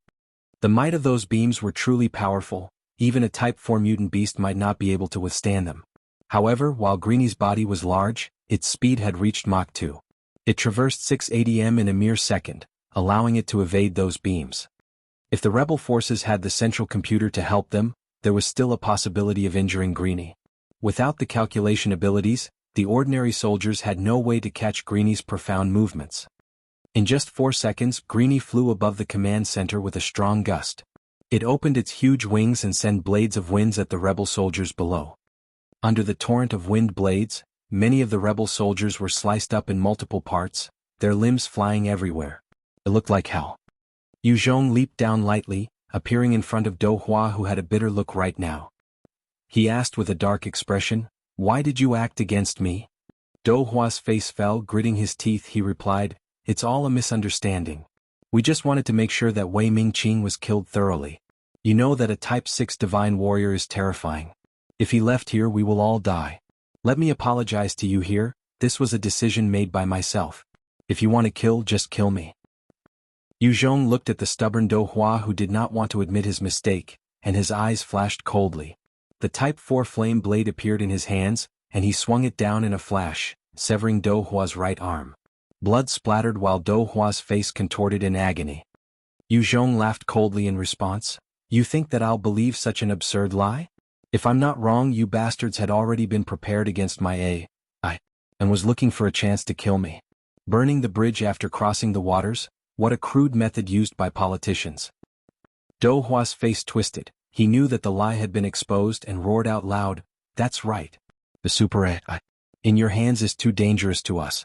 As long as you're alive and you possess that, our countless equipment and central computers would be ineffective. You're a cancer to the entire Cloud region. As long as you exist, the tech of Cloud region would never improve. Only by killing you will we be able to improve by leaps and bounds. Why don't you kill yourself? For the sake of humanity, someone like you should just die. Inside the Imperial capital, there were many guided energy bombs, reapers, and other terrifying superweapons. However, they all required the central computer to calculate the maximum effectiveness in firing them. Since Yu Zhong had Bai Yi, it was possible for him to gain control over everything in the capital. As long as he was still in the capital, the four great clans would not dare utilize any of the weapons. Their fates were basically in his hands. This time, the four great clans could attack Wei Ming Qing because they had received Yu Zhong's help in controlling the reapers and guided energy missiles. Whereas Wei Ming Qing's side had to suffer from the absence of a central computer. The four great clans would naturally not allow Yu Zhong to continue existing with them. As expected. Since you guys want to kill me, I will not show any mercy either. With a cold look, Yu Zhong shot forward and knocked Do Hua unconscious. At the same time, his right hand glowed as a single Type 2 puppet rune appeared and entered Do Hua's head. Do Hua was then slapped awake, his previous grim expression replaced with a respectful one. "Greetings, master." Yu Zhong pointed at him, handing several puppet runes over. "Set off with white bones, gather your subordinates, turn them into puppets." Do Hua replied respectfully, "Yes, master."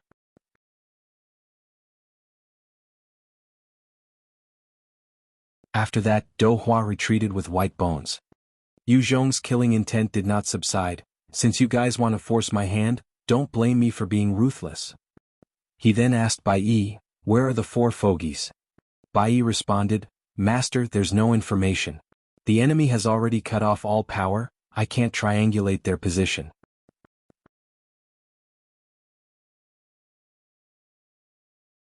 Those clan lords were also slippery heads.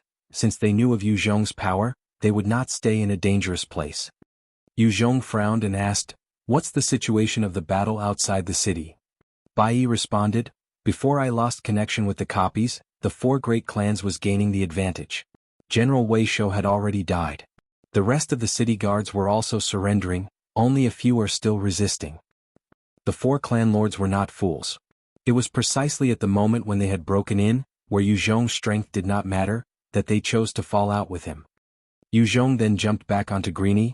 "Let's head to the outer city." Greenie flapped once and turned into a flash of green as it soared towards the outer city. Soon after, Yu Zhong came to the airspace above the battlefield. He looked down, only to find the soldiers of the four great clans sweeping the battlefield while thousands of captives were being led out of the city. In some alleys, there were still bright flashes and sounds of conflicts. Yu Zhong patted Greenie's back. "Go down." Greenie flapped once and shot down. "That is. Open fire. Kill it." One officer belonging to the four great clans caught sight of Greenie and exclaimed loudly. However, it was much too late. Yu Zhong leaped down from Greenie's back, and with a cold glint, the black tooth blade in his hand slashed out. He darted through the 40-man unit like a specter. The blade continued to dance as blood splattered everywhere. In barely a few breaths, all of them had been killed. Strong. The surrendered city guards looked at Yu Zhong with shock. "I'm Yu Zhong, the four great clans would definitely not let you people off because of your loyalty to Wei Ming Qing. If you want to live, grab your weapons and come with me. We shall attack their armory and wipe them out. If you don't mind dying, then just surrender." With a point, two reapers appeared out of thin air. Seeing this, their eyes widened in shock. Although Cloud Region's technology was advanced, it was not to the stage where spatial technology could be used in the way Yu Zhong did. It was beyond anything that they knew. A burly officer with a long scar across his face stood up and said, "Sir, those rebels have a super AI. If these two reapers were to meet their AI, there's a possibility of it being stolen." Yu Zhong stared at the officer and spoke coldly, "The AI was mine to begin with. From now on, they will be the ones unable to use their weapons." What? When they heard this, the faces of all the city guards changed. This time, the main reason why they had lost was that of the super AI, causing them to be helpless. If it was not for the super AI, then even if all the rebel forces joined hands, it was impossible to defeat the city guards with their superior technology and firepower. Yu Zhong continued to ask aggressively, "Wei Ming Qing is already dead. Are you intending to continue to be loyal to a dead man? Or to fight for your own freedom and your comrades to wipe out the rebel troops?" The officer stared at Yu Zhong with bloodshot eyes. "Since you stood with the four great clans, why betray them now?" The gazes of the city guards fell upon Yu Zhong, they were obviously full of suspicion as well. Yu Zhong replied blandly, "They acted to kill me first. Don't tell me I can't defend myself and wait for them to kill me? Are you willing to join me or wait for them to kill you?" The officer stared at Yu Zhong and spoke, "I'm Qin Tai. I'm willing to serve you, but you must promise me this. If you win, you must ensure the safety of my brothers, and you cannot make us slaves or refugees." The winner decided the rules while the losers in Cloud region suffered. They were either slaves or refugees, their descendants doomed to be the same.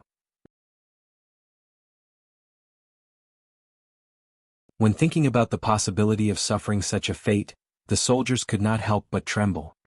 Yu Zhong replied solemnly, "If we win, I will definitely not mistreat you all. As long as you follow me, you will definitely not become slaves or refugees." Qin Tai then faced back and barked, "Fine. Brothers, arm yourselves. Let's fight." The city guards swiftly regained their fighting morale and equipped themselves, before standing by Qin Tai's side.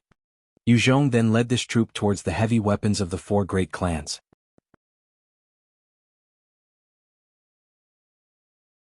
"Those are Reapers, why did they suddenly appear here?" "Shit. Those are Reapers." The moment the rebel forces of the four great clans saw the two Reapers, their faces fell. The next moment, the two Reapers unleashed carnage upon the soldiers, punching them all full of holes.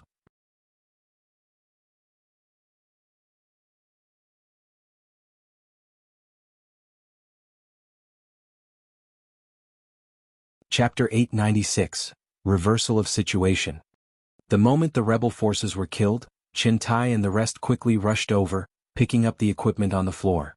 They then took over the heavy weapons area. Yu Zhong surveyed his surroundings. "You guys stand guard here. Quickly activate the systems for those weapons. One of you, come with me to reorganize the city guards." Qin Tai barked out, "Zhugang."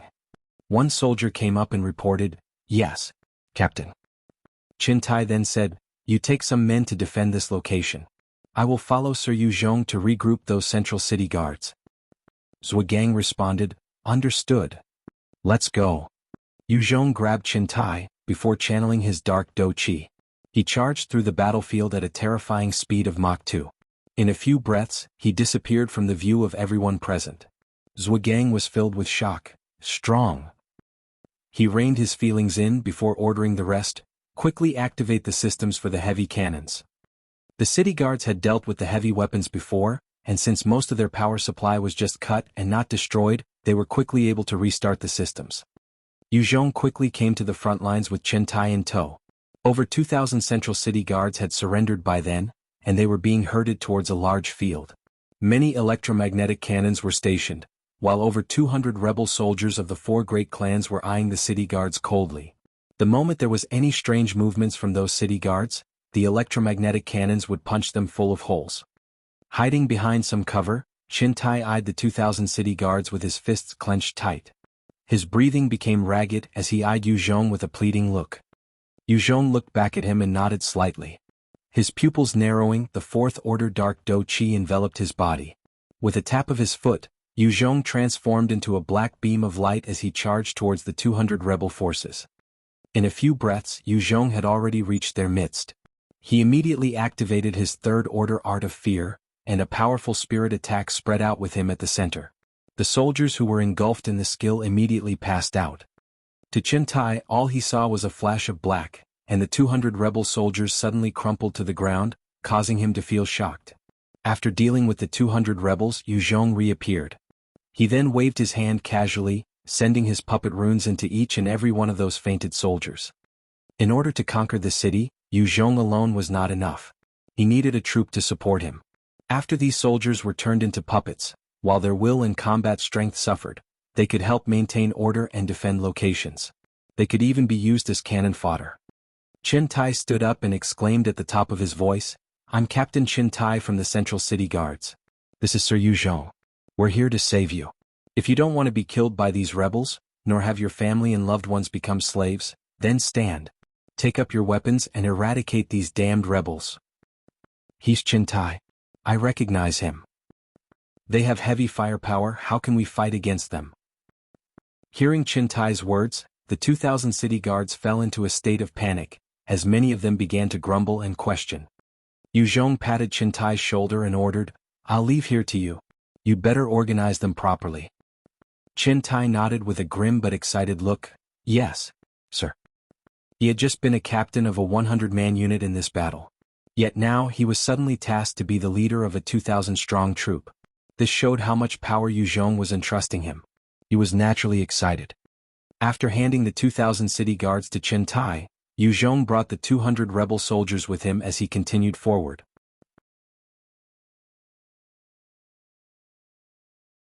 The group advanced for a few hundred meters when they coincidentally came across a 500-man team. The leader of the other group looked towards Yu Zhong's puppets and asked with a frown, "Which unit are you guys from?"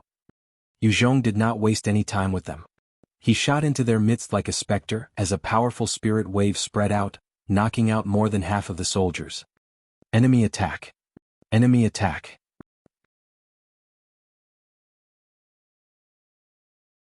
Amongst these soldiers, there was one outstanding one in terms of spirit that was not too badly affected by Yu Zhong's attack. He immediately screamed out at the top of his lungs. A cold blade flashed past the spirit-based soldier, decapitating his head, directly killing the soldier. However, it was too late. The moment the soldier shouted, the signal was already sent into the skies. Enemy? How come there would still be an enemy? Behind us no less? The soldiers of the 4 great clans saw the signal and their faces fell. The rebel forces that had almost defeated the city guards regathered, and they made their way towards Yu Zhong and his men. After countless intense battles, their numbers already reached 40,000. These troops were like a flow of metal that surged towards Yu Zhong. Yu Zhong tried wiping out 2 emergency reinforcement units, choosing to retreat. The 40,000-strong army was not easy to deal with as countless experts were inside. The moment he got caught among them, no matter how strong he was, he would be killed. The seemingly invincible Type 6 Divine Warrior Wei Ming Qing had still fallen at the hands of a few Type 5 Divine Warriors. If a strong person was not careful, it was possible to be killed by other weaker people that joined hands. Facing the incoming wave of rebel soldiers, Yu Zhong sent the puppets towards some of the alleys and streets. They made use of the simple covers as they pulled out their weapons and began to fire at the rebel soldiers. The rebel soldiers had to take out the puppets with care and caution before they could continue advancing. Both sides engaged in an intense fight. Without the interference of heavy weapons, with the death of each puppet soldier, a few rebel soldiers would be killed as well. The 40,000 rebel soldiers quickly gathered, before separating into 8 paths. Each unit was about 4,000 or so, as they slowly surrounded Yu Zhong's position. On a high ground, there was a general who was in military uniform, standing straight as he touched his small mustache slightly.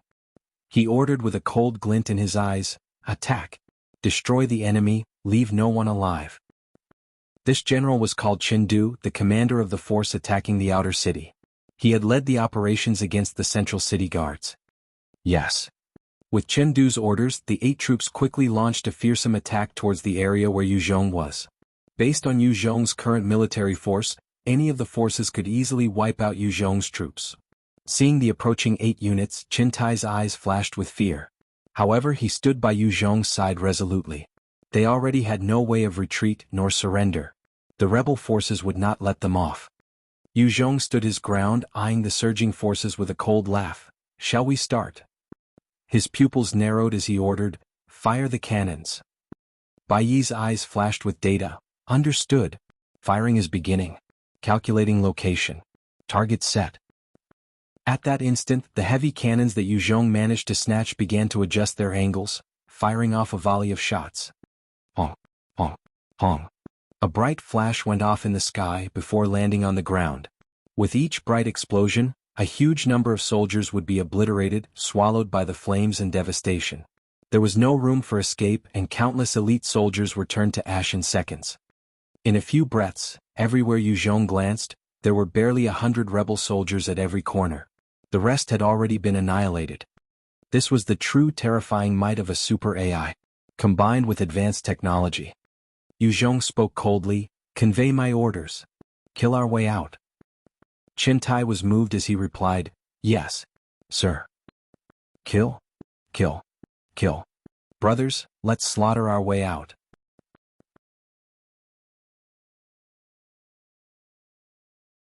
With enraged roars, Qiong Tai brought the 2,000 city guards out, rushing towards the rebel soldiers that outnumbered them. Honk, honk, honk. A number of huge, white explosions blasted in the midst of the rebel soldiers, enveloping them. The morale of the rebel forces fell apart. Without any fighting spirit, they abandoned their armor, trampling over themselves. Qin Du eyed the crumbling rebel forces and muttered in a daze, "How did it become like this? How did it become like this? We were just gaining the advantage. Why did we lose? Why?"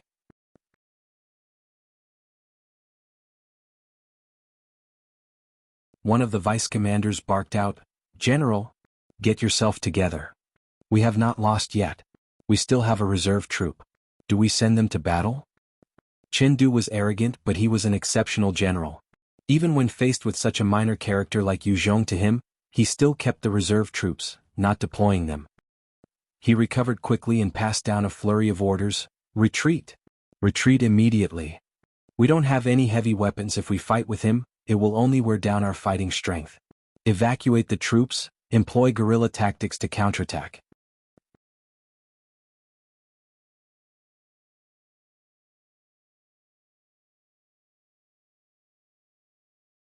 Chapter 897, Occupying the Outer City.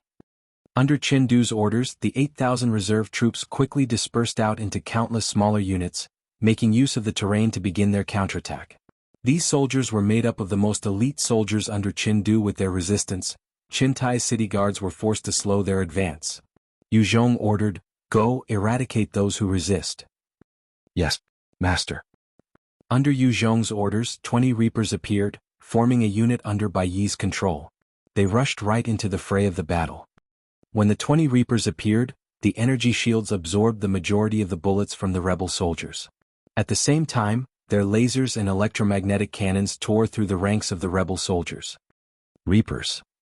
It's the Reapers. The moment the 20 Reapers jumped into the fray, the rebels felt despair, their morale dropping once again. One officer muttered absent-mindedly, "Heavy firearms. Where are our heavy weapons? Our cannons, missiles, Reapers? Where did they go?" The rebels had no heavy weapons and were as helpless as gun-wielding soldiers facing tanks. They could only be slaughtered, especially since the Reapers were under Bai Yi's control.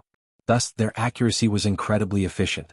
The rebel soldiers were simply defenseless. After they resisted for a while, their defenses were finally broken through, and the entire unit collapsed. Many chose to flee, while the rest abandoned their weapons and surrendered. Yu Zhong did not choose to chase after those soldiers after crushing them. Instead, he turned the spearhead of the attack towards the outer city gates. Although the outer gates had been constantly assaulted by the 4 great clans, the city wall was still an important structure in the hundreds of years. As the final stand, it was not so easy to destroy it even with heavy weapons. At the same time, there were many armories outside the outer city gates, with huge amounts of firepower, Reapers, laser gun-mounted vehicles, electromagnetic cannons, as well as other heavy weapons inside. These weapons had not been utilized earlier because of Yu Zhong and Bai Yi. Many of the weapons were automated or used computers to control. If the city guards had used them, Bai Yi would have gained control in an instant and used them against the Imperial city. There were many soldiers of the 4 great clans stationed outside the city gates. Many of them were devastated by the assault of those terrifying Reapers. After half a day of battle, Yu Zhong finally brought the entire outer city under his control. Along the way, with Qintai's help, he had even enlisted over 5,000 city guards, while making use of the Reapers to wipe out another 2,000 who were not willing to submit. Once the gates fell into Yu Zhong's hands, he quickly deployed men to activate the automated defense systems. The Reapers, mech fighters, automatic laser weapons were all activated, swiftly occupying the various vantage points. In the city, the forces of the 4 great clans also swiftly gathered, occupying the various defense points. Inside a secret basement, the 4 clan lords were seated around a table. Do Ming's pupils narrowed. "What do we do now? That fellow already controls the outer city. With his Super AI, they will be able to gather an immense armored force to attack us. We will not be able to hold out. If the Super AI in Yu Zhong's hands could gain enough automated weapons, it would be able to unleash a terrifying might." The 4 great clans were extremely clear about this. It was precisely because of this that they had decided to do away with Yu Zhong right after Wei Mingqing's death. However, they had underestimated Yu Zhong, failing to kill him. Instead, they had allowed him to counterattack with intensity.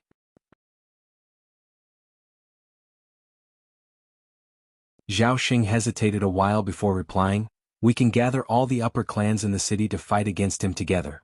He has only about 10,000 people, while we can deploy 100,000. It should be enough to defeat him. Lu Yi snorted coldly, 100,000. It's not as if you guys don't know what quality those 100,000 are. Among them, the only true soldiers number only about 20,000. And they were those who had just been beaten back by Yu Zhong. The rest of the 80,000 soldiers are just a motley bunch.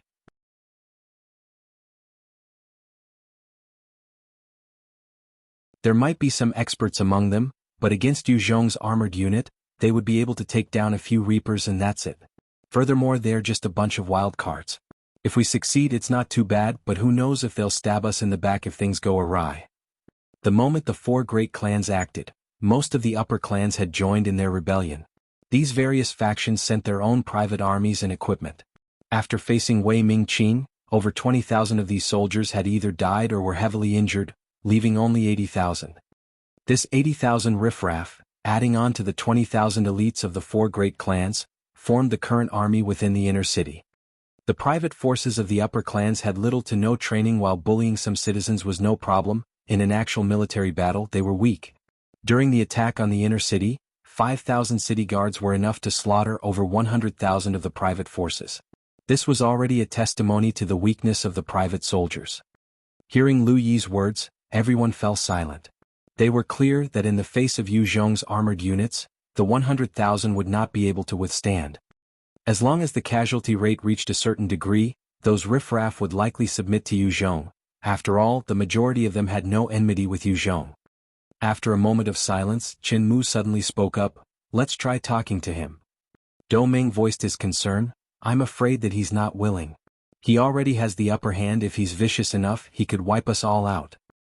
Qin Mu continued slowly, as long as he accepts us, we can crown him the Emperor of Cloud Region.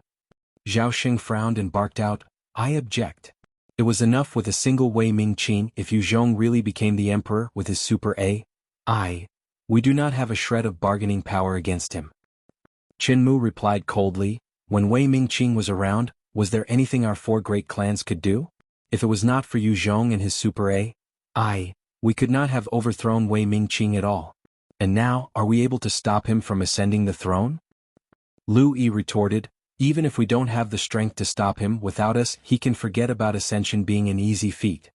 Qin Mu nodded, that's right, and that's the only bargaining chip we have, that we must take out. Controlling a city was not an easy matter. Yu Zhong did not have a foothold at all. If he wanted to control the city, he would need a lot of energy. If he was to become king, many of the upper clans might proclaim their loyalty and obedience, but there would still be undercurrents. Inside the room, silence fell upon them once more. After a long while, Dou Ming spoke slowly, let's send Lu Hua over now. Soon, an enhanced motorcycle shot towards the outer city gates like the gust of a wind. On the city walls, a number of city guards were standing at various vantage points, while Yu Zhong observed the surroundings while pacing up and down the place. Phantom was following behind him, eyeing this man with a complicated gaze. This person had actually pulled out a troop from within the mayhem and took control of the most important city walls.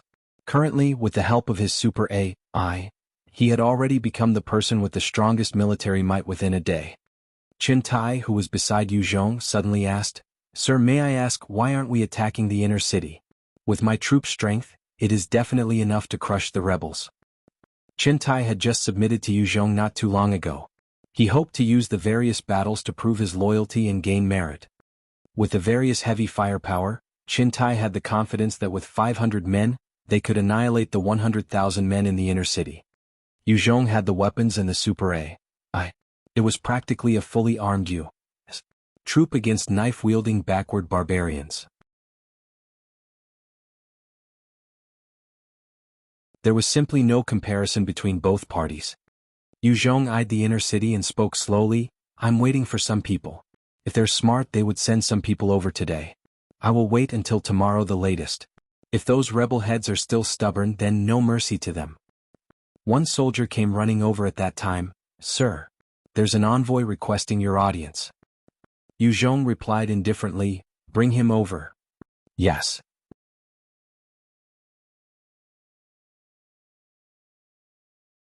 Soon, a smart-looking man with decent features appeared. He was wearing a suit and had short, black hair. He saluted as he saw Yu Zhong. "Zhou Xeng greets Sir Yu Zhong." Yu Zhong turned around and had an indifferent expression. "Speak your mind." Zhou Xen looked at him and spoke. "Sir, your talents are heaven-defying and you have eradicated the evil demon Wei Ming Qing, saving the lives of millions here in Cloud Region, and you're the savior of Cloud Region. Our Zhou clan is representing the entire Cloud Region and hopes that you, sir, can ascend the throne and become the new emperor."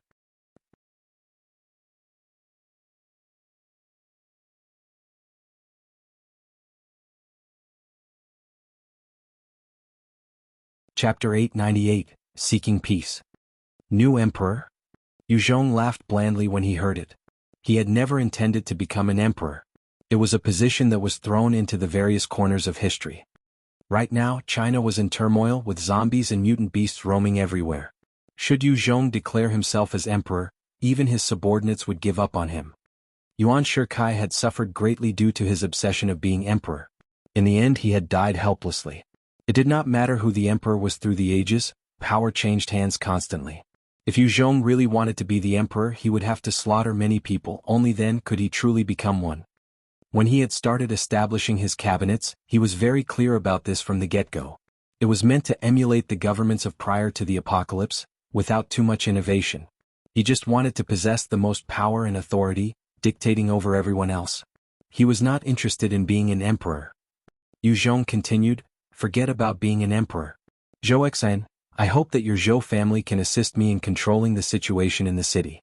As long as you can accomplish this, I will not mistreat your Zhou family." Zhou Xen's face fell slightly as he raised his voice just a bit. "Your Majesty, you are the heavens chosen, the king of the people. Please ascend the throne and give the citizens a peace of mind." Regardless of whoever the emperor was before he ascended, they would usually pretend to push off the ascension. At that point, the subjects had to act their part and coax the emperor to be constantly. Zhou Xen had assumed that Yu Zhong was just going through the formalities, and did not expect Yu Zhong to be disinterested in being the emperor. Hearing Zhou Xen's words, Yu Zhong frowned. Just then a soldier came up to Yu Zhong and reported, "Sir, the 4 great clans had sent an envoy." Zhou Xen's face fell when he heard that. It had not been easy for their Zhou clan to get this opportunity. He was not willing to give the opportunity to someone else. Another middle-aged man in a suit and short hair with an elegant demeanor came up to Yu Zhong, saluting him. "Lu Hua greets Sir Yu Zhong." The city guards on the wall glared at Lu Hua, their eyes filled with animosity. This time, if it was not for the rebellion of the 4 great clans, they would not be in this mess. Yu Zhong shot him a cold glare, his tone icy. "You still dare to see me? Aren't you afraid that I'll kill you?" Not too long ago the 4 great clans had stabbed Yu Zhong in the back. If it was not for Yu Zhong being constantly on guard against them, even if his strength was overbearing, he would have been killed by them. He was filled with disgust and hate for them. "Sir Yu Zhong, it had truly been our fault. Let me represent the 4 clans to express our apologies." Lu Hua bowed deeply. Lu Hua then looked straight at Yu Zhong. "Sir, in order to show our sincerest apologies, our 4 clan heads had decided to confer upon you the Lord of Cloud Region, ascending to be the Emperor. With our support, it will naturally be easier to control the capital. If you insist on battling us, then even if you win, it would be at a huge cost." Yu Zhong frowned once more. He could not disagree with what Lu Hua said. In terms of a frontal clash, he held the advantage of the armored units and city guards, enabling him to wipe out the 4 great clans. However, they had built up their foundations for countless years, their relationships with the various clans deep and complex. Other than that, there were many pawns of theirs everywhere. If Yu Zhong forcefully wiped out the 4 great clans, it would take a long time to restabilize society, as well as funds and resources into developing a department specially to weed out spies and rebels.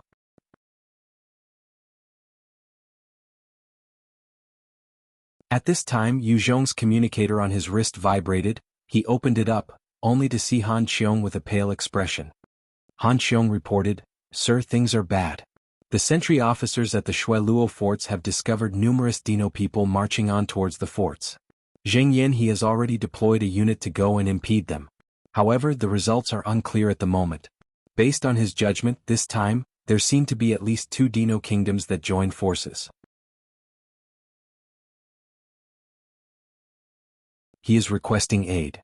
Yu Zhong's face turned ugly. He knew the strength of the Dino kingdoms. At that time, the Stego king had just sent out a small part of his troops, and it was already enough to sweep through Green region. Had Yu Zhong not made use of the Green Lake to flood the entire place, the Stego kingdom might have already conquered Green region. If two kingdoms joined hands, then no matter how strong the Shueluo fort was, it would be hard to hold their ground. Yu Zhong continued gravely, "Has our men verified it?" Han Qiong's face was serious. Lai Wei had already taken some men to go scout. "It is as Zheng Yan," he said, "there are countless Dino warriors marching towards us. As to whether it is two kingdoms or not, she isn't too clear." Yu Zhong declared, "Hand the 3,000 soldiers that we had captured previously over to Zheng Yan He, together with their equipment. Once things happen, support him as best as you can. If the lips are gone, the teeth will be cold. Should anything happen to the Shueluo forts, the entire Cloud region would be at the mercy of the Dino race. They will farm the humans just as Wei Ming Qing did, producing blood honey for their own sake. Cloud region would become hell then." Han Qiong responded, "Understood." After ending the conversation, Yu Zhong went over to Lu Hua and spoke coldly, "I can forgive the mistakes of the four clans. However, I want you guys to hand over all your troops now. Otherwise, if it comes down to me having to break you guys, I will not leave a single soul alive. Is that clear?" Right now, Cloud region was about to enter its most dangerous period. If the humans within could not be united, then once the Dino warriors arrived, humans would perish. If all the elites could be commanded by Yu Zhong, he could produce another unit that would be fully equipped. If the four clans insisted on keeping their troops, then Yu Zhong had to keep some troops aside to keep them in check. It was not acceptable to him. Lu Hua's face turned incredibly ugly. "Sir, I don't have that authority." Yu Zhong's expression turned dark as he waved his hands. "You can go and tell someone who has the authority. You only have one night. Do not test my patience. If you submit to me, I can guarantee that your personal wealth and people would be safe. Go against me, I shall be ruthless." Lu Hua bowed and left, albeit with a bitter expression. "Yes." Yu Zhong then faced Zhou Xian. "Zhou Xian. What does Sir have for me?" Yu Zhong's gaze was cold. "Go tell your clan to make sure to convey my orders. All the upper clans are to submit to me, and their military forces handed to me by tomorrow. Those who do, I will leave their personal property alone. If not, I will send my army out to wipe out those who disobey." Zhou Xian detected the strong bloody intent in Yu Zhong's words, and his body trembled. "Your Majesty, relax, our Zhou clan will definitely convey your words. We will lead the rest in handing our forces over as well." Yu Zhong patted his Zhou Xian's shoulders. "Good. As long as you're loyal, I will not mistreat you." Zhou Xian trembled in excitement. "Thank you, Your Majesty, thank you. You may go." "Your Majesty, this is the most beautiful pearl of our clan Zhou Xian. We hope that you will take her in as your imperial concubine." Zhou Xian retrieved a projection box, and with a bright flash, an image of a beautiful 16 or 17-year-old appeared. Her skin was fair and her figure voluptuous, while her legs were long and slender. The projection box utilized the most advanced holographic technology, allowing a person's image to be captured and displayed in an extremely lifelike manner. Yu Zhong replied blandly, "I'm not interested in becoming an emperor. However, I can allow her to be my woman." Right now, a political marriage could appease Zhou clan, and it was a necessary move. Although Yu Zhong was not a politician, as he grew and matured, he learned some things as well. Zhou Xian was excited as he grinned. "Thank you, Your Majesty." "Thank you." If they could join the future Lord of Cloud region through marriage, the Zhou clan would definitely have a bright future. As long as they were careful, riches and power would be theirs. The Zhou clan knew that Yu Zhong had the super A by E, and he had already gained the loyalty of the Central City Guards.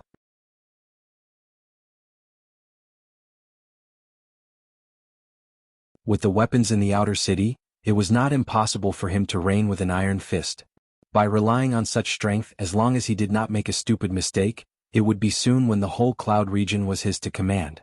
It was because of this that the Zhou clan decided to stake their all on Yu Zhong. Within a basement inside the city, Lu Hua conveyed Yu Zhong's words to the four leaders. Do Ming asked in a sullen voice, "What do you guys think?" Chen Mu replied, "Agree. As long as our people can be spared, everything can be restarted." Louis spoke up after a while, "We can agree. He needs our help in maintaining order right now. That way we definitely have cards for our comeback." their gazes fell on Zhao Xing. Zhao Xing fell silent for a while before sighing, "Looks like we can only agree now."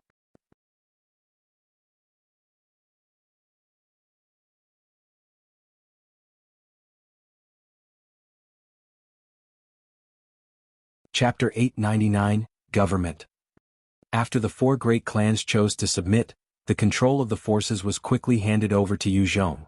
With their current military might and weapons, it was impossible to contend with Yu Zhong and his Super AI. If they insisted on battling, their blood would flow, and to Yu Zhong, he just had to spend more time to gain total control over the capital. When they had passed the authority of the forces to Yu Zhong, the rest of the upper clans were convinced by the Zhou clan to also hand over their forces. There were some clans that were not willing to submit, but they were quickly taken care of with some deployed troops. Since blood was shed, the rest began to cooperate obediently.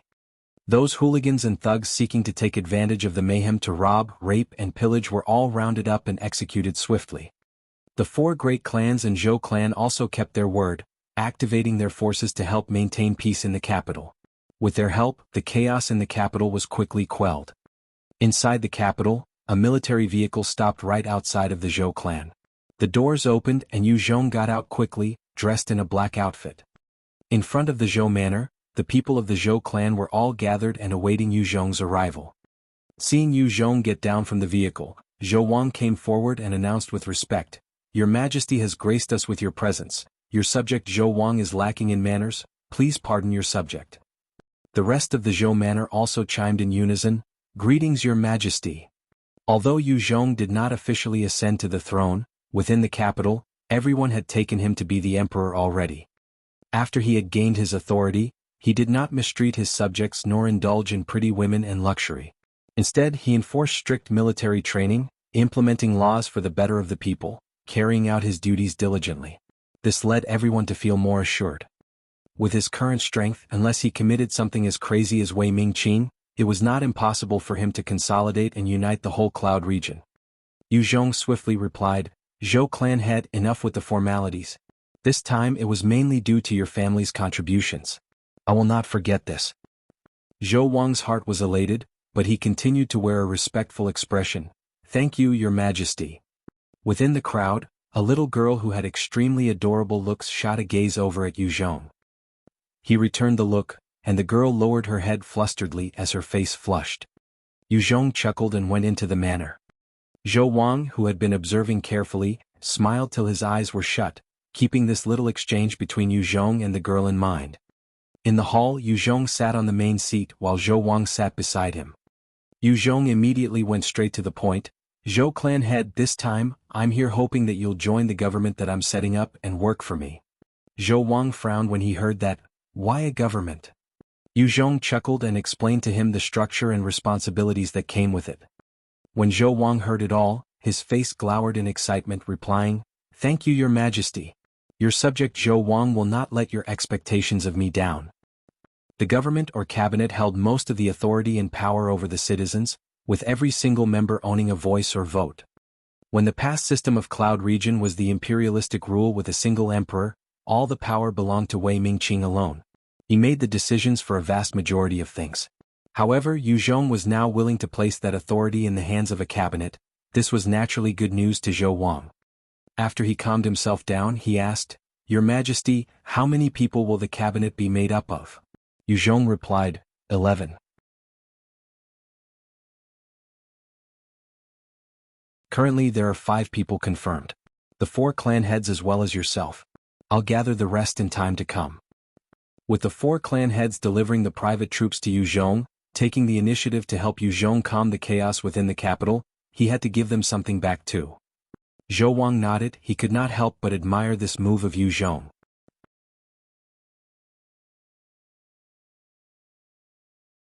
Right now the capital needed stability the most. By allowing the 4 great clans to be in the cabinet, they know that they possess some authority and hence, it would help stroke their ego. At the same time, with 11 people in the cabinet, the 4 of them would not possess too much of a power, overriding anyone else. The 6 empty seats would thus provide an opportunity for the other upper clans to submit to Yu Zhong. Yu Zhong then looked at Zhou Wang directly, "Zhou family head, this time I'm here for another matter as well. I heard that your ancestor helped to design and construct the Imperial Palace. I would like to know where the armory is? The Imperial City was where the Emperor's Wei clan resided in. Zhong had already sent men to comb the area over and discovered many mutant beast nuclei and weapon storage facilities. They even discovered an underground missile base, and yet, there was no treasury that belonged to Wei Mingqing alone. Due to the intelligence from some insiders, Zhong knew that Wei Mingqing possessed a Type 6 mutant beast nuclei. It was the energy source that could power the ultimate weapon Raytheon cannon. The Type 6 mutant beast nucleus was extremely important to Zhong. If he could gain it, any of his Type 4 mutant beasts could directly evolve to the Type 5 stage. He could also create a Type 6 puppet rune, then seek an opportunity to bring a Type 6 mutant beast or Type 6 divine warrior under his control. Other than the Type 6 nucleus, there was likely various strange stones that the Wei clan had accumulated over the years. Once Zhong gained them, his strength would undergo another transformation again. Zhou Wang thought deep, his brows furrowing as he went through the various rooms mentally. His eyes suddenly brightened. The Baitao Lake. If Wei Mingqing had hidden anything, it will most likely be there. Once Zhong obtained his information, he immediately turned to leave. Baitao Lake? Okay, thanks.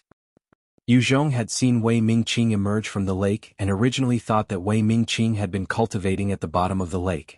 Now it seemed that it was likely that Wei Mingqing was training in his secret room within the lake. After Zhong left, Zhou Wang's eyes scrunched up in a smile as he ordered, "Get Zhou Xan over here." Zhou Xan came quickly. "Clan head, what's the matter?" Zhou Wang spoke lowly, "Go arrange for Zhou Xian to be sent to the Imperial Palace." Zhou Xan was taken aback. "Clan head, didn't we agree for her to be sent over only after everything settles down?" In response, Zhou Wang sighed, "It's different now. Zhong is after all a young hero. Those old foxes will catch on. In order to secure a seat in the cabinet, they will resort to any means available. If Xian'er goes too late, I'm afraid she might not stand a chance with Zhong. I think that he took a liking to her, so we'd better strike while the iron's hot." It was not too long ago where the upper clans were still maintaining wariness against Zhong. They wanted to see what kind of a leader he was. A person with strength might not necessarily be a good leader. If he had turned out to be some brawn with no brain, they would not bet on him. However, once they ascertain that he was someone capable of great things, they will fight to offer their daughters out, to make him a family member through marriage. Although Zhou Xian was cute, it was unlikely that she could win the other females. If she could first leave an impression on Zhong, then it will help her future. Yes. Zhou Xian responded respectfully and dismissed himself. When Zhong left the Zhou clan, he went directly straight to the palace. After the rebellion, many of the structures within the palace had been damaged. Holes could be seen everywhere, but even so, the entire place still looked remarkable.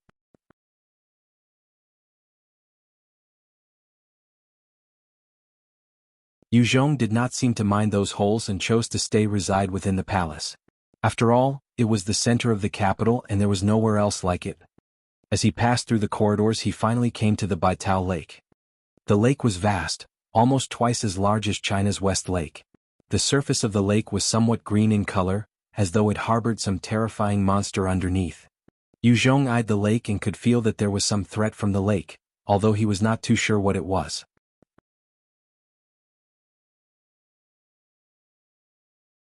It was precisely because he felt that danger, that he did not immediately jump into the lake to investigate. After a moment's hesitation, Zhong put on the sea mask, channeling his dark Do Qi and jumped into the lake. It was unclear how deep the lake was, and underwater the scenery was almost entirely black. There was no light and it seemed extremely insidious. However, to Zhong, who had night vision, he could peer deep through the waters, noticing that there were plenty of mutant beasts at the bottom of the lake. They were like snakes, about 10 m long, and were covered with black scales. Most importantly, they had no eyes. Zhong's eye of perception kicked in and revealed information on these beasts. Type 4 mutant beast, Eyeless beast. Incredibly ferocious water-based mutant beasts. Their speed is extremely fast and live in swarms. Their teeth are sharp and can tear through the scales of Type 6 mutant beasts. He stared at them and felt his scalp go numb.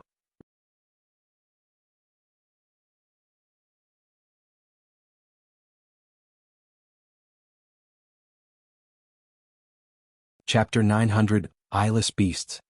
The bodies of these eyeless beasts seemed no different from ordinary mutant beasts. However, they were Type 4 existences, and that meant there was definitely something terrifying about them.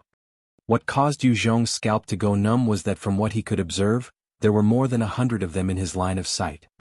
The lake was extremely vast, and if he were to estimate the number based on the proximity that he was seeing, it was likely that there were over 1,000 of them.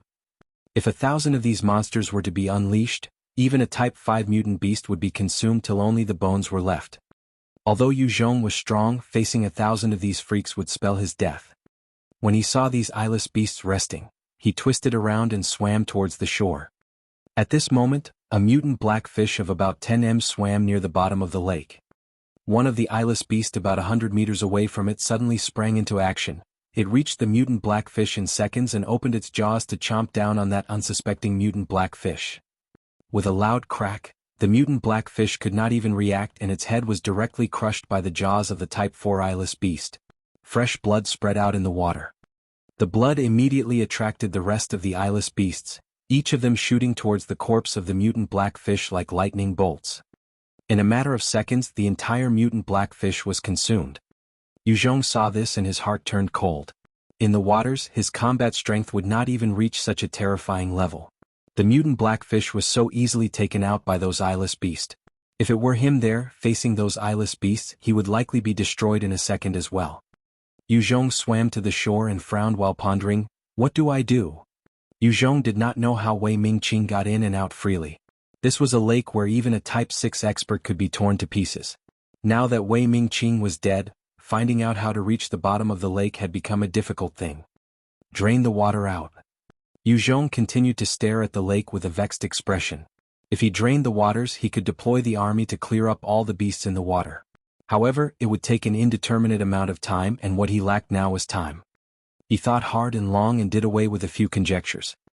He suddenly thought of the scene where the mutant black fish was torn to bits, and his eyes brightened up. With a communicator device, he issued an order to Bai Yi. Soon, under Bai Yi's deployment, all the battle personnel were in place.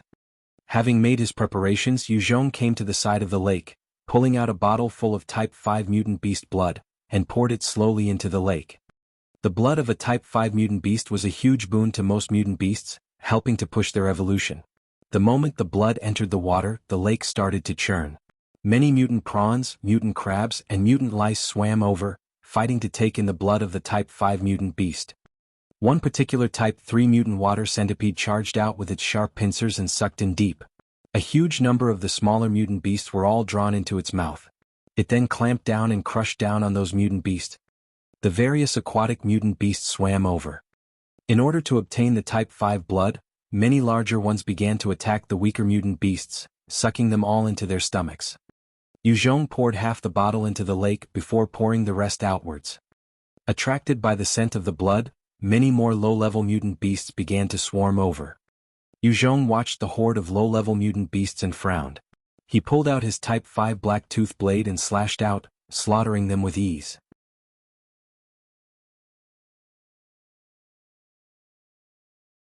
The precious Type 5 blood was not for these low-level mutant beasts. The low-level mutant beasts were killed easily by Yu Zhong. With his Type 5 divine warrior strength, it was not tiring to deal 1,000 of them. After killing 100 of them, the water suddenly churned violently. At that instant, one of the eyeless beasts shot out from the water, opening its huge jaws to bite down on the Type 3 mutant water centipede.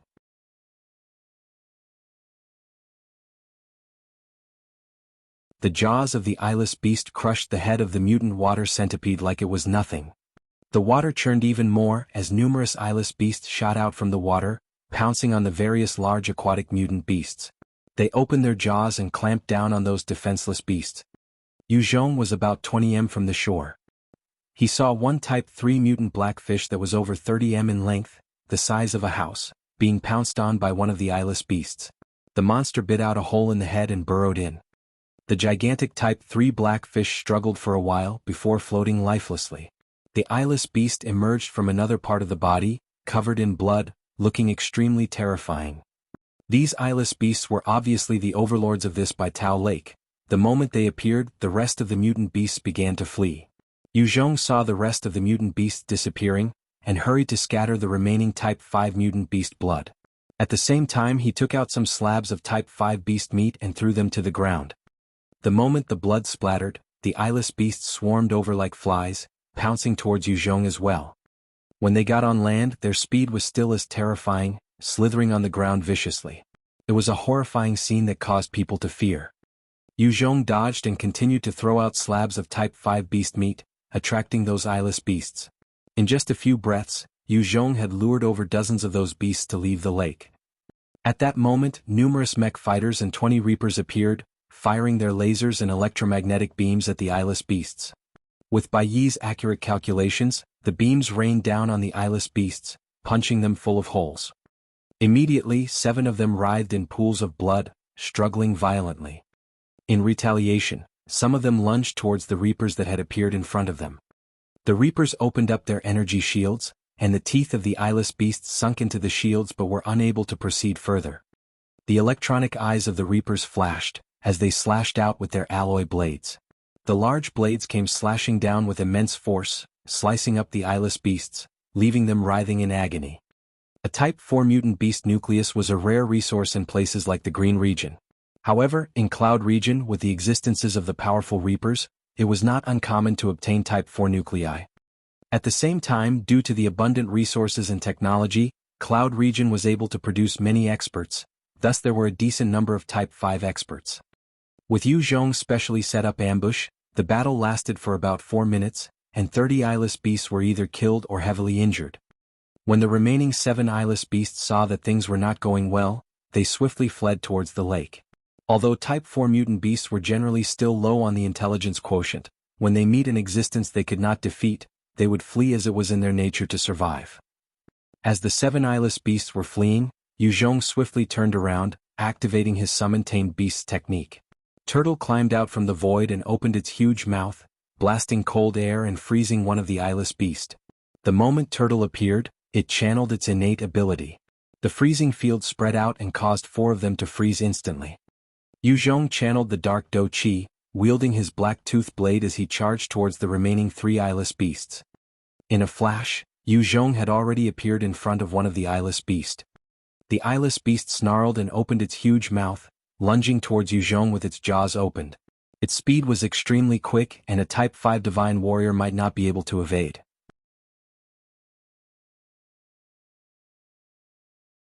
The strength of the eyeless beasts might not be able to match Type 3 mutant beasts, but when they pounced, their speed was terrifying. Zhong did not dodge nor evade. His Dark Do Chi covered his entire body, he waved his black tooth blade at the eyeless beast, channeling the Dark Do Chi into his black tooth blade. His flurry of attacks immediately sliced the eyeless beast into 2 from its head down. After the Dark Do Chi was enhanced to the 4th order +3, Zhong was able to enhance any weapons he used with it, exhibiting more of its might.